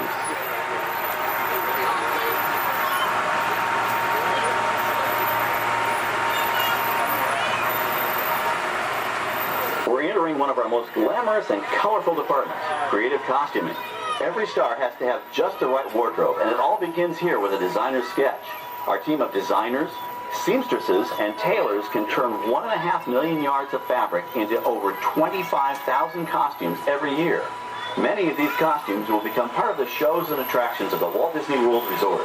In fact, here in Florida, we have the largest working wardrobe department in the world. Why, Mickey Mouse alone has over 175 different outfits to choose from, while Minnie Mouse keeps more than 200 unique costumes in her wardrobe. On the left are costumes worn by the stars in recent studio productions. You'll probably recognize some of those costumes from the big screen.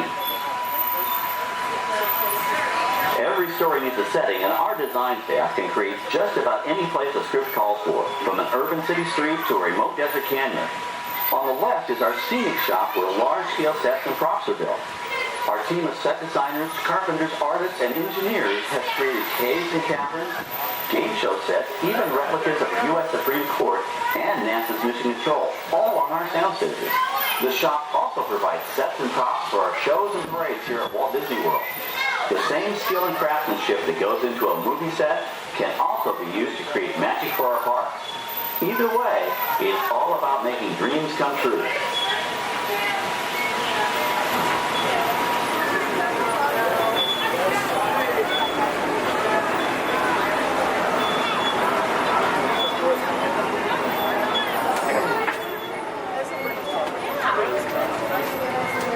Now we're entering a zone we call the Boneyard. It's an outdoor storage area for oversized props and vehicles. Cars, trucks, boats, planes, we often save these props in case we need them for future productions. In this Backlot collection, you may find real working vehicles, non-working mock-ups, and even large-scale miniatures used in special effects shots. Large-scale models create a more convincing illusion on camera. We even place small cutout passengers in the windows of the plane.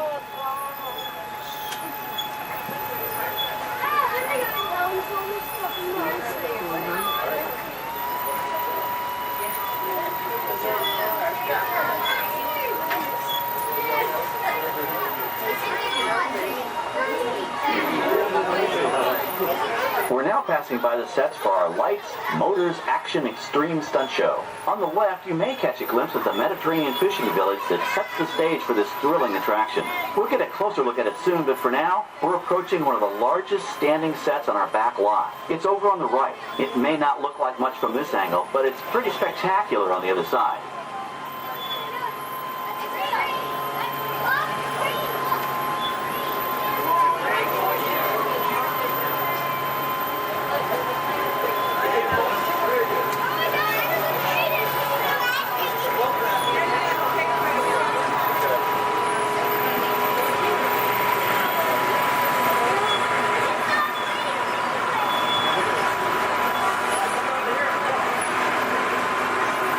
This is great, folks. The production crew has just given us clearance to enter the set.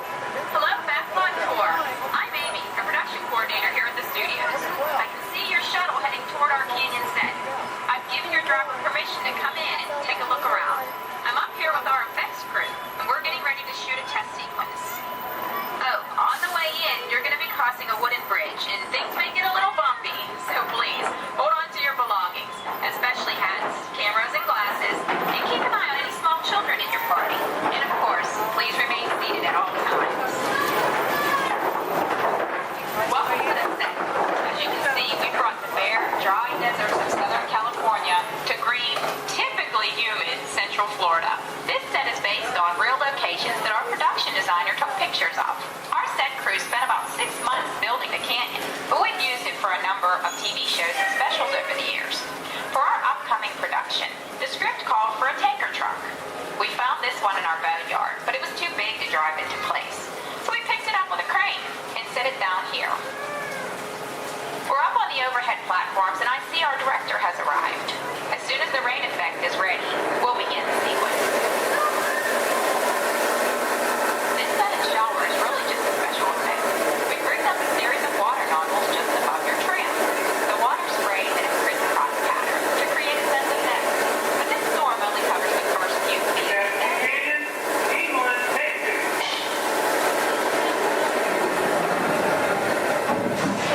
Okay, it's showtime. Everybody stay seated, hang on to your belongings, and watch your children.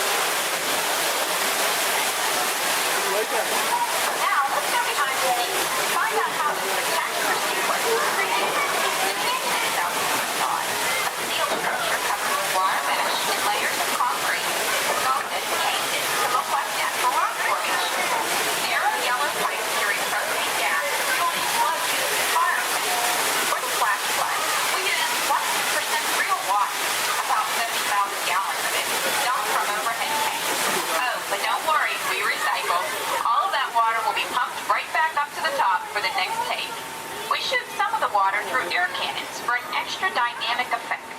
Those air cannons are powerful enough to shoot a basketball over the top of a skyscraper the size of the Empire State Building. To top it off, our shuttle was sitting on hydraulic shaker tables. They provided the shaking, rattling, and rolling sensations for the scene. The entire sequence can be reset in 3.5 minutes. That's just enough time to bring in the next shuttle. Well, I've got to get ready for our next take. Thank you all for being part of the action. Hey, I'm needed back on the set, so enjoy the rest of your tour. Okay, well, thanks, Amy, for giving us access to the set.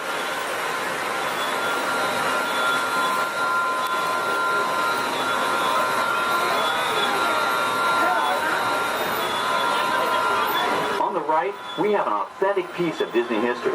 That Gulfstream 1 was known at airports across the country as November 234 Mickey Mouse, but we just call it the Mouse. In 1964, Walt Disney and his hand-picked team used this plane to scout locations for what he called the Florida Project. Soon, they secretly began purchasing thousands of acres of land, which became the Walt Disney World Resort in 1971. During the creation of the resort and later Epcot, the Mouse shuttled studio executives and Imagineers between Burbank and Orlando, making it the most used executive aircraft in the country. Appropriately, the Mouse retired here in 1992. As Walt used to say, it was all started by a mouse. In this case, the 234 Mickey Mouse. On our right, we once again sweep past the magnificent Mediterranean village of our lights, motors, action extreme stunt show. This high-octane attraction is based on the hit show from the Walt Disney Studios Park in France. In this action-packed production, you'll feel like you're right there on the set during the filming of a spy thriller, complete with custom-built cars, motorcycles, even jet skis. You'll experience the split-second timing, coordinated driving, and fiery special effects that make action movies a real blast.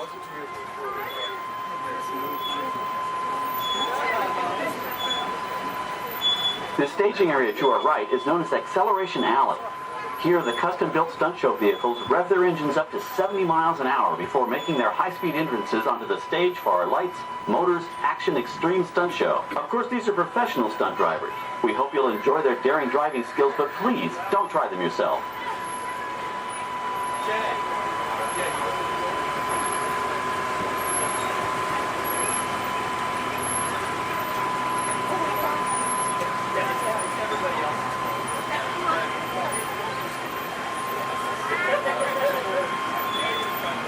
On the left, we've reached our second boneyard with more historic props and vehicles. When we reuse older props in a new production, they're often refitted with custom parts and given a whole new color scheme. You might not even recognize them the next time you see them on screen. For instance, coming up is our friend Herbie the Love Bug. He went through a special demolition derby makeover. Those dents and dings were added on purpose, but he can be polished up as good as new for his next starring role.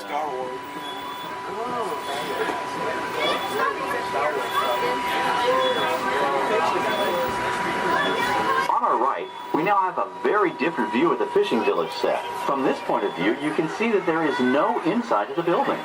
They are just false fronts or facades. In the movie business, set builders only create what the camera has to see. It's an old movie trick dating all the way back to the silent era. To add to the sense of realism and avoid the cost of set building, many of today's television shows and movies film on location in cities and towns across the U.S. But out in the real world, you've got to contend with noise, traffic, crowds, and various visual elements that may or may not belong in your film. Here on the Backlot, we can avoid these problems because we created our very own flexible urban environment. Our Streets of America facades can stand in for a small town or a giant metropolis. As we come around the last corner on our route, you'll see the skyline of New York City in the distance. It's really a series of painted flats, expertly designed to fool the eye and the camera. We can dress and decorate these streets to look like any city we want, from Chicago to San Francisco. Depending on the choice of vehicles, props, and costumes, we can even turn back the clock and set our story in a different time. And what's more, these sets are built with Florida weather in mind. They're made to withstand 100-mile-an-hour winds. You're welcome to visit our Streets of America anytime during your visit today and get an up-close look at the skills of our set designers and builders. We've just about reached the end of our tour. Our final stop is the American Film Institute Showcase, where you can see the actual costumes and movie props used in some of Hollywood's most famous films. There are some pretty amazing items in there, so feel free to take all the time you like. Please stay seated until our tram comes to a complete stop and check around you for any personal items that may have fallen during our trip. Well, as they say in Hollywood, that's a wrap. Thanks for joining our Backlot tour, and we hope you'll come back to visit us again soon. All right, we're going to stop up here in just a moment. I'll open these doors.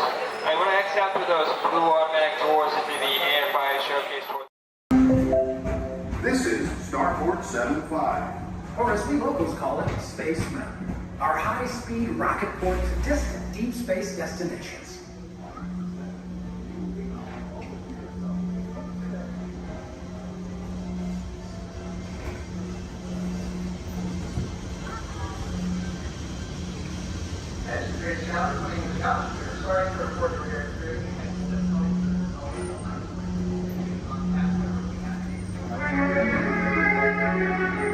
Let relaxation wash over you at the most refreshing retreat in the galaxy, the coral rooms of Pisces 7.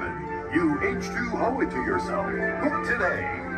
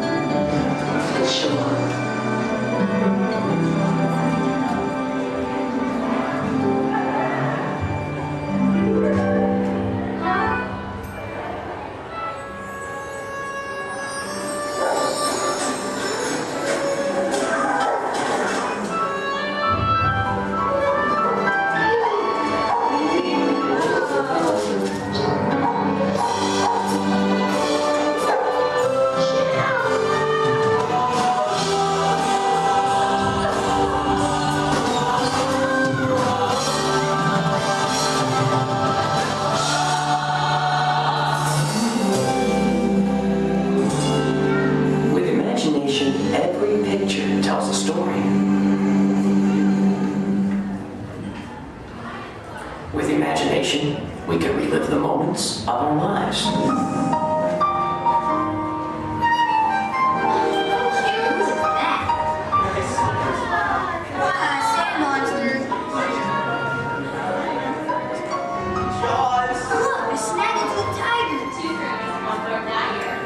Here's my little shortstop. She's got frog feet.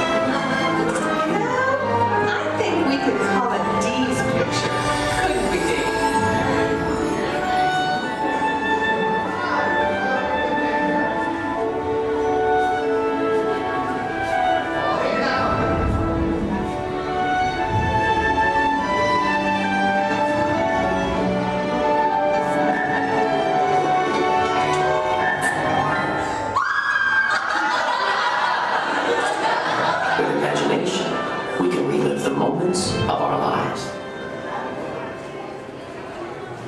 With imagination, anything is possible. I'm gonna be a fireman just like my dad. It's Billy Cartwright stepping up to the plate. This is a roll on with a machine. One, two, three, fresh to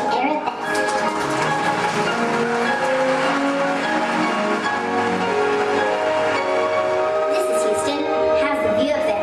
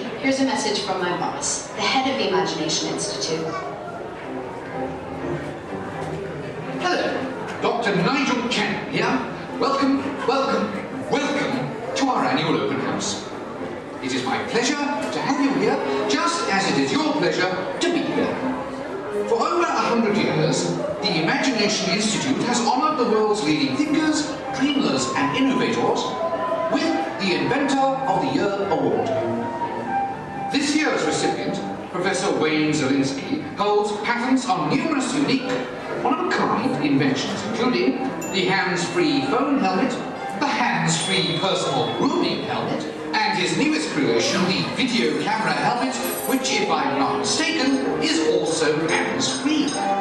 But what brought Professor Zelinsky to our attention was not headwear, but his incredible shrinking and enlarging machine.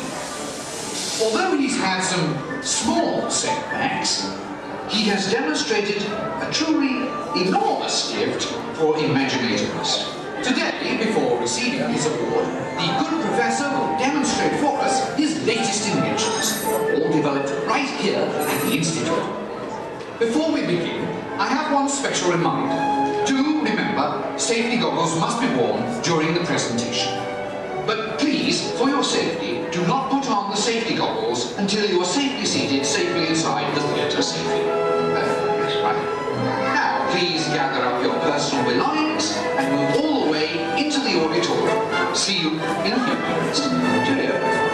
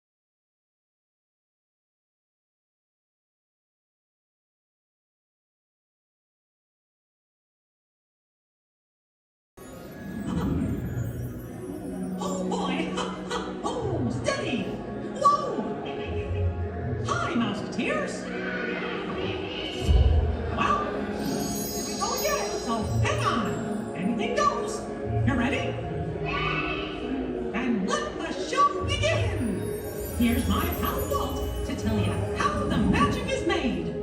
There's a lot of satisfaction in developing ideas into reality. When we consider a new project, we really study it. Not just the surface idea, but everything about it. And when we go into that new project, we believe in it all the way. We have confidence in our ability to do it right, and we work hard to do the best possible job. There's really no secret about our approach. We keep moving forward, opening up new doors, doing new things, because we're curious. And curiosity keeps leading us down new paths. We're always exploring and experimenting. Everybody ready? Then on with the show!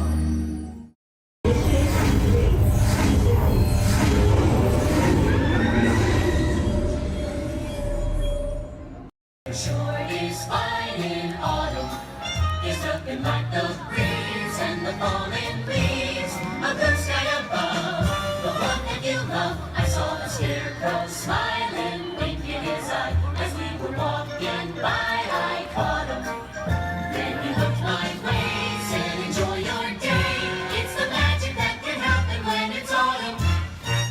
Changing leaves of red and gold, all is in the air. You can see it on every autumn street. And if you find that someone warms your heart every time you meet, you should remind them that you find them positively sweet."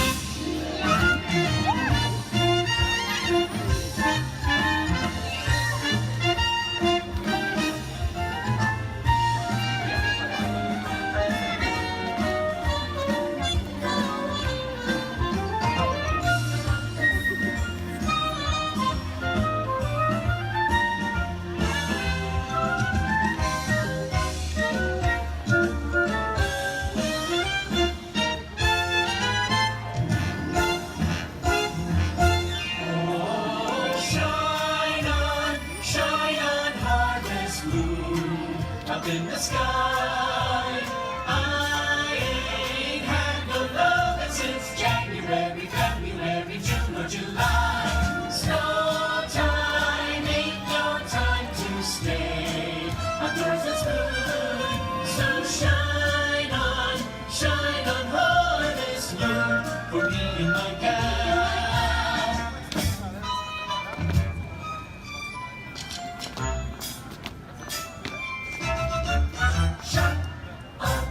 Shine on harvest moon. It's autumn, wonderful, beautiful autumn.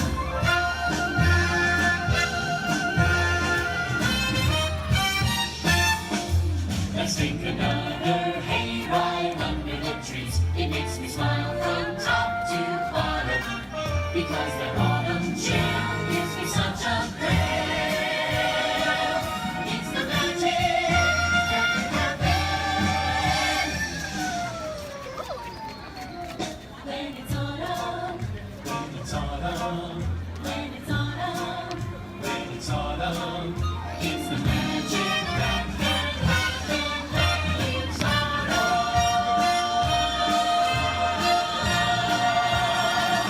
When it's autumn.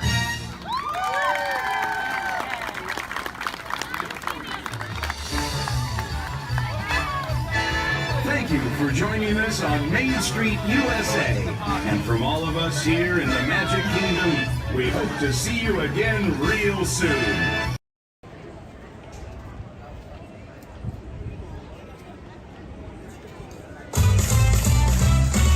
Good morning, everybody! Welcome to the Magic Kingdom! In just a few moments, the lanes are going to open for you to explore as we kick off the start of this magical day! For 50 years, the magic of Walt Disney World has called out the people all around the world, and we're so excited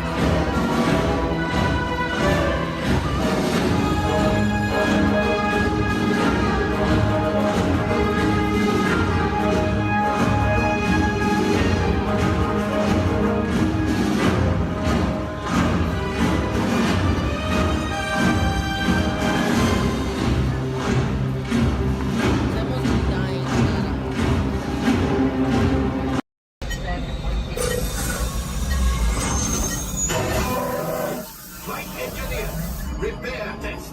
Hit your flashing buttons.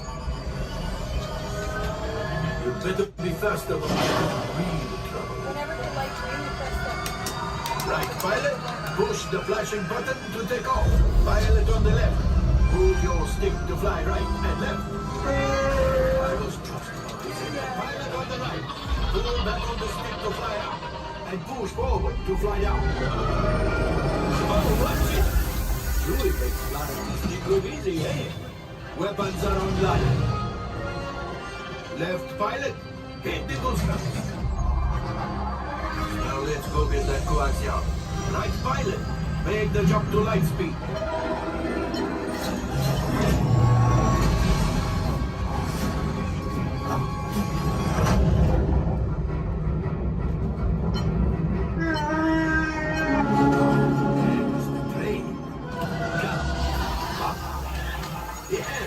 Yes, keep shooting. You knocked onto us. Take evasive action.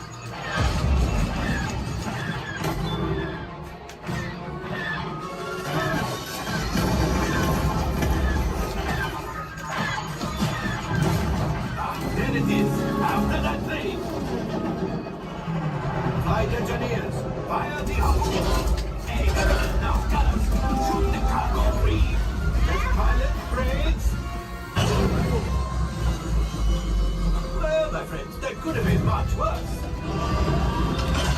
Okay, it's much worse.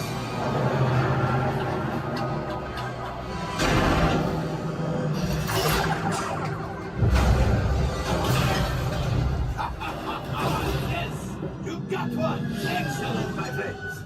All right, ship.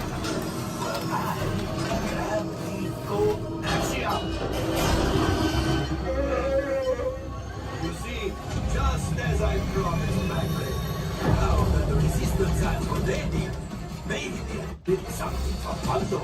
Pilot, line up behind the train so we can harpoon that last car. Shoot the train. Yes, keep mashing those controls. Oh, so close. Keep reeling.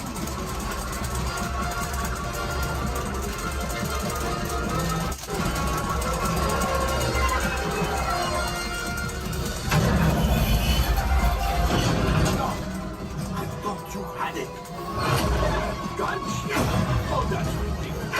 Things are getting too hot. We've got to get out of here.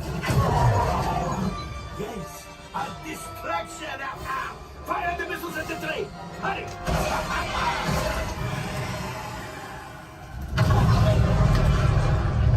It's coming down.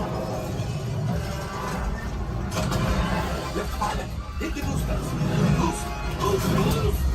Look, we did not die. Let's get out of here!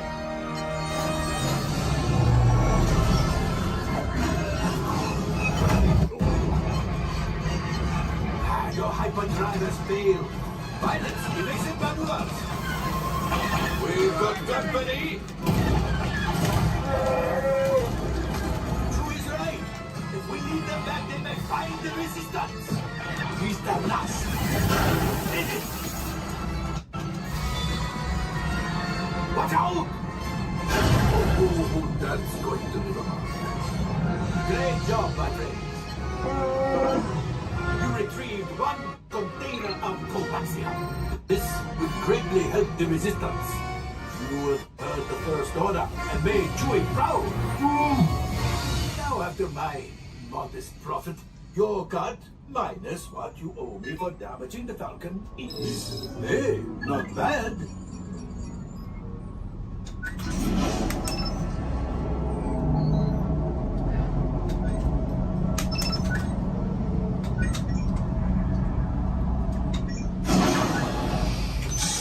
All right, I am making an executive decision. Everybody out. Go on, get out.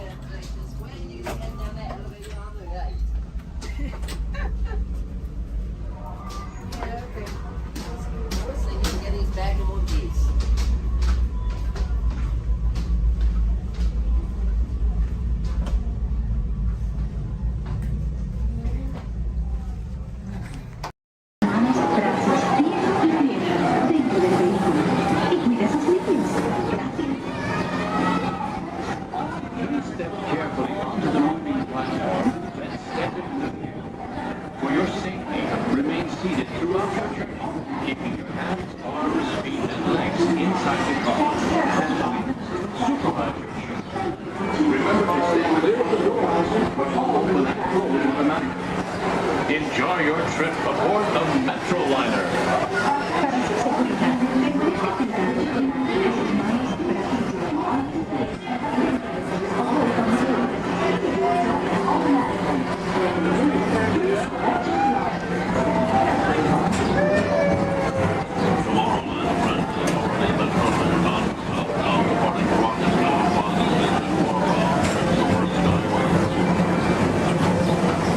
Welcome aboard, TTA travelers. We hope you enjoy Tomorrowland Transit Authority's Super Skyway.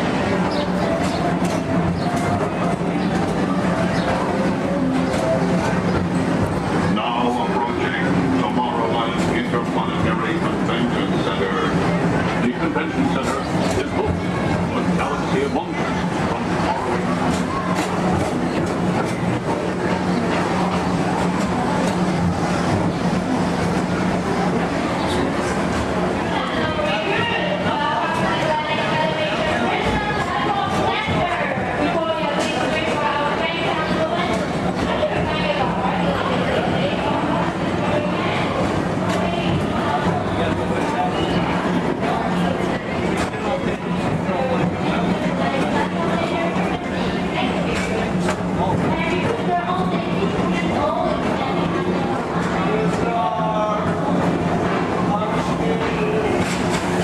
The Tomorrowland Metro Historical Society presents Walt Disney's 20th century vision for the future.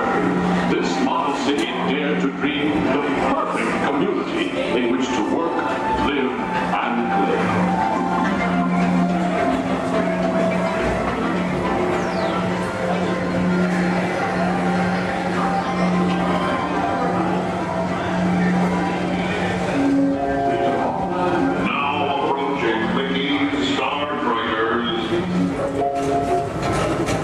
For your convenience, the ground crew and Mickey Star Triggers will be glad to rocket you to many planets in the galaxy.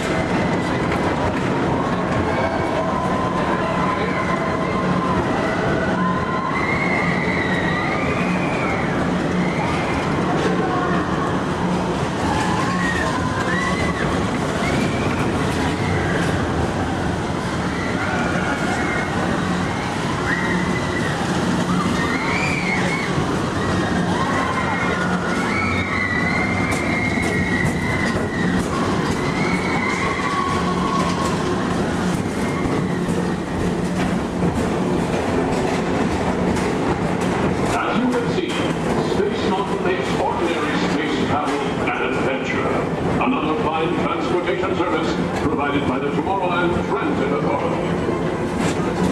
Attention, all visitors from Galaxy M31. Please keep forward-facing tentacles clear of oncoming Metroliner vehicles. Thank you.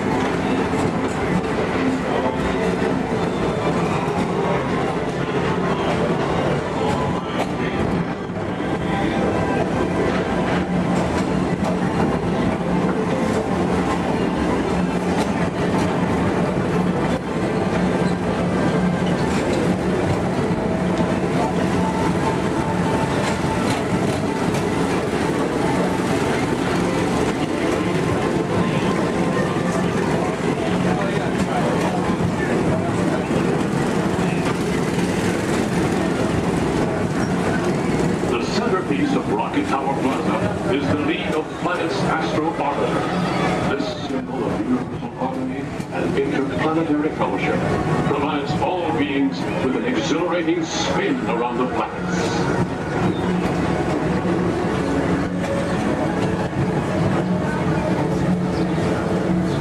Remember, Blue Line passengers, for all your future travel needs, the TTA services all of Tomorrowland's outlying areas, including the personal rocket ship docking lot, and of course, perfect park acres. Paging Mr. Morrow, Mr. Tom Morrow. Your party for the Saturn has arrived. Please give them a ring. Now approaching Walt Disney's Carousel of Progress.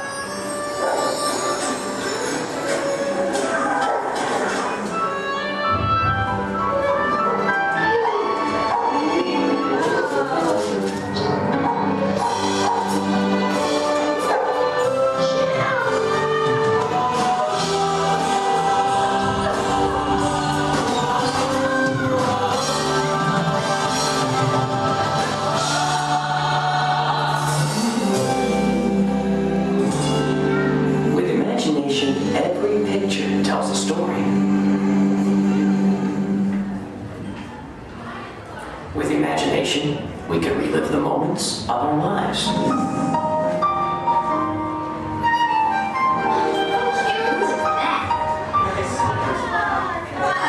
monster. Look, a snag into the tiger. Here's my little shortstop. That's this idea, y'all. She's got frog feet.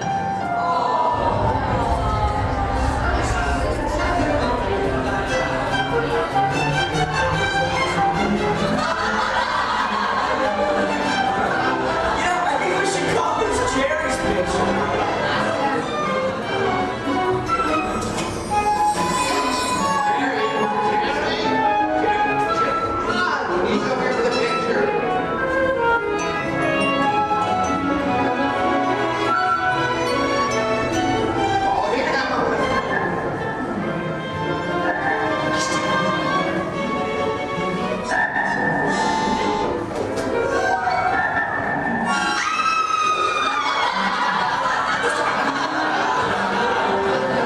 That's my boy.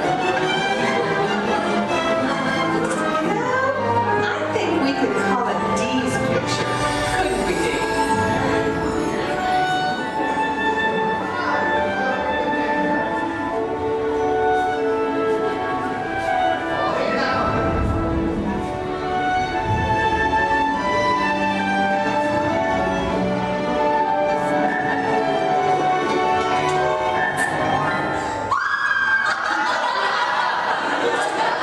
With imagination, we can relive the moments of our lives. With imagination, anything is possible. I'm gonna be a fireman just like my dad. It's Billy Cartwright stepping up to the plate. Bases are rolling on with a One, two, three, fresh to air it back.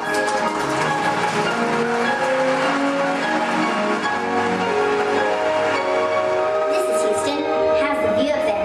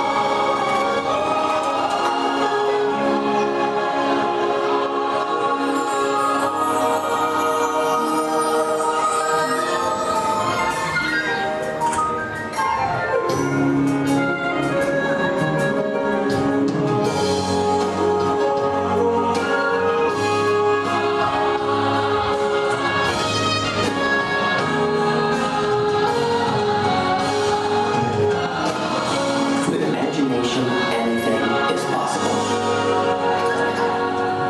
Well, imagine that.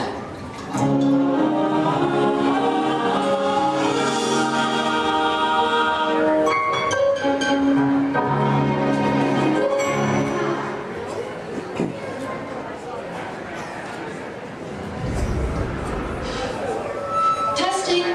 1, 2, 3. I don't think this. Is this thing on? I don't think this thing is on. Can anyone hear me? Good, you can hear me. Hi, everyone. I'm Christy Smithers, an assistant here at the Institute. We're just about ready for you next door. But before we go in to see today's presentation, here's a message from my boss, the head of the Imagination Institute.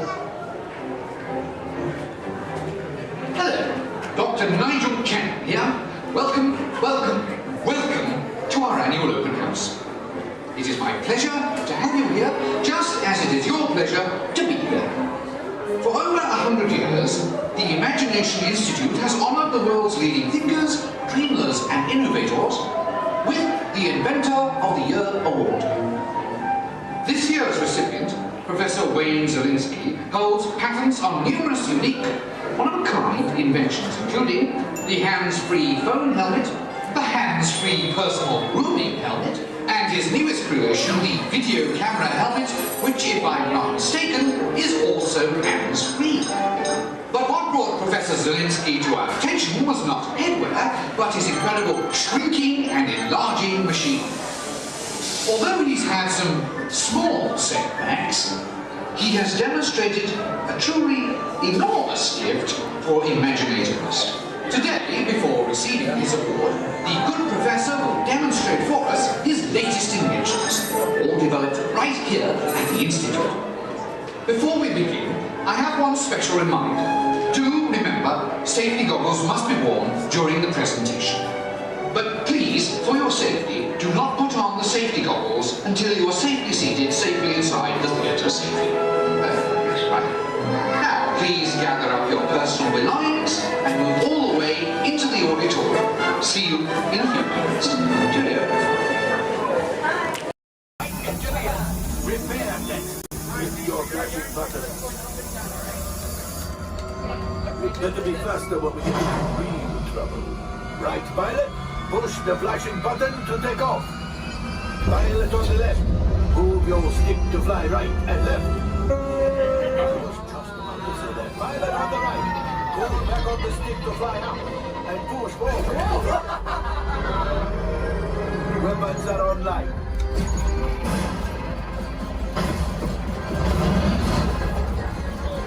Left pilot. Hit the boosters. Now let's go get that coaxium. Right pilot, make the jump to light speed.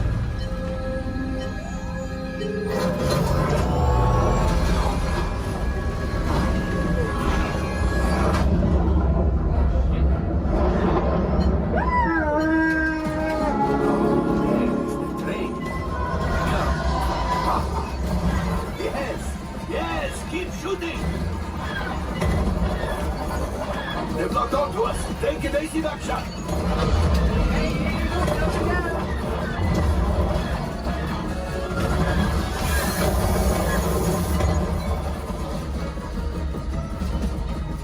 There it is. After that train. Flight engineers, fire the harpoon. Now, shoot the cargo free. Left pilot, brakes. Well, my friend, that could have been much worse. Okay, it's much worse.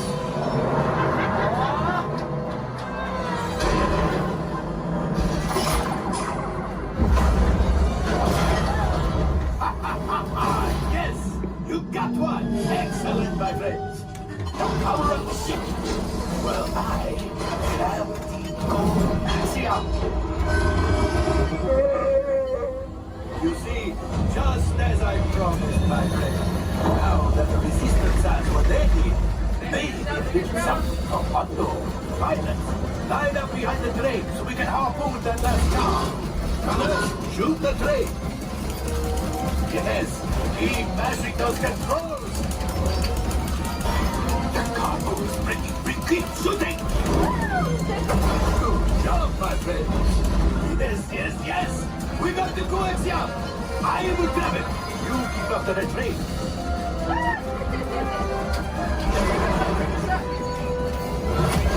Gunship.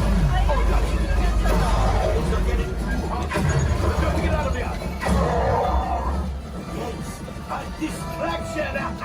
Fire the missiles at the train. Hurry.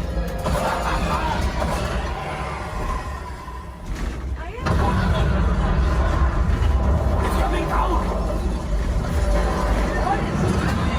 Left pilot, hit the boosters. Boost. Look, we did not die.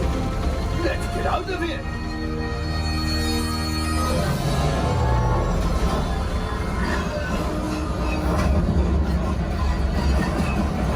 Your hyperdrive has failed. Pilots, evasive maneuvers. We've got company. True is right. If we lead them back, they may find the resistance. You did it.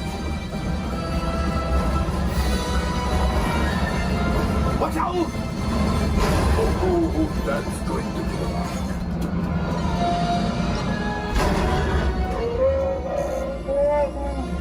Yes, Chewie will pilot us in remotely. You retrieve 2 containers of coaxium. This will greatly help the resistance. You have heard the First Order and made Chewie proud.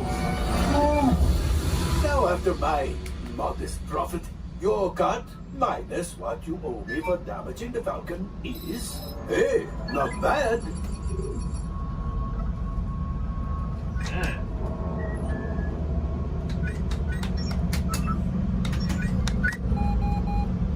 R5, damage report. Engine failure, all right. Hyperdrive leak, that is not too good. Have a fire over here. Multiple hull ruptures, well, it could be worse. Life support failure, that? Okay, that's something. I'm just going to cut you off there. It might be fun. But Stefan, time for you to go. And don't worry, the payment is on the way.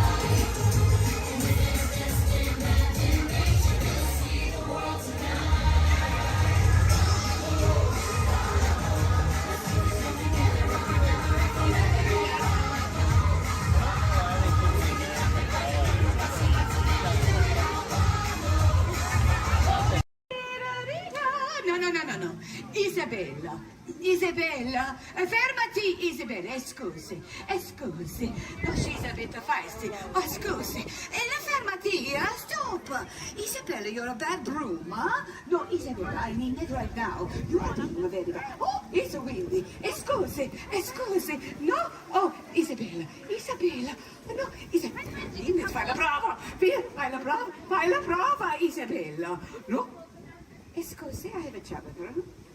Isabella, I need you to behave, huh? I know you're a bit nervous, but we are friends here, huh? Stay. Avvicini un attimo, come here. Come closer, huh? Come here. The children especially. Come here. Have you seen any witches? Scusi. Have you seen any mean witches? You can talk out of your face. No? Okay. Good. This is a good thing. I'll bring the children forward. Come in. You can bring your food. Yes, dinner theater. Come in.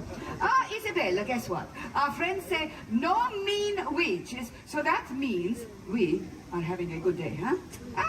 Buon Natale! Harambe. You are here to hear my story, huh? Good. Come closer, please, to here. To the steps, huh? Come in. Very good. Now, my name is La Befana. And I am a witch! But I'm a good witch. I'm a good witch. I wear the scarf over my head because of the mean witches. You know what they do? They tease me, huh? Nobody likes to be teased. Huh?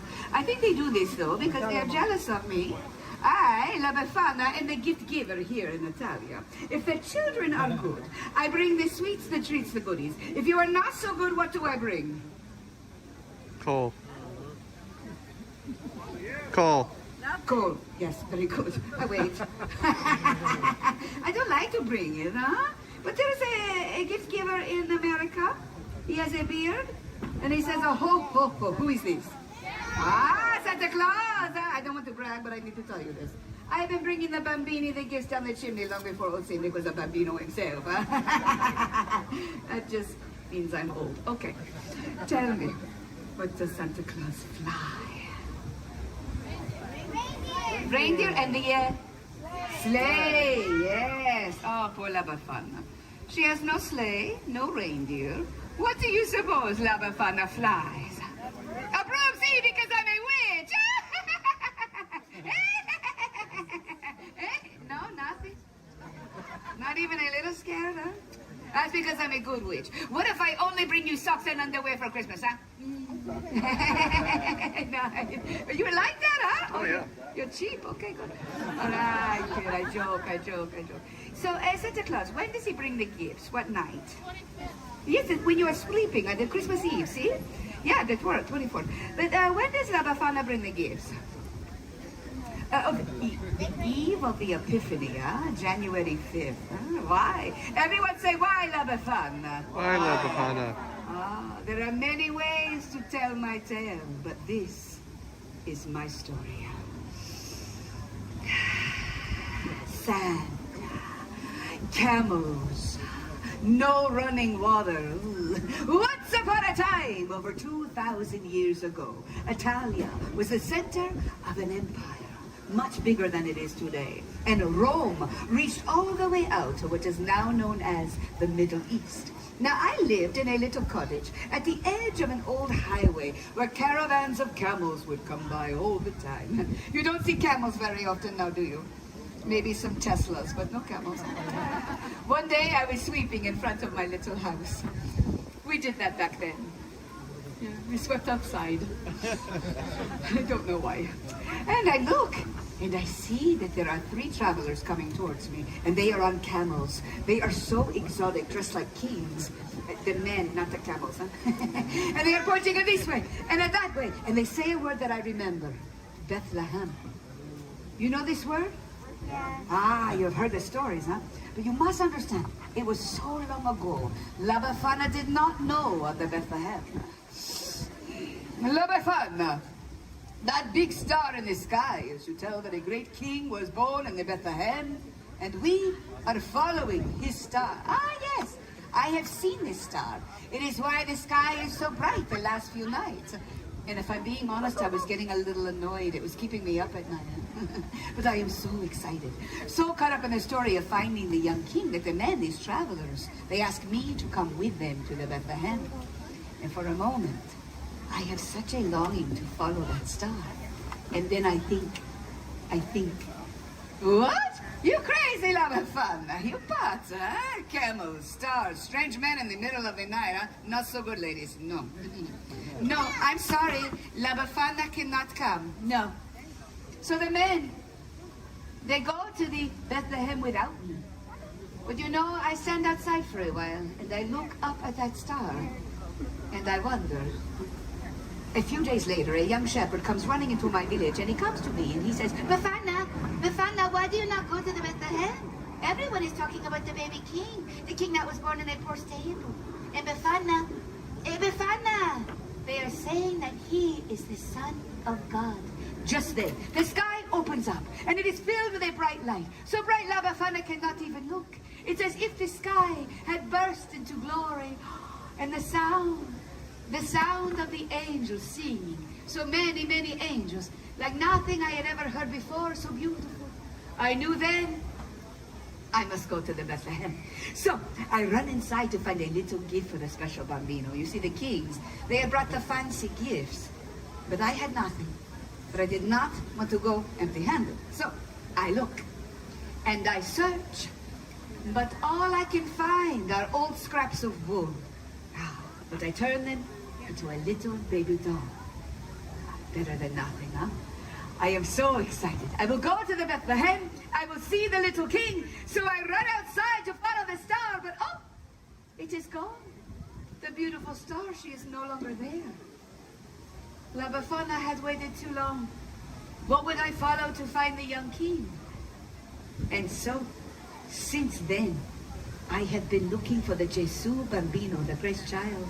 And on the eve of the Epiphany, that is when the three wise men arrive in the Bethlehem, I climb down the chimneys and I look into the faces of the children and I think, oh, are you him? Are you the Christ child? And when they are sleeping, you think this could be so, huh? No, I do not find the Christ child. But when I look into the faces of the precious children, it reminds me of the miracle of that star. And I leave them a gift. Now, you are probably all thinking, oh, La Befana, the story is so sad. No, not so. Say why, La Befana? Why La Befana?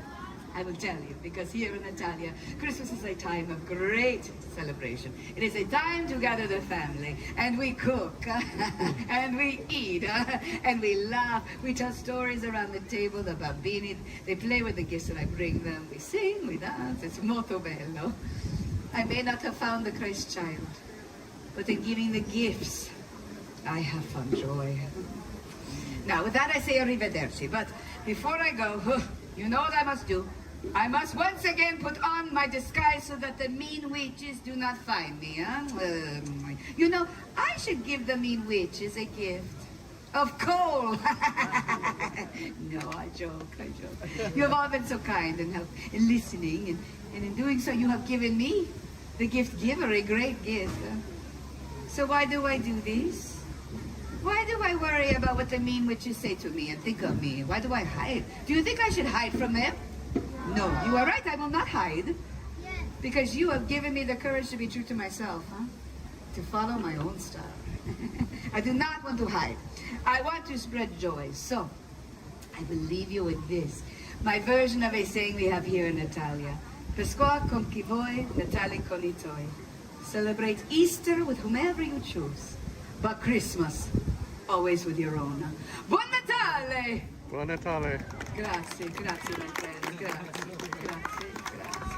If you would like a picture with me, I will come down here. I'm having a very good hair day. Hi, friends. Would you like a photo?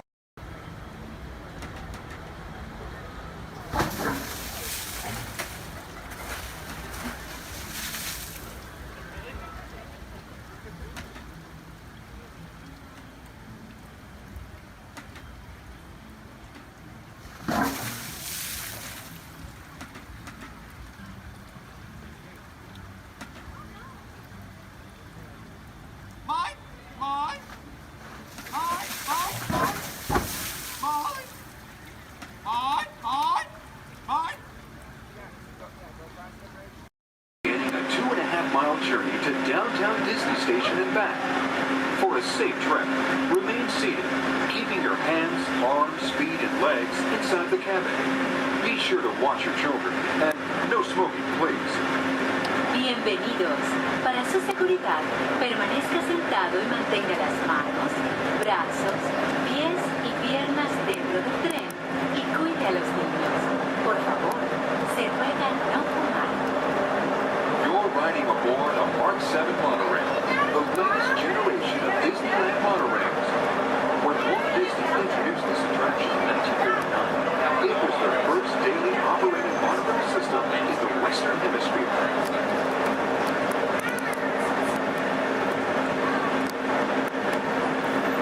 Just ahead is Disney's California Adventure, where you can live the ultimate California dream through attractions and live shows that are as diverse as the Golden State itself. The towering hotel is home to to the Twilight Zone Tower of Terror, where you can literally take a thrilling drop into Hollywood history. The bear-shaped rock formation is part of the Grizzly Peak Recreation Area, a haven for outdoor adventures. Beyond it, you'll find the high-energy fun of Paradise Pier. Coming into view on the left are the villas at Disney's Grand California Hotel and Spa. It's the first Disney Vacation Club resort on the West Coast and shares the same arts and crafts style as the famous hotel, which we are now entering.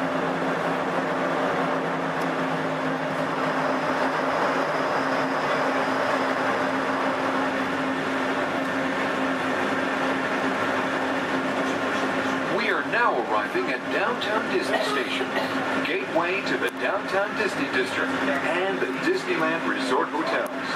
If you will be leaving us here and returning later today, please hold on to your park ticket and have your hand stamped as you leave the station.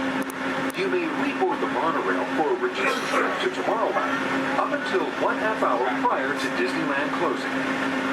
Please remain seated until the monorail comes to a complete stop and the doors have opened. Then, gather your belongings, lower your head, watch your step, and exit to the left of the monorail. Thanks for traveling with us today, and we hope you enjoy your visit to the Disneyland Resort. For those of you continuing with us, we'll begin our return trip to Tomorrowland in just a few minutes. Thank you.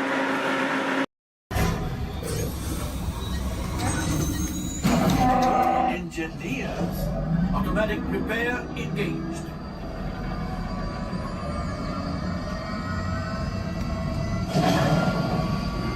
Right, pilot. Push the flashing button to take off. Pilot on the left. Move your stick to fly right and left. I was just about to say that. Pilot on the right. Pull back on the stick to fly out. And push forward to fly down. Oh, watch it. Julie is flying this thing looking in the air. Weapons are online.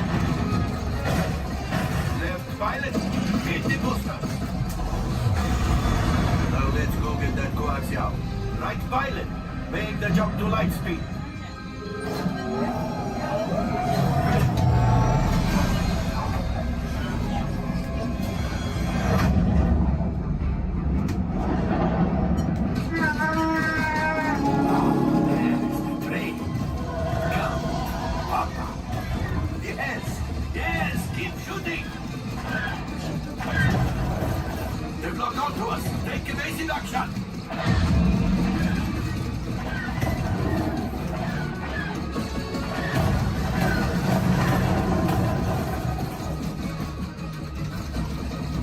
There it is! After that train!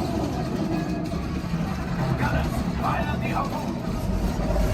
Excellent! Now, gunners, shoot the cargo free! Left pilot, brakes!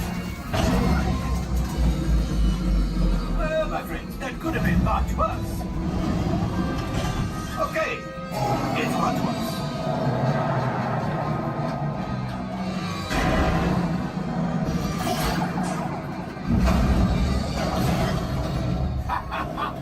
Yes, you got one. Excellent, my friends. Now power up the ship. Well, I grab the gold axiom. You see, just as I promised, my friend. Now that the resistance has already, maybe a little something for Hondo. Pilots, line up behind the train so we can harpoon that last car. Gunners, fire the harpoon. Gunners, shoot the train. The cargo is breaking free. Keep shooting. Good job, my friends. Yes. We got the coaxium. I will grab it. You keep up to the train.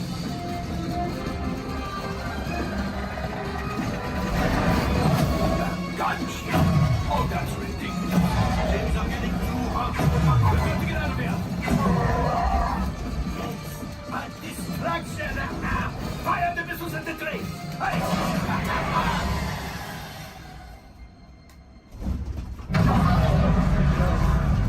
Watch out! The Star Destroyer is collapsing! Left pilot, hit the boosters! Boost!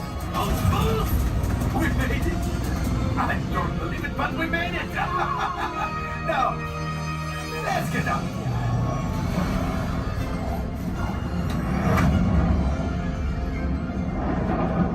Great job, my friends.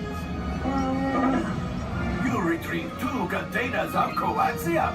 This will greatly help the resistance. You have heard the First Order and made Chewie proud.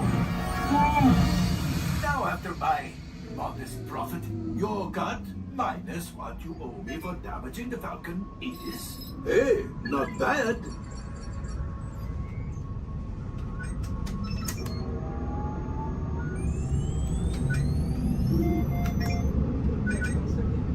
R5, damage report. Engine failure. All right. Hyperdrive leak. That is not too good. Multiple hull ruptures. Well, it could be worse. All right, I'm making an executive decision. Everybody out. Go on, get out.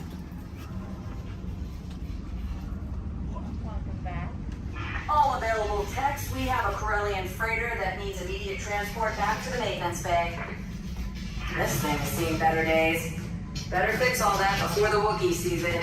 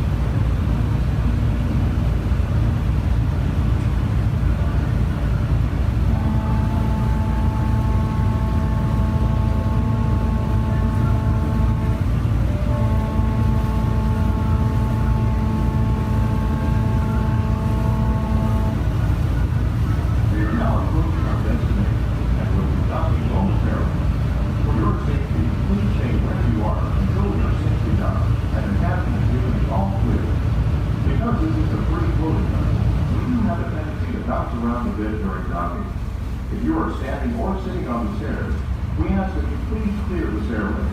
Everyone else, please remain where you are until we've completed our docking.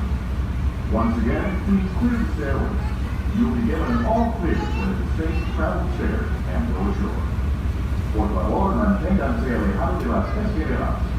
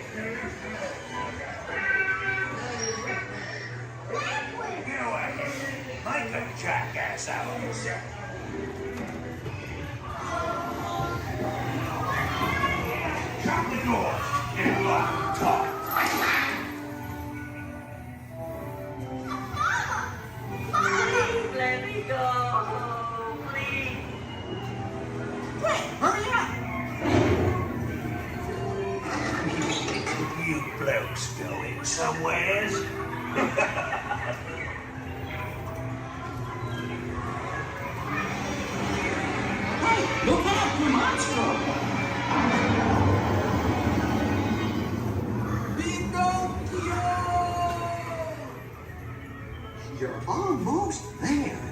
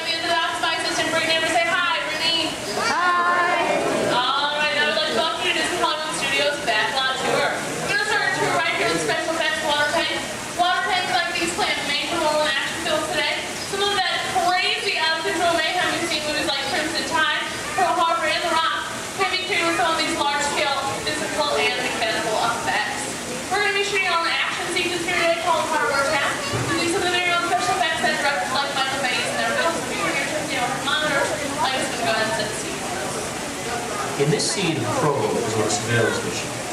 Searching the skies for enemy aircraft, the crew is caught off guard with the real danger surfaces from beneath the sea. This is going to require a full range of physical effects, split-second time, and careful direction. We have the lights, we have the cameras, all we need now is the action. Alright, now if anybody knows this serious action, it definitely would have to be director Michael Bay. Some of the special effects you're going to see in the return today include water cannons, pressurized up to 100 pounds per square inch. That must be time to match our sound effects. And probably the most important effect out of all of these is fire. So it must be ignited at the exact precise moment. And it does take a lot of time and energy to set things to premise for an explosion. But the most important factor in all this is the safety of our actors, and that's where you come in today's ceremony today. Everybody say hi, Todd. Alright, everybody say bye, Todd. Alright, Todd, you have a castle warm again today. Your scene takes place way down there in the engine of the PT boat. So you want to go ahead and dive on in for me? Did you bring your bathing suit? Oh, I hate when that happens. That's okay. When that happens, we actually just recreate the engine right for you right here, so Ball Bridge gets you all set up.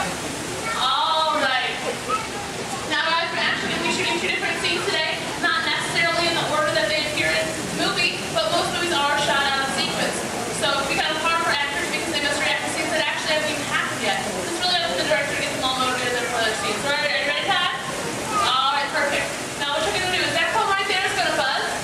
Right there. It's going to buzz just before 800 gallons of water is come pouring out of those tanks, slide down the chute and slam into like spring. Not a big deal, right? Perfect. Alright, you can handle it. Are you ready? Perfect. Alright. Good thing this one 800 gallons. It's more like 1,000. Okay, let's not let them know that because there's a fine line between motivation. Okay, are you ready? Perfect. And we'll play back. And action. Go ahead and pick up that phone for me. Call your captain. Let him know you might be taking on just a little bit of water.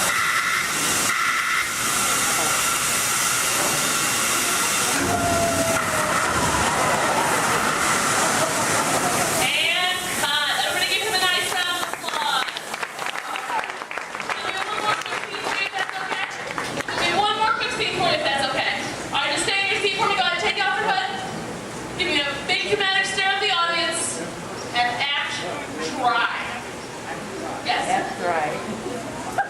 How's he doing, guys? I think he's doing a pretty good job. Give him another nice round of applause. Alright.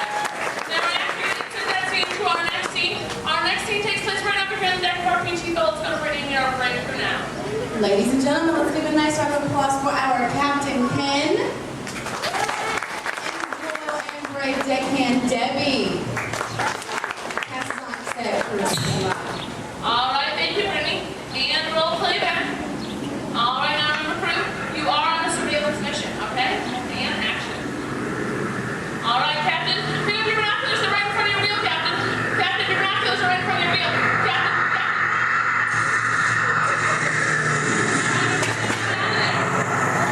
Alright, Captain, spin your mouth, hurry. He's coming back for another round. Get your foot out of there.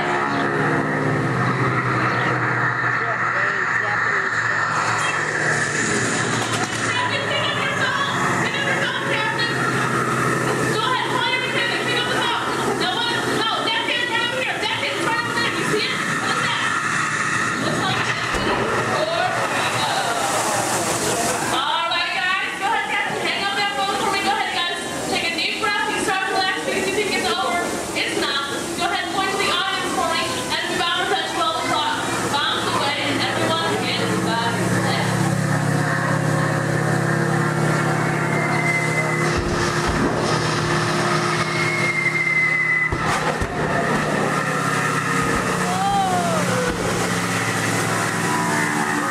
Alright, congratulations, team. Justified and aerial attack. And again, when you think it's over, it's not. Go ahead and point to the audience for me and yell, look out. Because 2 torpedoes have just headed their way. And everybody give them another nice round of applause. Alright, guys, those 2 scenes together. Add some computer-generated images, pre-recorded dialogue, and a rousing musical score. Turn your attention to the overhead monitors as we proudly present our road tap.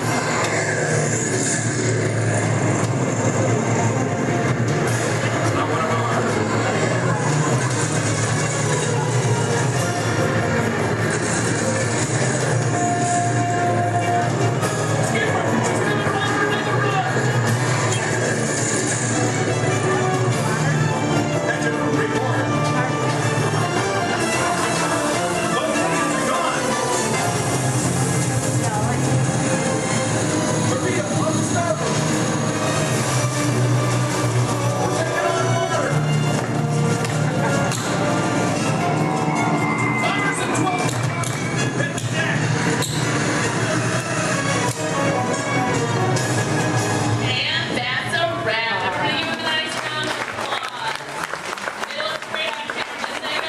gonna grab the anti-aircraft guns. Myself and my assistant Brittany would like to thank you all for coming out to our chat. If you're waiting for any of our brave volunteers, just stay right where you are. If not, go ahead, turn to your left, down the exit ramp through the cops warehouse.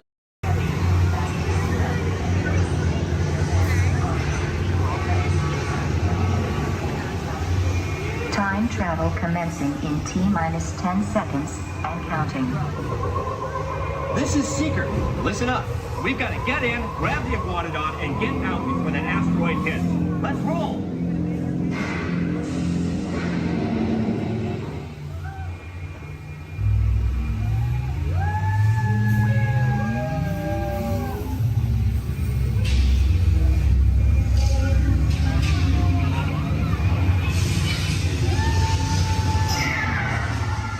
Okay, now, let's go get that dino. Computer, what are you tracking? Styracosaurus. Not our dino. Warning, meteor shower in range. Just little one. Oleoramus. Hadrosaur. Raptor.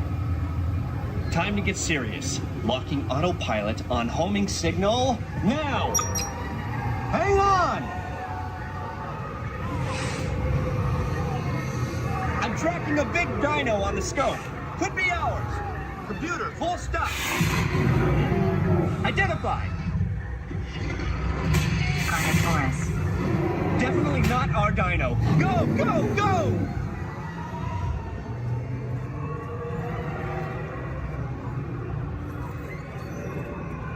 Another big guy coming up. Computer. Slow and identified. Sauropod. Still not our dino, but at least this one's a vegetarian.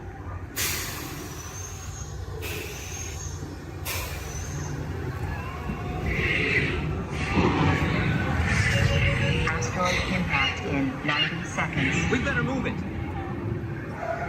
Pterodactyl. Incoming!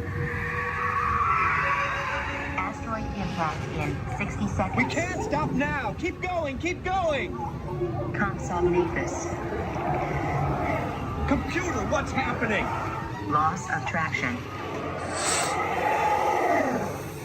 Four-wheel drive, move it! Warning, meteor strike. Evasive maneuver! Left! Right! Left! Right! That was close. Computer, now what? Carnotaurus. That's it! Abort mission! Abort! Abort! Iguanodon. Forget it! Get them out now! Asteroid impact. Brace yourself! This is it! They're not gonna make it! They're not gonna make it! Mission accomplished. You made it! I knew you would, and guess who made it back with you? I better find him before security does. Thanks for everything!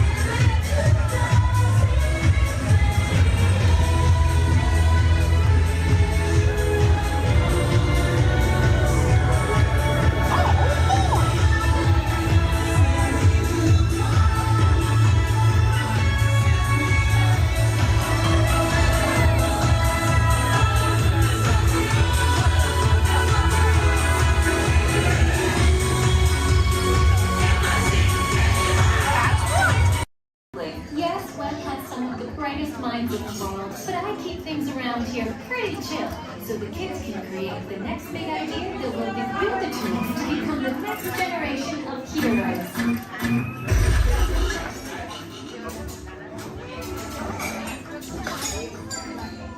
We hope you have a great time on your visit to the Worldwide Engineering Brigade Open House.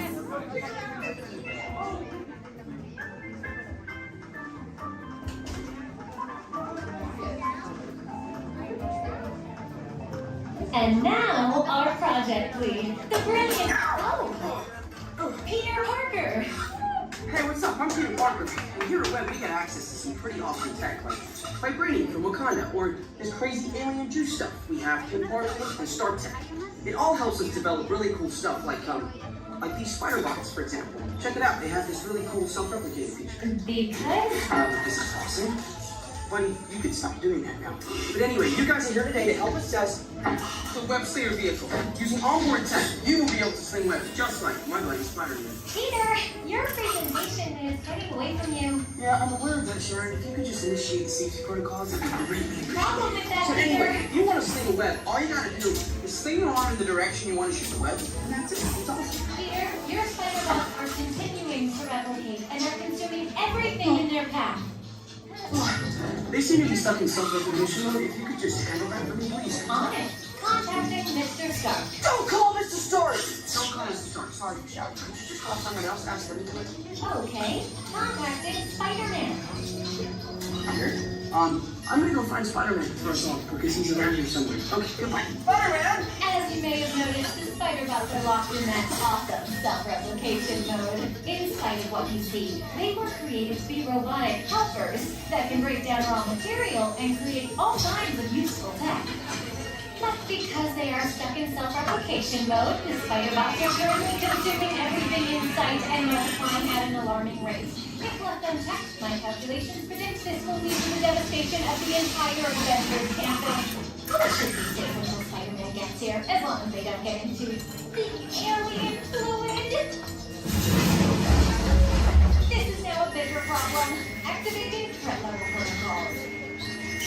Hey guys, what's up? I hear you have a phone problem. I'm here to help. You made it. Great. Threat level is at exponential danger. You might need some help.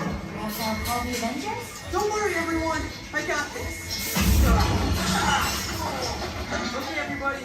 Open house is canceled. Wise idea. And I could use some help. Yes, you could. Sharon, prep the Slinger vehicle. Already on. Everyone head to the Slingers and we'll team up to stop the spider bots before they destroy the campus. It's easy. Okay, we have a plan. Please move quickly through the doors and down the hall to the Slinger vehicle bay. Your open house demo has been upgraded to a high-stakes mission to save the... In 1923, a young man from the American Midwest, along with his older brother Roy, started a cartoon studio in the back rooms of a small real estate office in Hollywood, California. This was the small beginning of a family entertainment company that would create unforgettable stories, characters that become beloved friends, wondrous experiences, and music that has become the soundtrack of our lives. That young man was Walt Disney, a master storyteller whose imagination knew no bounds and who delighted in making the impossible possible. Disney 100, the exhibition, is a journey through 100 years of Disney magic, presented in themed galleries based on Walt Disney's creative concepts and philosophies. These include storytelling, creating believable characters, the spirit of adventure and discovery, the magic of sound and music, the world around us, real and imagined, curiosity, imagination, and technological innovation, the worldwide wonder of the Disney parks, and an everlasting sense of optimism about the future. Walt Disney famously said that it was all started by a mouse, but it really was all started by Walt himself. His philosophies became the foundation of the Walt Disney Company. They still inspire Disney's artists, filmmakers, Imagineers, and the storytellers of today. Oh boy! Oh, steady! Whoa! Hi, Mouseketeers! Well, here we go again, so hang on. Anything goes. You ready? And let the show begin! Here's my pal Walt to tell you how the magic is made. There's a lot of satisfaction in developing ideas into reality when we consider a new project we really studied.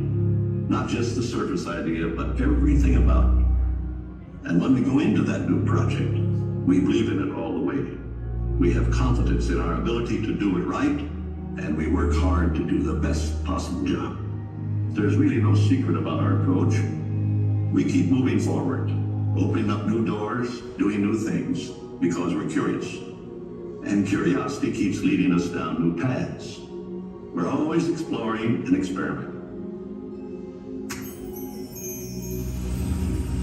Everybody ready? Then on with the show!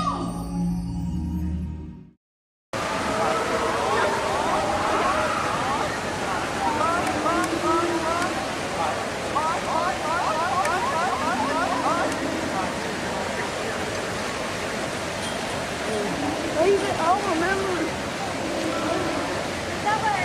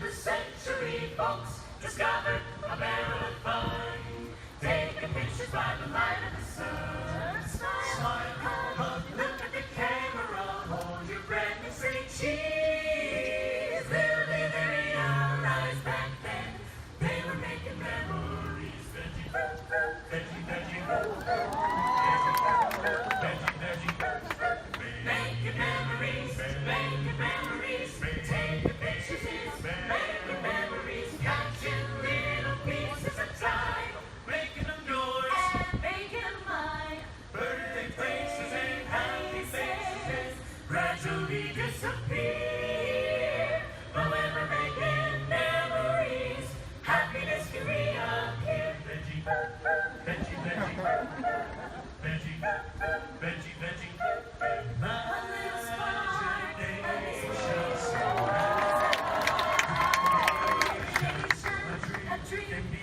A dream come true. We're just as smart. In me and you, we can dream it, and we can do it. Yes, we can. If we can dream it, then we can do it.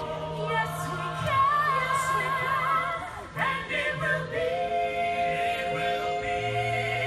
a future filled with care for you and me. A world we all can share. For today holds the challenge to make this world a better place to be. New horizons for you and for me.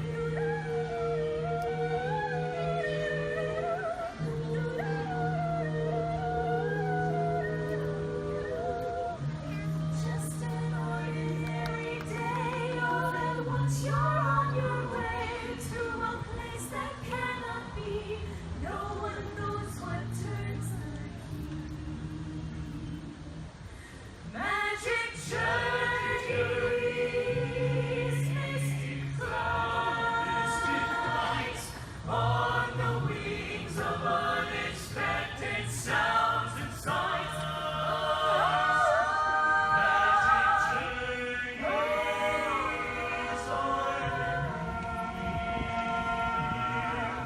Do they mirror what we think or sense or feel? We go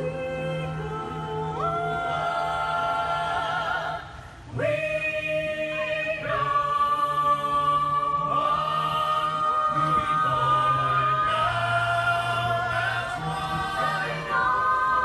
With the spirit with each rising sun to a new day we go.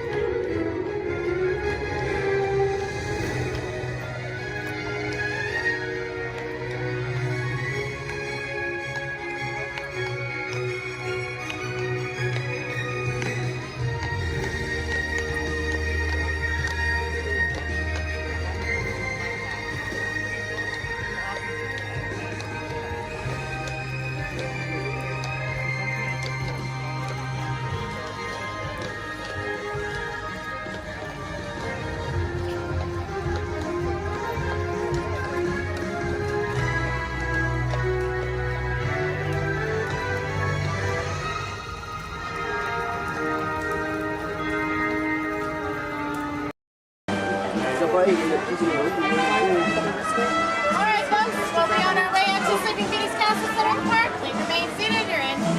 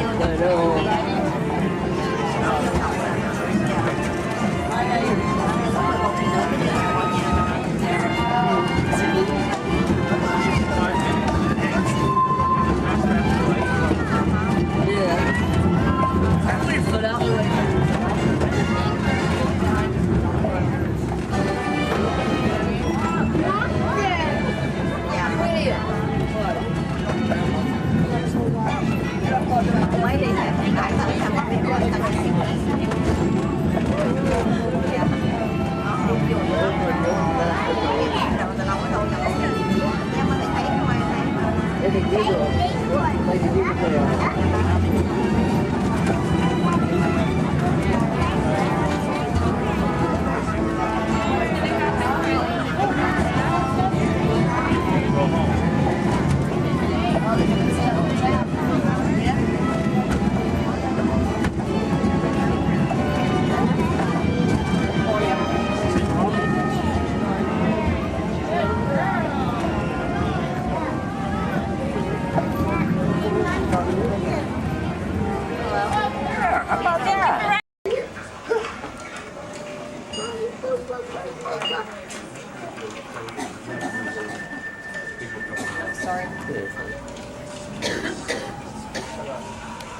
Mommy, you wanted me to ride with you? Only if you want to. 'Cause otherwise, nobody's going to be there to hold your hand. You want to be able to hold my hand? Yeah. The next group's ready. I put my hands up in the car. You gotta get. Hi, everybody. Welcome to the test track. My name is Bill McHale. I'm up here in the control center. In just a couple of minutes, you're going to be out there on that track. But first, let's put together your test schedule. These are the same kinds of tests that are run at GM test facilities all over the world. Let's put up the 26 8th grade. You got it. Okay, we're going to start you off on an accelerated hill climb. Now, these steep grades give us a chance to evaluate the effects of heat and stress on your engine and on the transmission. Twisted jar blocks. Let's put up the blocks, German and Belgian. Next, your vehicle is going to go over a variety of rough road surfaces. These are designed to test the integrity of the suspension and the chassis. It's gonna get a bit bumpy. Yeah. Next, you're going to see and feel what it's like when your brakes lock up and you lose control of the steering. Hang in there because we're going to do the test one more time, this time with the ABS or the anti-lock brakes. Okay. What's next? Let's do some environmental tests. Put up 2, 5, and 7. 7? Yeah, 7. Okay.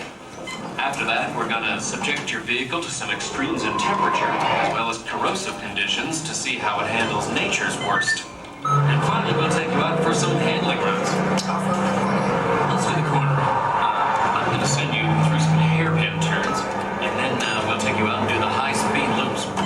And depending on how your vehicle and you hold up, we'll even throw a few surprise tests in there. Surprise test? Yeah. Pick one. Now, if this whole routine seems a bit extreme, you're absolutely right. That's what a test track is all about. The cars you drive at home are made up of over 15,000 different parts, and every one of them has to pass the test under very extreme conditions before we ever let it off that test track and out onto the road. Now, as you can imagine, safety is a big concern of ours, so we're going to insist that you buckle up your safety belt securely. You'll be glad you did. Oh, we're ready.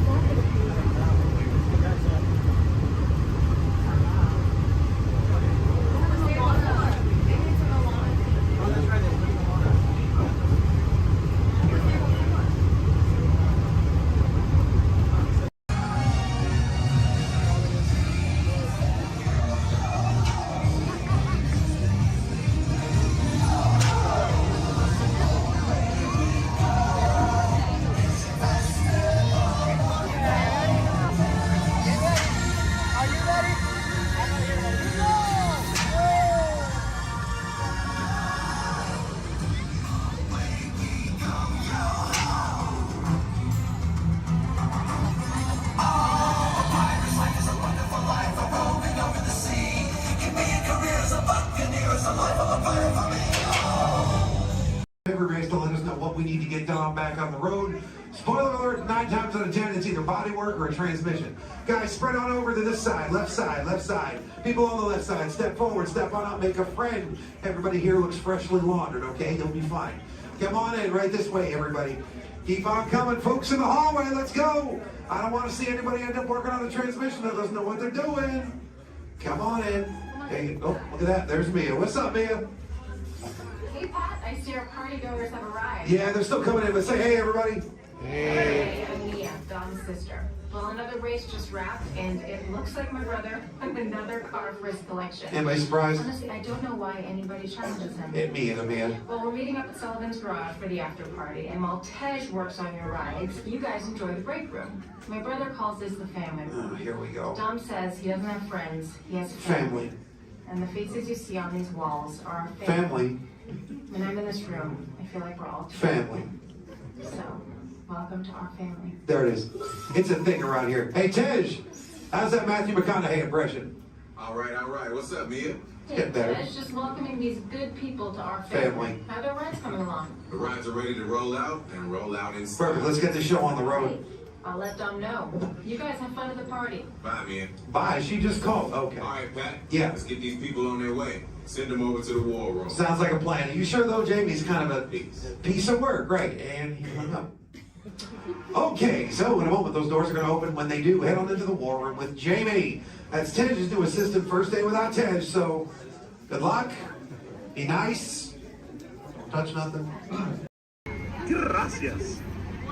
Now, Casey, let's get this show on the road, or track.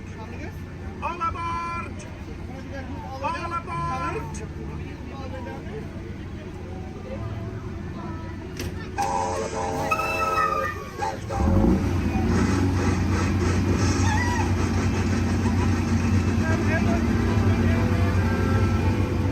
Casey Jim is coming down the track, coming down the track, with the smoke stack. We're perfect coming round the hill. Casey's here, every jacket Jim. Every time he's finding a little way.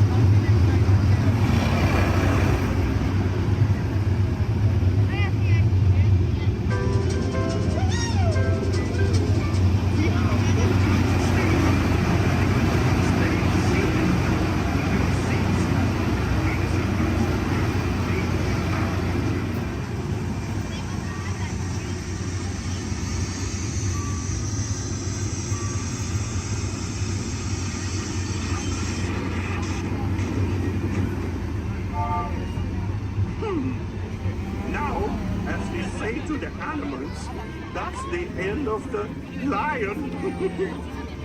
Fantasyland! Fantasyland!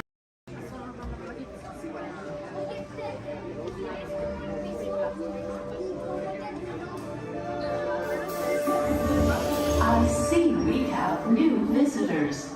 Welcome, Terrans, to the wonders of Xandar. I am World Mind, sentient supercomputer of Xandar. I hold the knowledge, memory, and experiences of all Xandarian citizens, past and present. This gives me extensive knowledge, yet I am constantly learning, and I am now learning about you and your planet, Terra.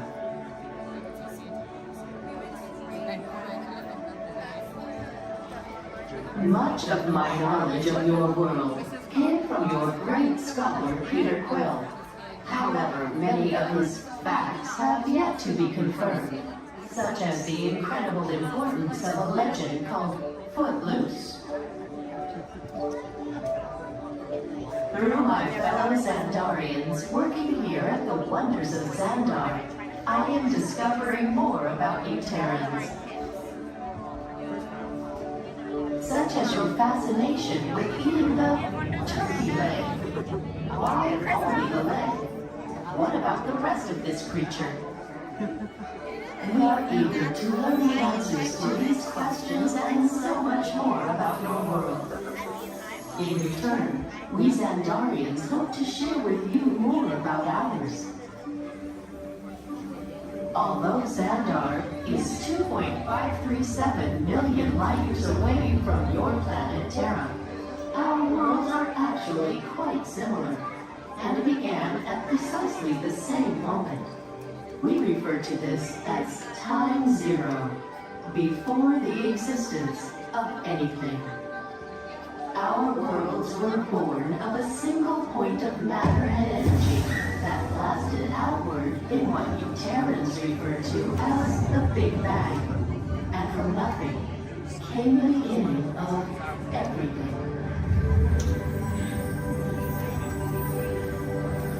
Incredibly hot and extraordinarily powerful, this explosion filled the cosmos with a cloud of rapidly moving particles.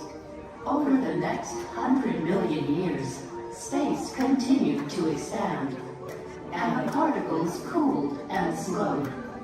As they coalesced into huge swirling clouds, gravity pulled them into larger, denser clusters. At the heart of these clusters, the temperature rose, and the particles were compressed so tightly they fused, releasing enormous amounts of heat and light. This is how the very first stars in our shared universe were born.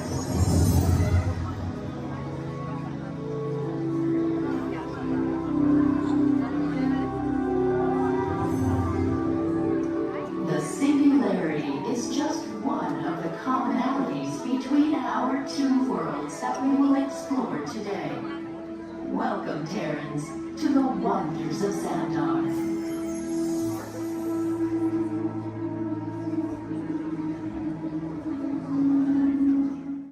We recently learned that your Terran visionary, Walt Disney, had a similar goal in mind with his early concepts for the experimental prototype Community of Tomorrow. Years now, Peter Quill, what do you have to say about this? It was really a group effort to execute my plan. Thank you, Mark. The green lady, I would love to hear more about how Terra was chosen for this Wonders of Xandar tour. Well, that was really my idea. And that got too, because I love that place. It's awesome. I went there as a kid, and I cannot wait to get to go back and ride. I forgot this, man. I also want to see the energy, dinosaurs, and of course, hear the veggie fruit. It's the best. Okay, well, I'm sure it will be wonderful for you to relive all of those memories again. That's us. And it's thanks to Guardians that Xandar is reaching out to other cultures across the galaxy.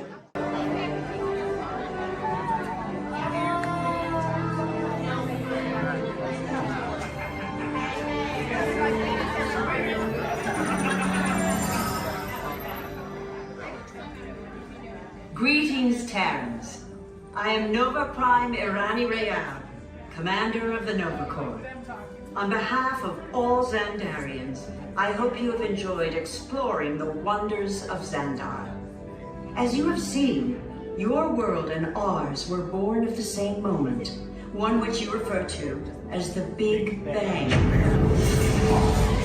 As such, we are all galactic neighbors in a vast universe which we and countless others share.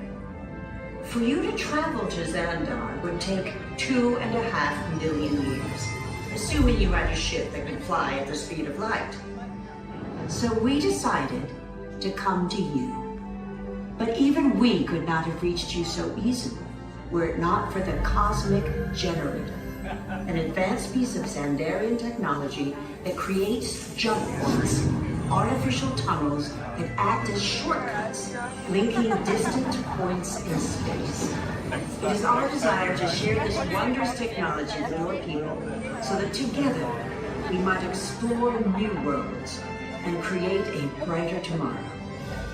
And now, as the culmination of the wonders of Xandar, you will be teleported to a Nova ship above your planet for a demonstration of the Cosmic Generator. I trust you will find it an unforgettable experience.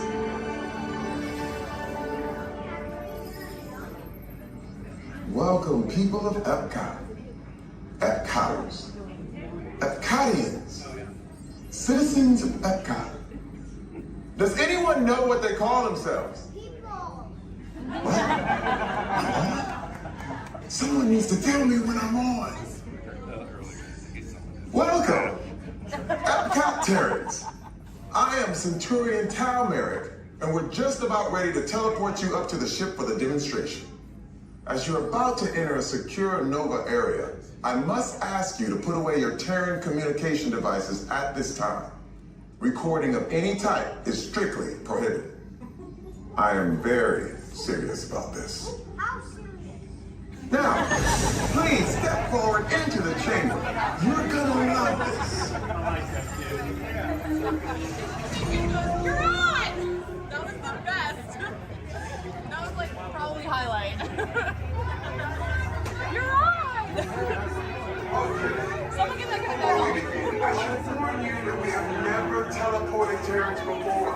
But since your molecular structure is very similar to Xandarians, it should work. It'll work. So long as you are standing inside the lighted ring. You do not want to know what happened last time someone did not stand where I told them to, okay? Stand by the teleportation. Here we go.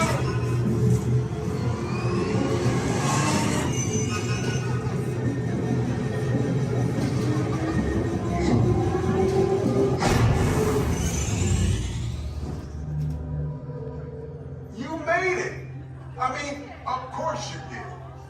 Nova Prime, they're ready. Excellent.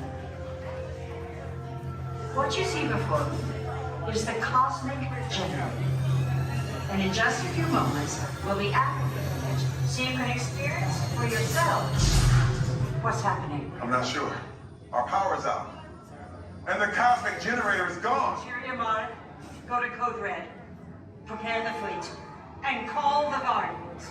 Now. There is no cause for alarm. Turn off that alarm. I've got an important transmission coming in. Hey, what's up, Nova Corps?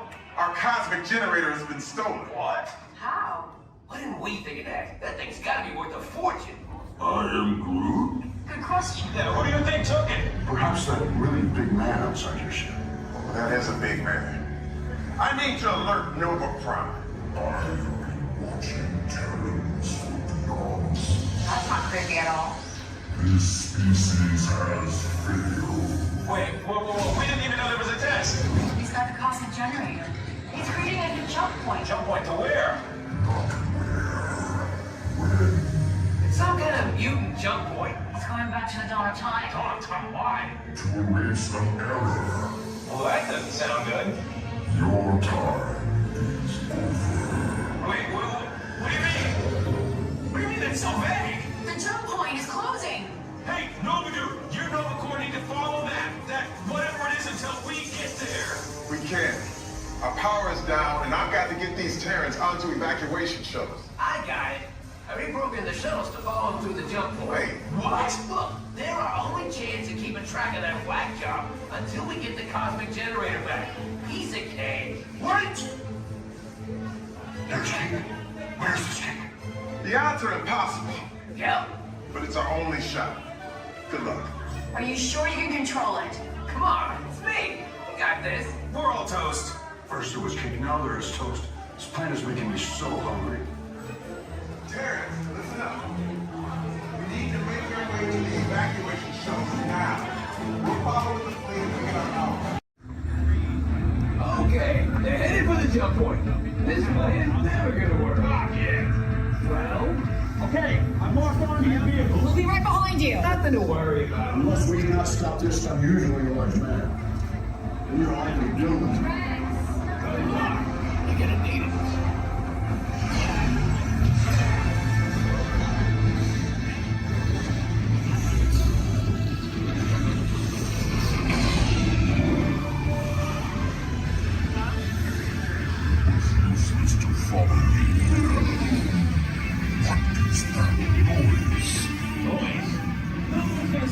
Rock and roll from existence. What have we done? I think we took back.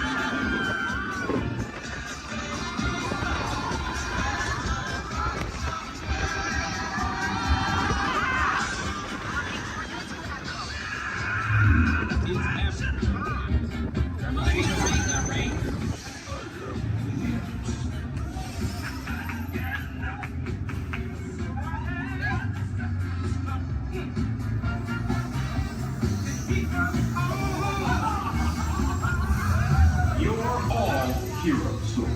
Do you really think they deserve to be called heroes? Do you see how they dress? It's just a figure of speech, Drax. You are lying to them. Now I understand. Welcome to the Guardians of the Galaxy.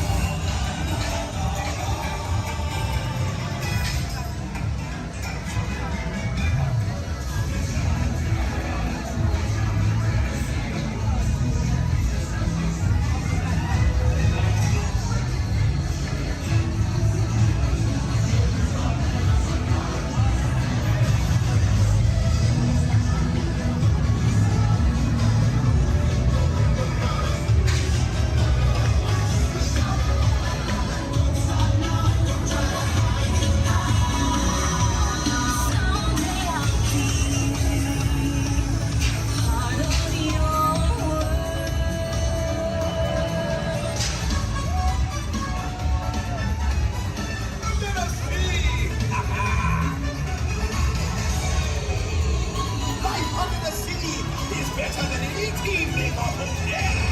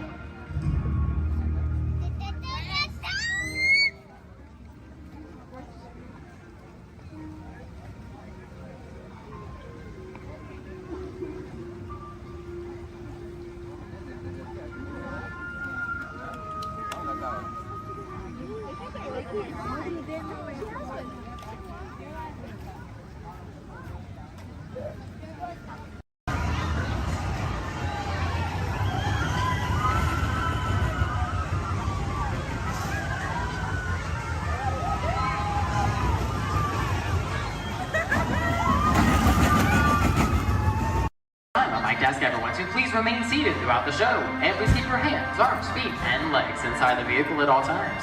Oh, don't forget to supervise your children, and for the safety of our cast, we ask that you please refrain from the use of flash photography and external video lighting. Now that we've taken care of business, let's talk about me. My name is Travis, and I'll be your guide for this magical journey into the movies. It's the perfect job for me because, why love movies? Is everybody ready? Great, the cameras are ready to roll. Ready when you are, CB.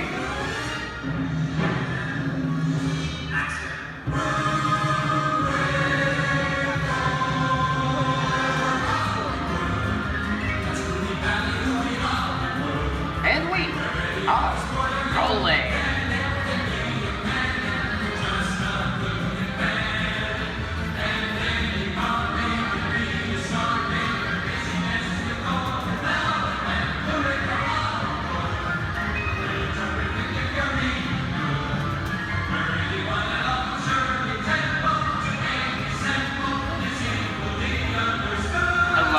Welcome to the Great Movie Ride. Once again, my name is Travis, and on behalf of Disney's Hollywood Studios and Turner Classic Movies, please welcome our host for this one-of-a-kind tour, Robert Osborne. Thank you. Hooray for Hollywood indeed.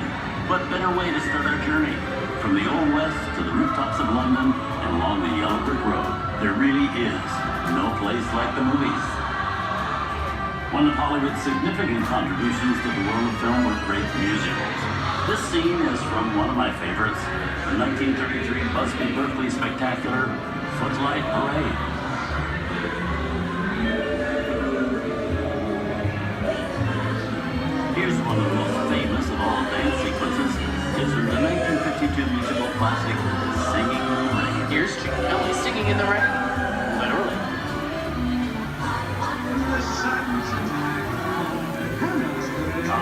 one of the quintessential Disney musicals, Mary Poppins, starring Julie Andrews and Dick Van Dyke. This classic earned 13 Academy Award nominations. I love this song. Sing along.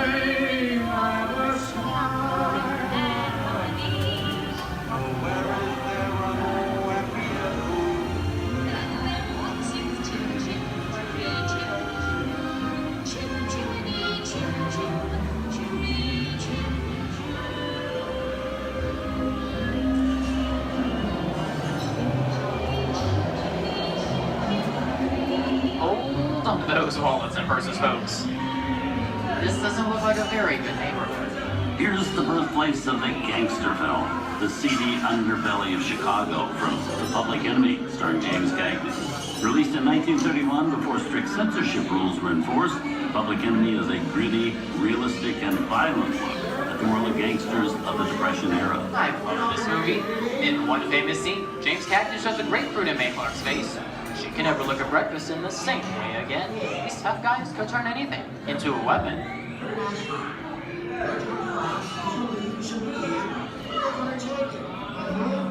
gonna kick in with the dog. If you don't, somebody's gonna drop by here and take your teeth out one at a time. And me, I get you. Now eat it. Tough guy,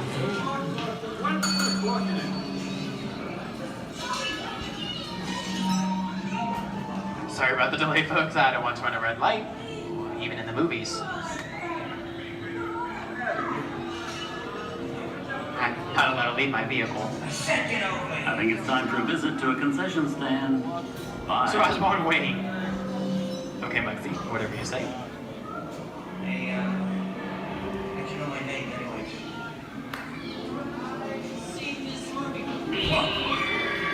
I hear someone singing your fancy cars like to get out of here. So beat it. I said spread out of here or you're gonna get hurt. What reason is that? Here they come, Buzz! Get out, you grinders!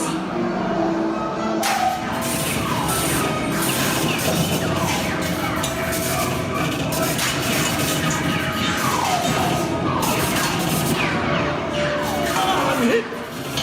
I'm hit! Foxy! They got spin! Foxy! Foxy! Where's his head? His head!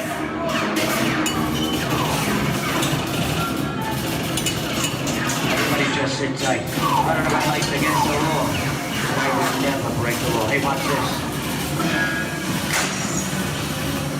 No more red light. Foxy!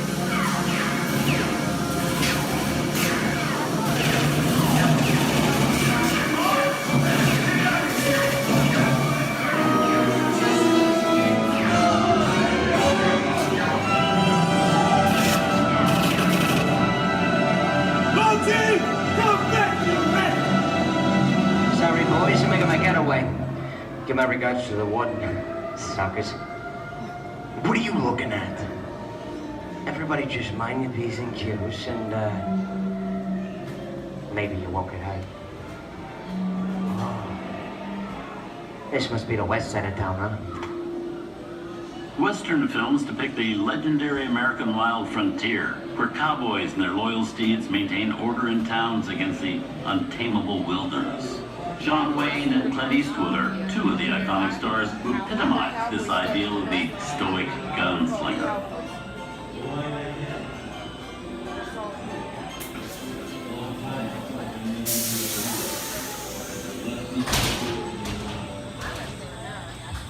Sleepy little baghead. That's some mighty tough territory you're heading into, Pilgrim. I'd think about turning back if I was you. That is, if you want my opinion. But I reckon you... Now that we're in the clear, this looks like the perfect time to collect up all your valuables. We'll start with the jewelry and then we'll... What are you talking about? I didn't even order this name, Mother Kappa.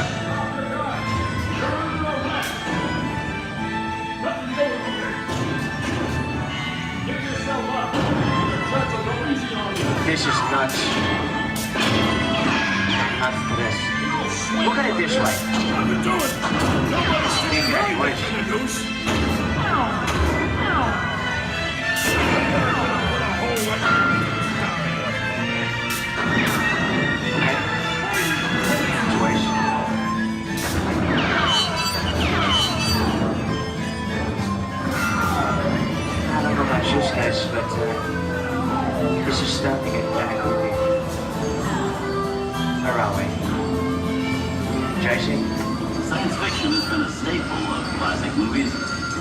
Méliès's Trip to the Moon to George Lucas's Star Wars. In 1979, director Ridley Scott and Sigourney Weaver made audiences believe that in space, no one can hear you scream. This is Alien.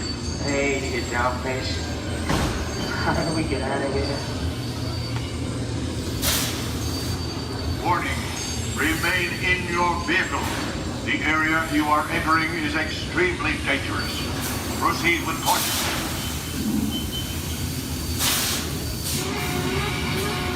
Danger. The emergency disruptor system is now activated. The ship will detonate in T-minus 10 seconds. The option to override automatic detonation expires in T-minus 5 seconds. What is that thing?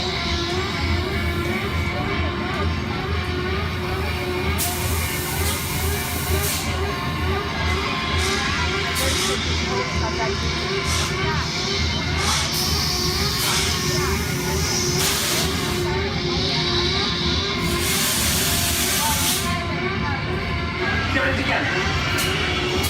I'm getting out of here. That's enough creepy crawly things for one day, right?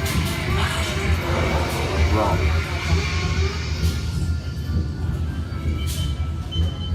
Steven Spielberg and George Lucas cemented their status as the blockbuster boys with their first partnership.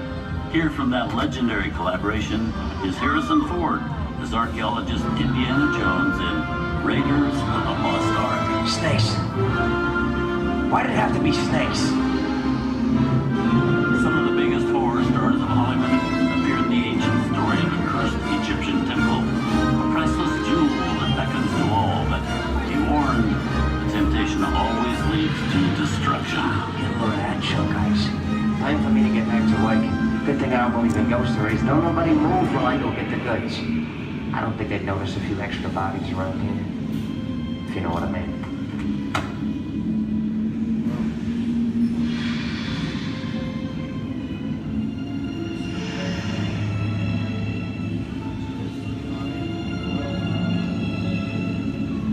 I've seen enough movies to know that you really shouldn't even think about trying to steal a jewel.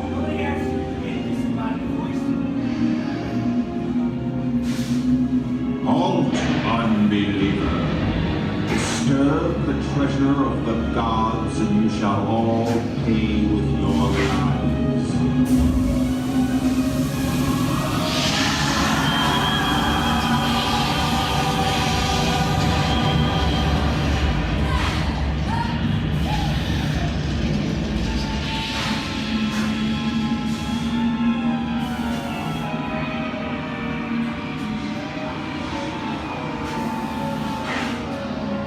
Not bad for my first movie, huh? The twist ending.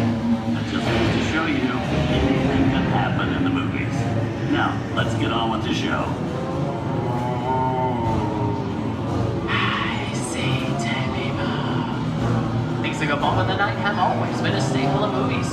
One of the first horror films was a silent short featuring a dancing skeleton, written by the Befana brothers in 1897. Both audiences and filmmakers felt really interested in the cop, but the term horror was used to describe a film until the 1930s. Wow, there's really a jungle out there.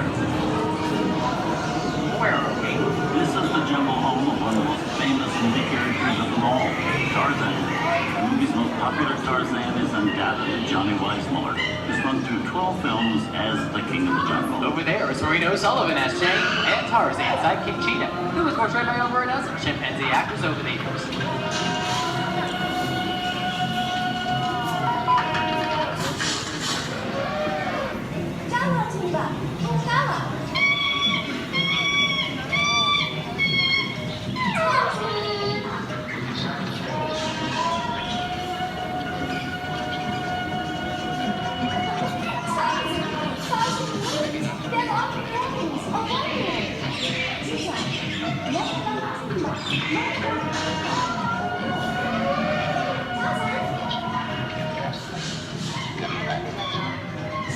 Here's Humphrey Bogart in his most famous film role. In 1942, Bogey finally got to spread his wings and romance the beautiful Ingrid Bergman in Casablanca. Look, I know that it'd be noble. But it'd be much to see that the powers of three little people don't amount to a hill of beans in this crazy world. Someday you'll understand that.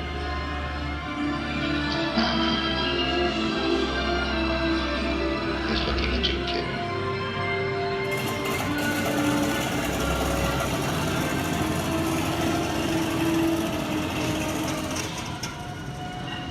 Inside of us, we both know you belong to Victor. It was work the thing that keeps him going. That thing moves around, you're not with it. And now, one of the most famous movie stars in one of his greatest roles, Mickey Mouse, as the Sorcerer's Apprentice in Fantasia. When the film came out in 1940, Walt Disney promised to add new musical sequences in the future. His Henry Roy kept that promise 60 years later with the release of Fantasia 2000.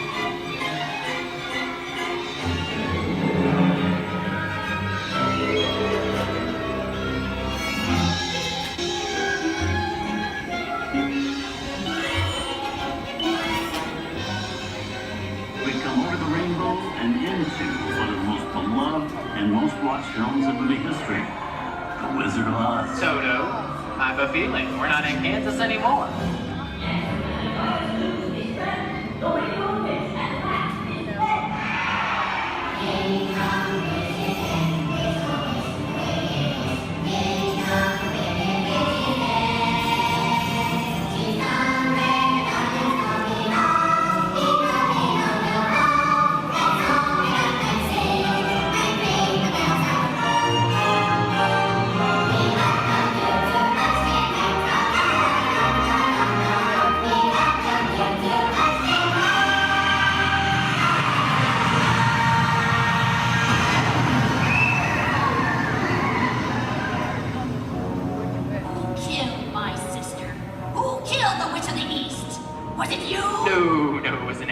I didn't mean to kill anybody. Well, my little pretty, I can cause accidents too. Oh, rubbish. You have no power here. Now be gone before somebody drops a house on you too.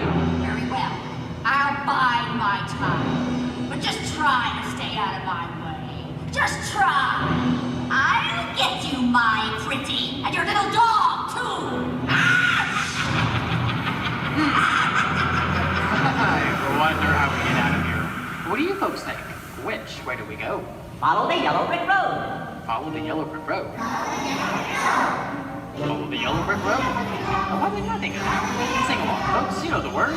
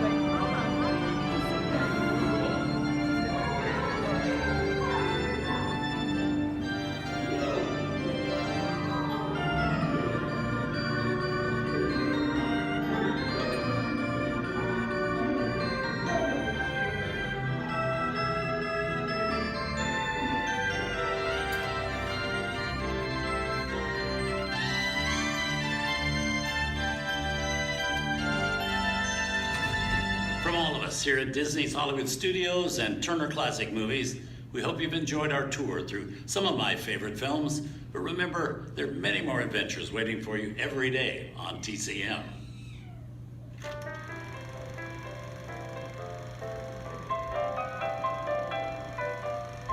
We didn't need dialogue. We had faces. Wait a minute. You ain't heard nothing yet. Step in time!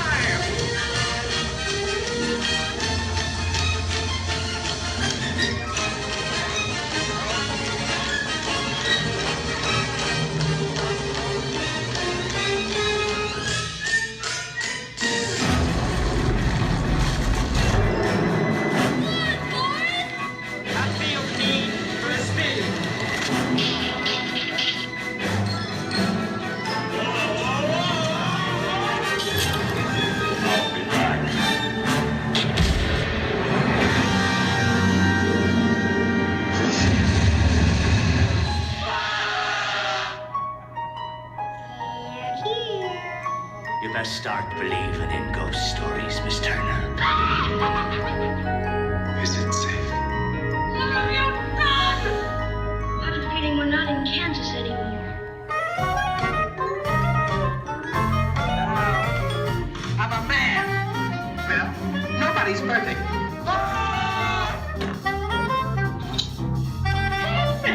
Shut up!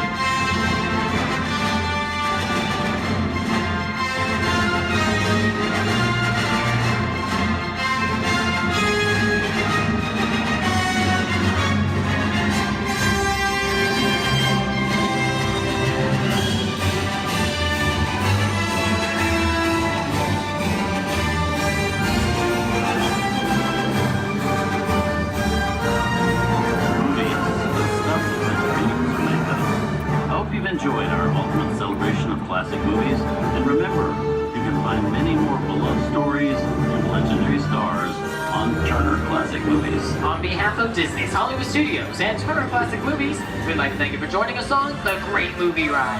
Now please remain seated until the vehicle comes to a complete stop. Please take small children by the hand and gather your personal belongings. And once these doors have opened, rise dramatically to your feet and make a frantic exit towards the rear of the vehicle. Oh, and one more thing. When I yell action, don't forget the thunder is the law or yours truly. Okay, please everybody, and action! Thank you. Have a wonderful afternoon at Disney's Hollywood Studios. Bailey's echolocation's awesome. We're gonna do it. Everyone, both fins up, go. Okay, sub-level, really good. Back bench, solid. Grandma in the corner. This is where we put our fins up. Good job, Grandma. Good job. Fins up, eyes closed, go. How many fins am I holding up now? No, you gotta go. Yeah, you so totally rock.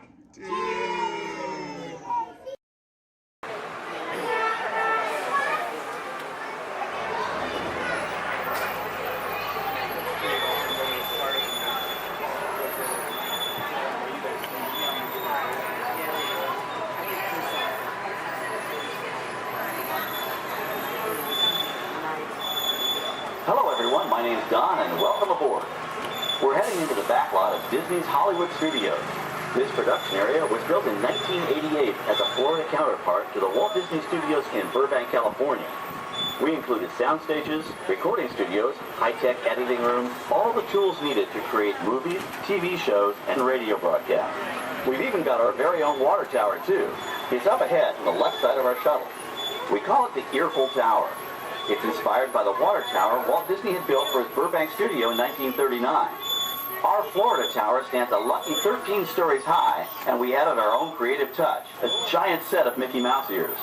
If you wanted to wear those ears, you'd have to have a hat size of 342 3/8. Up ahead, after the next bend in the road, you'll have a perfect opportunity to take a picture of this famous icon. In the world of entertainment, every project starts with a screenplay and a lot of creative ideas. A production studio is where the ideas of writers, producers, and directors are transformed into an on-screen reality. Within these huge spaces, filmmakers can literally create their own worlds. Our Florida sound stages are soundproof, weatherproof, and most importantly, air-conditioned. All vitally important for the cast, crew, and equipment. Many of the crafts needed for filmmaking are located right here on the lot. On the left, we have our own greens department. It grows flowers, trees, shrubs, and topiaries. A few well-placed plants can cover up empty spots in the set and add a touch of natural beauty to a scene. On the right are two of the aircraft from the 2001 blockbuster hit Pearl Harbor. These exact full-scale replicas of P-40 fighters were used in the special effect fight sequences. Of course, many of the planes we saw flying through the aerial battles or sitting on the ground weren't real at all. They were created entirely within a computer. Oh, keep your cameras focused to the right. We're coming up on that perfect angle of the Eiffel Tower I told you about. It's a true masterpiece.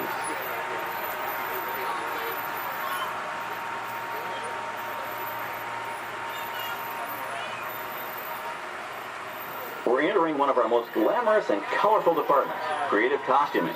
Every star has to have just the right wardrobe, and it all begins here with a designer's sketch. Our team of designers, seamstresses, and tailors can turn 1.5 million yards of fabric into over 25,000 costumes every year. Many of these costumes will become part of the shows and attractions of the Walt Disney World Resort. In fact, here in Florida, we have the largest working wardrobe department in the world. Why, Mickey Mouse alone has over 175 different outfits to choose from, while Minnie Mouse keeps more than 200 unique costumes in her wardrobe. On the left are costumes worn by the stars in recent studio productions. You'll probably recognize some of those costumes from the big screen. Every story needs a setting, and our design staff can create just about any place a script calls for, from an urban city street to a remote desert canyon. On the left is our scenic shop where large-scale sets and props are built. Our team of set designers, carpenters, artists, and engineers has created caves and caverns, game show sets, even replicas of the U.S. Supreme Court and NASA's Mission Control, all on our sound stages. The shop also provides sets and props for our shows and parades here at Walt Disney World. The same skill and craftsmanship that goes into a movie set can also be used to create magic for our parks. Either way, it's all about making dreams come true.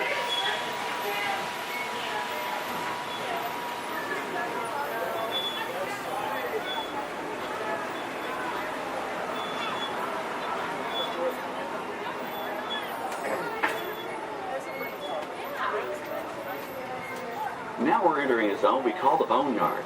It's an outdoor storage area for oversized props and vehicles. Cars, trucks, boats, planes, we often save these props in case we need them for future productions.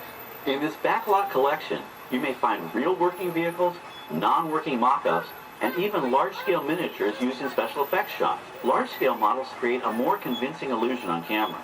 We even place small cut-out passengers in the windows of the plane.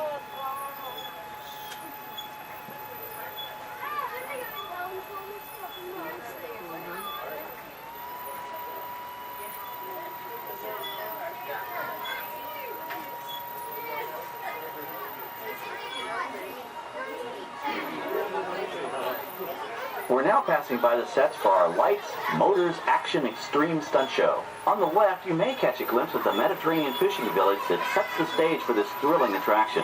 We'll get a closer look at it soon, but for now, we're approaching one of the largest standing sets on our back lot. It's over on the right. It may not look like much from this angle, but it's pretty spectacular on the other side.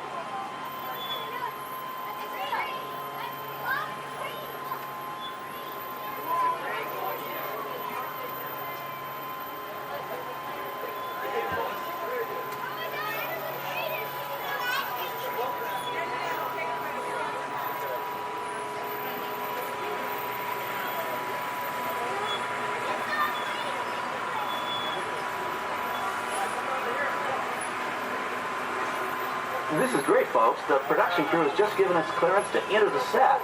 Hello, Backlot Tour. I'm Amy, a production coordinator here at the studios. I can see your shuttle heading toward our canyon set. I've given your driver permission to come in and take a look around.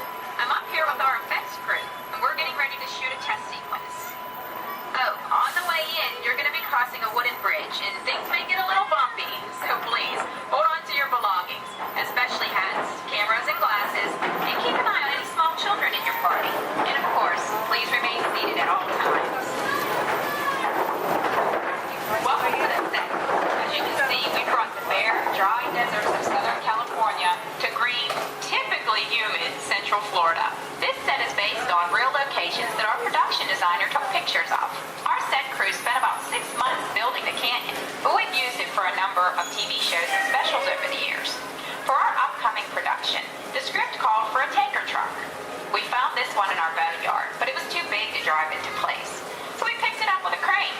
headed down here. We're up on the overhead platforms, and I see our director has arrived. As soon as the rain effect is ready, we'll begin the sequence. This sudden shower is really just a special effect. We rigged up a series of water nozzles just above your tram. The water sprays in a crisscross pattern to create a sense of depth. But this storm only covers the first few feet.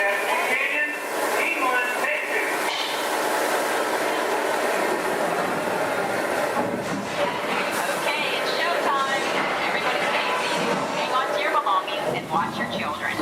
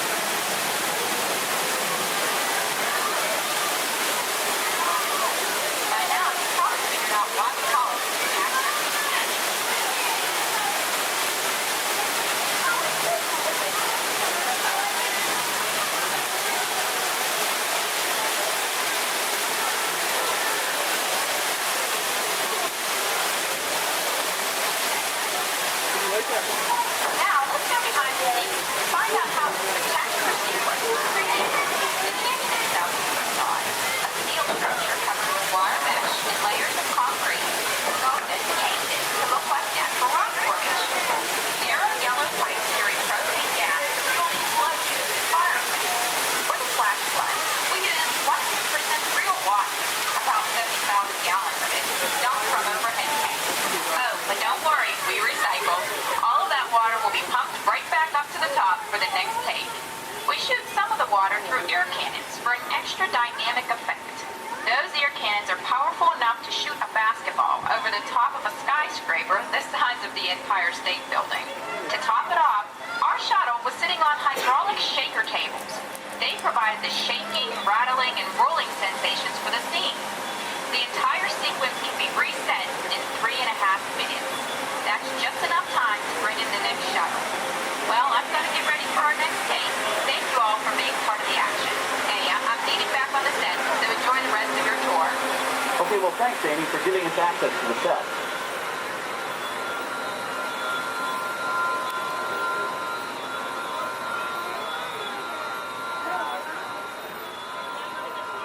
On the right, we have an authentic piece of Disney history. That Gulfstream 1 was known at airports across the country as November 234 Mickey Mouse, but we just call it the Mouse.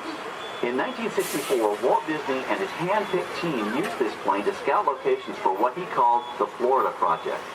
Soon, they secretly began purchasing thousands of acres of land, which became the Walt Disney World Resort in 1971. During the creation of the resort and later Epcot, the Mouse shuttled studio executives and Imagineers between Burbank and Orlando, making it the most used executive aircraft in the country. Appropriately, the Mouse retired here in 1992. As Walt used to say, it was all started by a mouse. In this case, the 234 Mickey Mouse. On our right, we once again sweep past the magnificent Mediterranean village of our lights, motors, action extreme stunt show. This high-octane attraction is based on the hit show from the Walt Disney Studios Park in France. In this action-packed production, you'll feel like you're right there on the set during the filming of a spy thriller, complete with custom-built cars, motorcycles, even jet skis. You'll experience the split-second timing, coordinated driving, and fiery special effects that make action movies a real blast.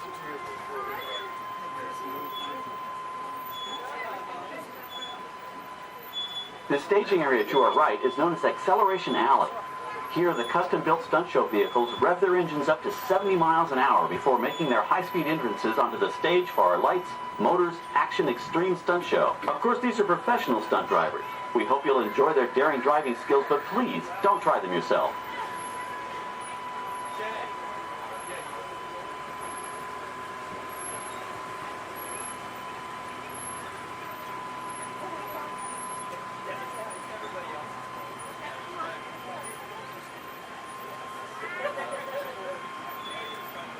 On the left, we've reached our second boneyard with more historic props and vehicles. When we reuse older props in a new production, they're often refitted with custom parts and given a whole new color scheme. You might not even recognize them the next time you see them on screen. For instance, coming up is our friend Herbie the Love Bug. He went through a special demolition derby makeover. Those dents and dings were added on purpose, but he can be polished up as good as new for his next starring role.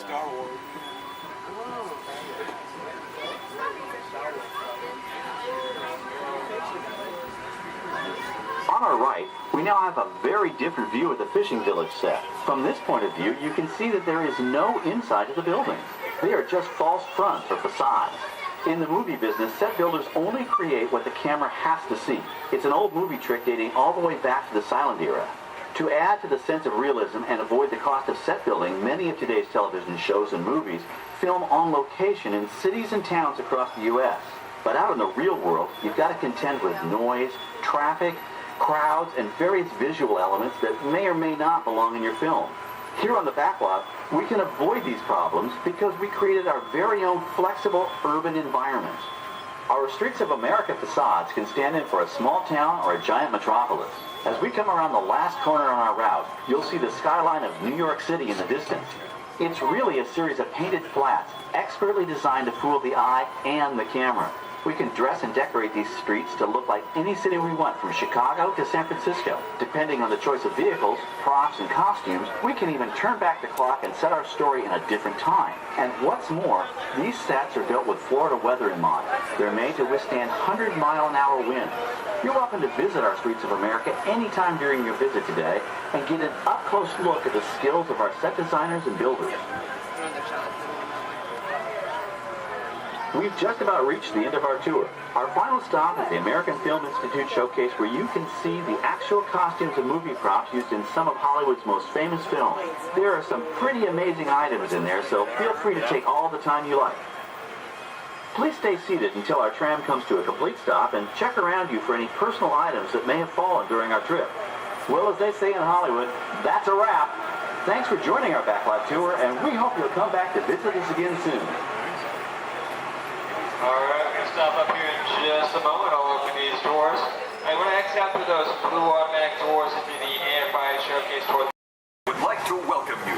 While you're in town, be sure... We interrupt this program for a special report. A child is on the loose in Monstropolis. A human child! If witnesses are to be believed, there has been a child security breach for the first time in monster history. We can neither confirm nor deny the presence of a human child here tonight. I tried to run from it, but it picked me up with its mind powers and shook me like a dog. It's true! I saw the whole thing! Happy birthday, Schmoozy Poo! Oh, goodly bear!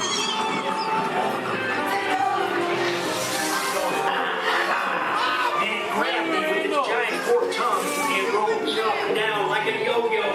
It was horrible. I was minding my own business. We gotta get you home.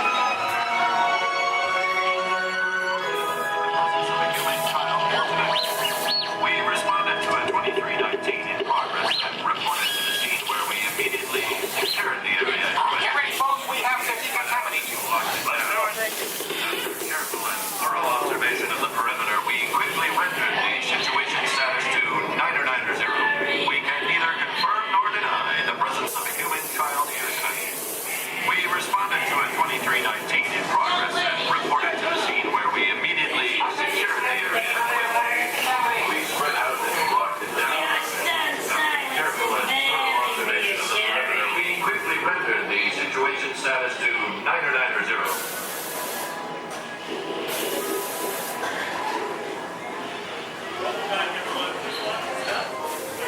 Come back and see me sometime.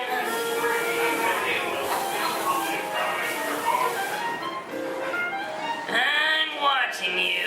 Always watching. We can either confirm or deny. Welcome back, everyone. Please watch your step.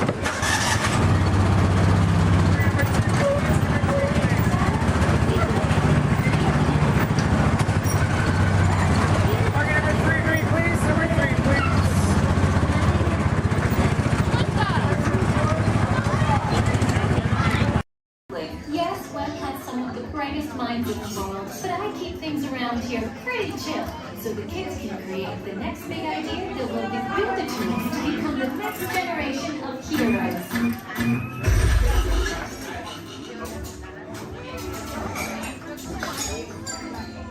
We hope you have a great time on your visit to the Worldwide Engineering Brigade Open House.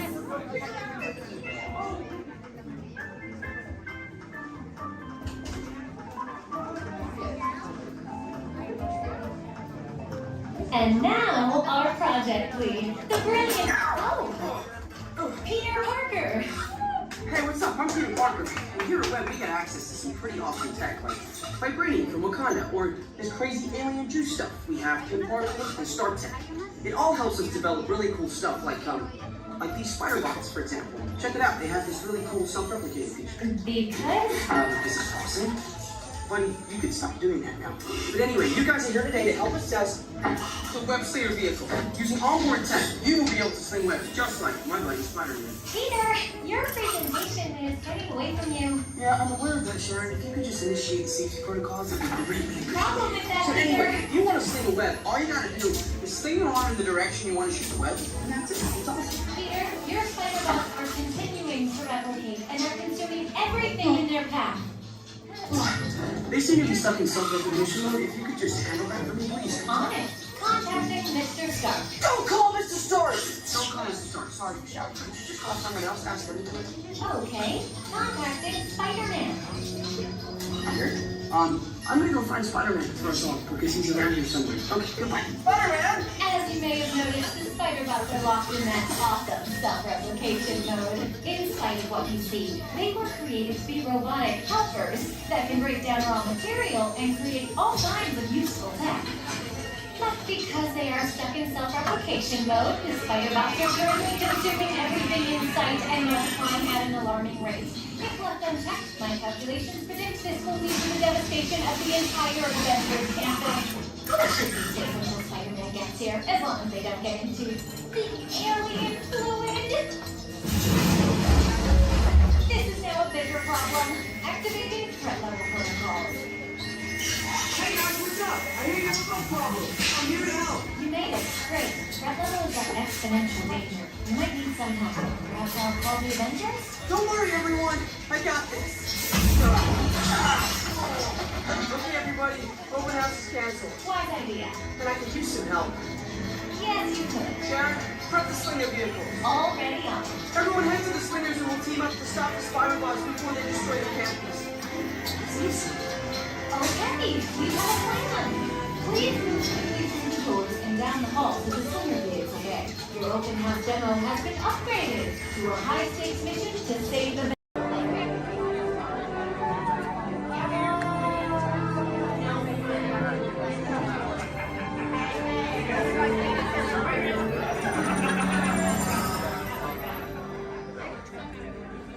Greetings, Terrans. I am Nova Prime Irani Real, Commander of the Nova Corps. On behalf of all Xandarians, I hope you have enjoyed exploring the wonders of Xandar. As you have seen, your world and ours were born of the same moment, one which you refer to as the Big Bang. As such, we are all galactic neighbors in a vast universe which we and countless others share. For you to travel to Xandar would take 2.5 million years, assuming you had a ship that could fly at the speed of light. So we decided to come to you. But even we could not have reached you so easily were it not for the Cosmic Generator, an advanced piece of Xandarian technology that creates jump points, artificial tunnels that act as shortcuts, linking distant points in space. It is our desire to share this wondrous technology with your people, so that together we might explore new worlds and create a brighter tomorrow. And now, as the culmination of the wonders of Xandar, you will be teleported to a Nova ship above your planet for a demonstration of the Cosmic Generator. I trust you will find it an unforgettable experience.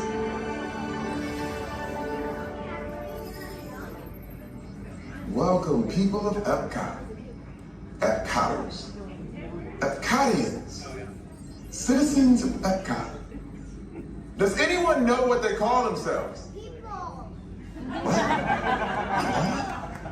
Someone needs to tell me when I'm on. Welcome, Epcot Terrans. I am Centurion Tal Merrick, and we're just about ready to teleport you up to the ship for the demonstration. As you're about to enter a secure Nova area, I must ask you to put away your Terran communication devices at this time. Recording of any type is strictly prohibited. I am very serious about this. Now, please step forward into the chamber. You're gonna love this. You're on! That was the best. That was like probably highlight. You're on! Someone get that guy back. I should warn you that we have never teleported Terrans before. But since your molecular structure is very similar to Xandarian's, it should work. It'll work. So long as you are standing inside the lighted ring. You do not want to know what happened last time someone did not stand where I told them to, okay? Stand by the teleportation. Here we go.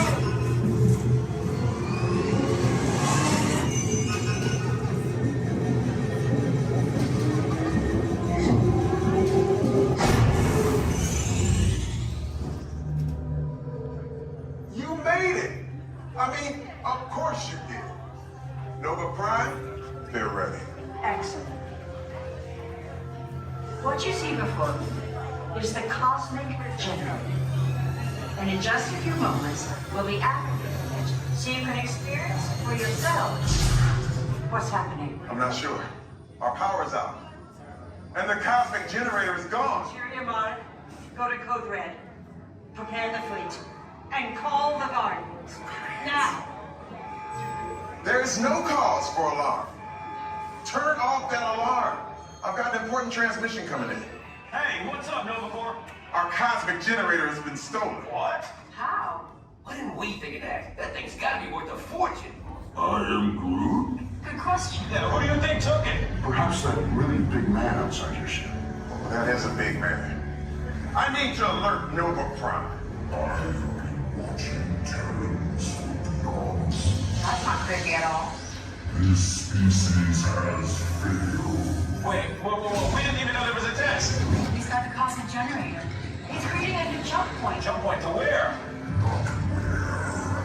When. It's some kind of mutant jump point. It's going back to the dawn of time. Dawn of time, why? To erase an error. Well, that doesn't sound good. Your time is over. Wait, what do you mean? What do you mean that's so vague? The jump point is closing. Hey, Nova Dude, you Nova Corps need to follow that whatever it is until we get there. We can. Our power is down, and I've got to get these Terrans onto evacuation shuttles. I got it. I reprogrammed the shuttles to follow them through the jump point. Wait, what? Look, they're our only chance of keeping track of that whack job until we get the cosmic generator back. Piece of cake. What? There's King. Where's this King? the odds are impossible. Yep. But it's our only shot. Good luck. Are you sure you can control it? Come on, it's me. We got this. We're all toast. First it was cake, now there is toast. This plan is making me so hungry.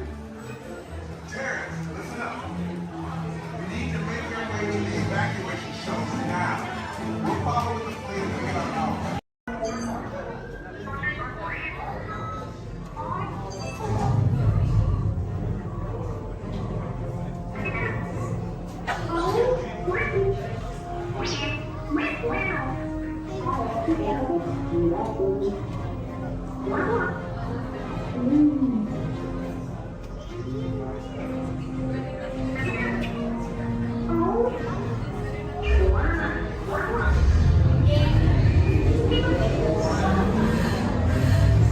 Incoming transmission from Ray.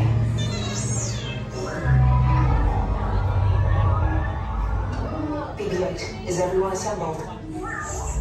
Good. Should we be in flight prep? Recruits, thank you for joining the cause. A covert resistance team led by my friend Finn has infiltrated a First Order Star Destroyer that is now headed to this system. Your outpost on Mod 2 is no longer safe. We have transports waiting to take you to General Organa's secret base on Pucara. I'll regroup with you there. The Resistance desperately needs your help in our fight against Kylo Ren and the First Order. Remember, it is vital that you keep the location of the Pucara base secret. Lieutenant Beck, one of our top commanders, will lead you. Affirmative. Transport is ready. 9 and I shall personally see them delivered. Thank you, Lieutenant. Welcome to the Crawlers. May the Force be with us. Commander Poltammer and a squadron of X-Wings shall escort us to the rendezvous point on Pucara. Roger, this is Black Leader. I hear you're a fine-looking group of recruits. Well, no time to waste. Let's get you on your way to the General. Stand clear. Deck doors opening now. Hurry, all recruits to transport. No need for safety gear, it'll be a smooth ride. Ground crews, deck is in motion. Recruits crossing to transport. Initiate pre-flight sequence on Deck 3 for Backlot.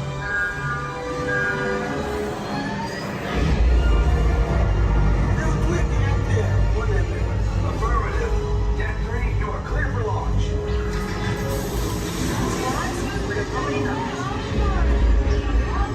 Paramount personnel, this is your final call on board. Transform away from the blast doors, all the way forward.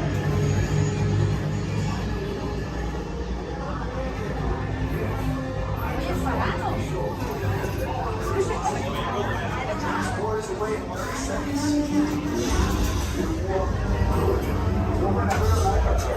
Yes, check the hyperdrive also. Transport takeoff in 20 seconds.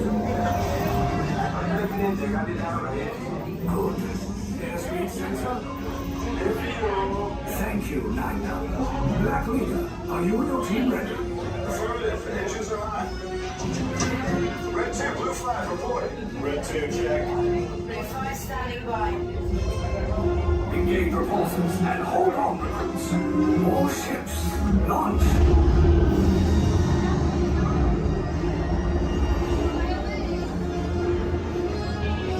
I am Lieutenant Beck. As you heard from Ray, I have been tasked with getting you to Pucara. Red 2, blue 5, keep tight now. Let's get ready to make that jump to light speed on mark. Black Leader, we're picking up an unusual signal. Are you spotting anything? Yeah, I see it. We'll check it out. BB-8, what do you got? There appear to be a number of small craft heading our way. Raise the shields. We got company. First Order TIE fighters. Reroute. Reroute. Red 2, blue 5, we got a clear path so transport can make the jump. They're all over us. I'm hit. We lost Red 2, more incoming. Blue 5 taking evasive action. Try to shake him, Blue. I'm trying. We lost blue 5. I'm going to try to draw out of the way. Copy that. Get us clear so we can make the jump. Be ready. You won't have much time. Where are all those TIE fighters coming from? Star Destroyers. Get out of there. We can't. We're caught in a tractor beam. It's pulling us in. Our lads and friends will make this a fair fight. Don't worry, I'll come back for you. Stay strong. Cargo vessel TR-141, identify yourselves and prepare to be boarded. This is TR-141. We are a civilian vessel. By whose authority are we being detained? By the authority of the First Order, Resistance scum. Now bring down your shields and prepare to be boarded. They'll want the location of our secret base. Tell them nothing. The future of the Resistance is at stake. I have a bad feeling about this. Stand back from those doors. Attention, passengers of the TR-141. You have been identified as enemies of the First Order. You will disembark immediately and prepare yourself for interrogation. Proceed forward, now.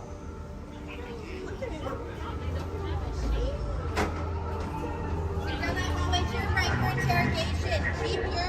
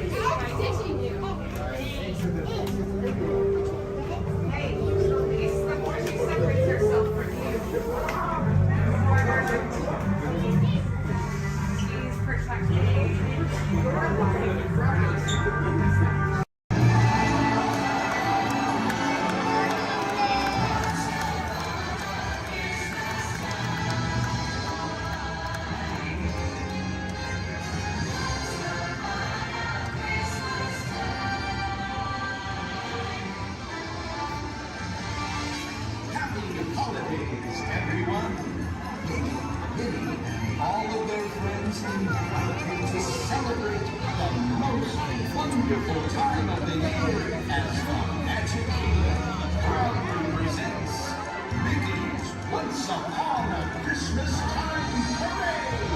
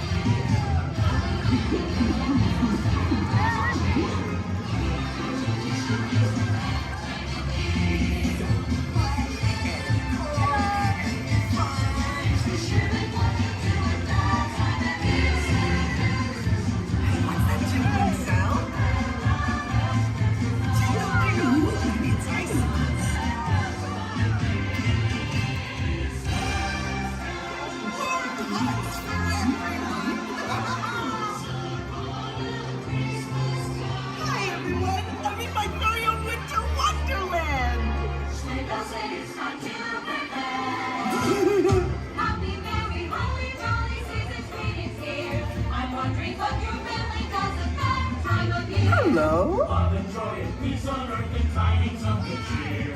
Do you rock against you thanks for that time of year? Look at all the lights and the people. We'll hang up boughs of evergreen on every single doorway. Make a giant cookie in the windy shape of Norway. Go from door to door to door by sailing with our choir. Make a fire giant socks of love and open fire. Happy Merry Golden Carol, faithful friends and dear. Thanks for sharing what you got that time of year. Ooh, a snowflake. Maybe I can catch it on my tongue.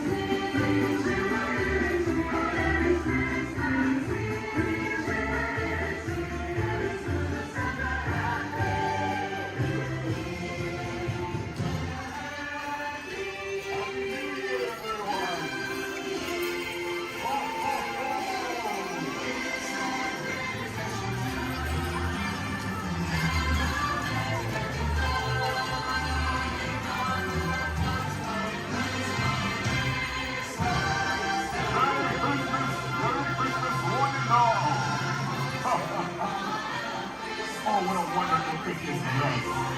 Happy holidays, everyone. Hello there. Happy holidays, everyone. Be good.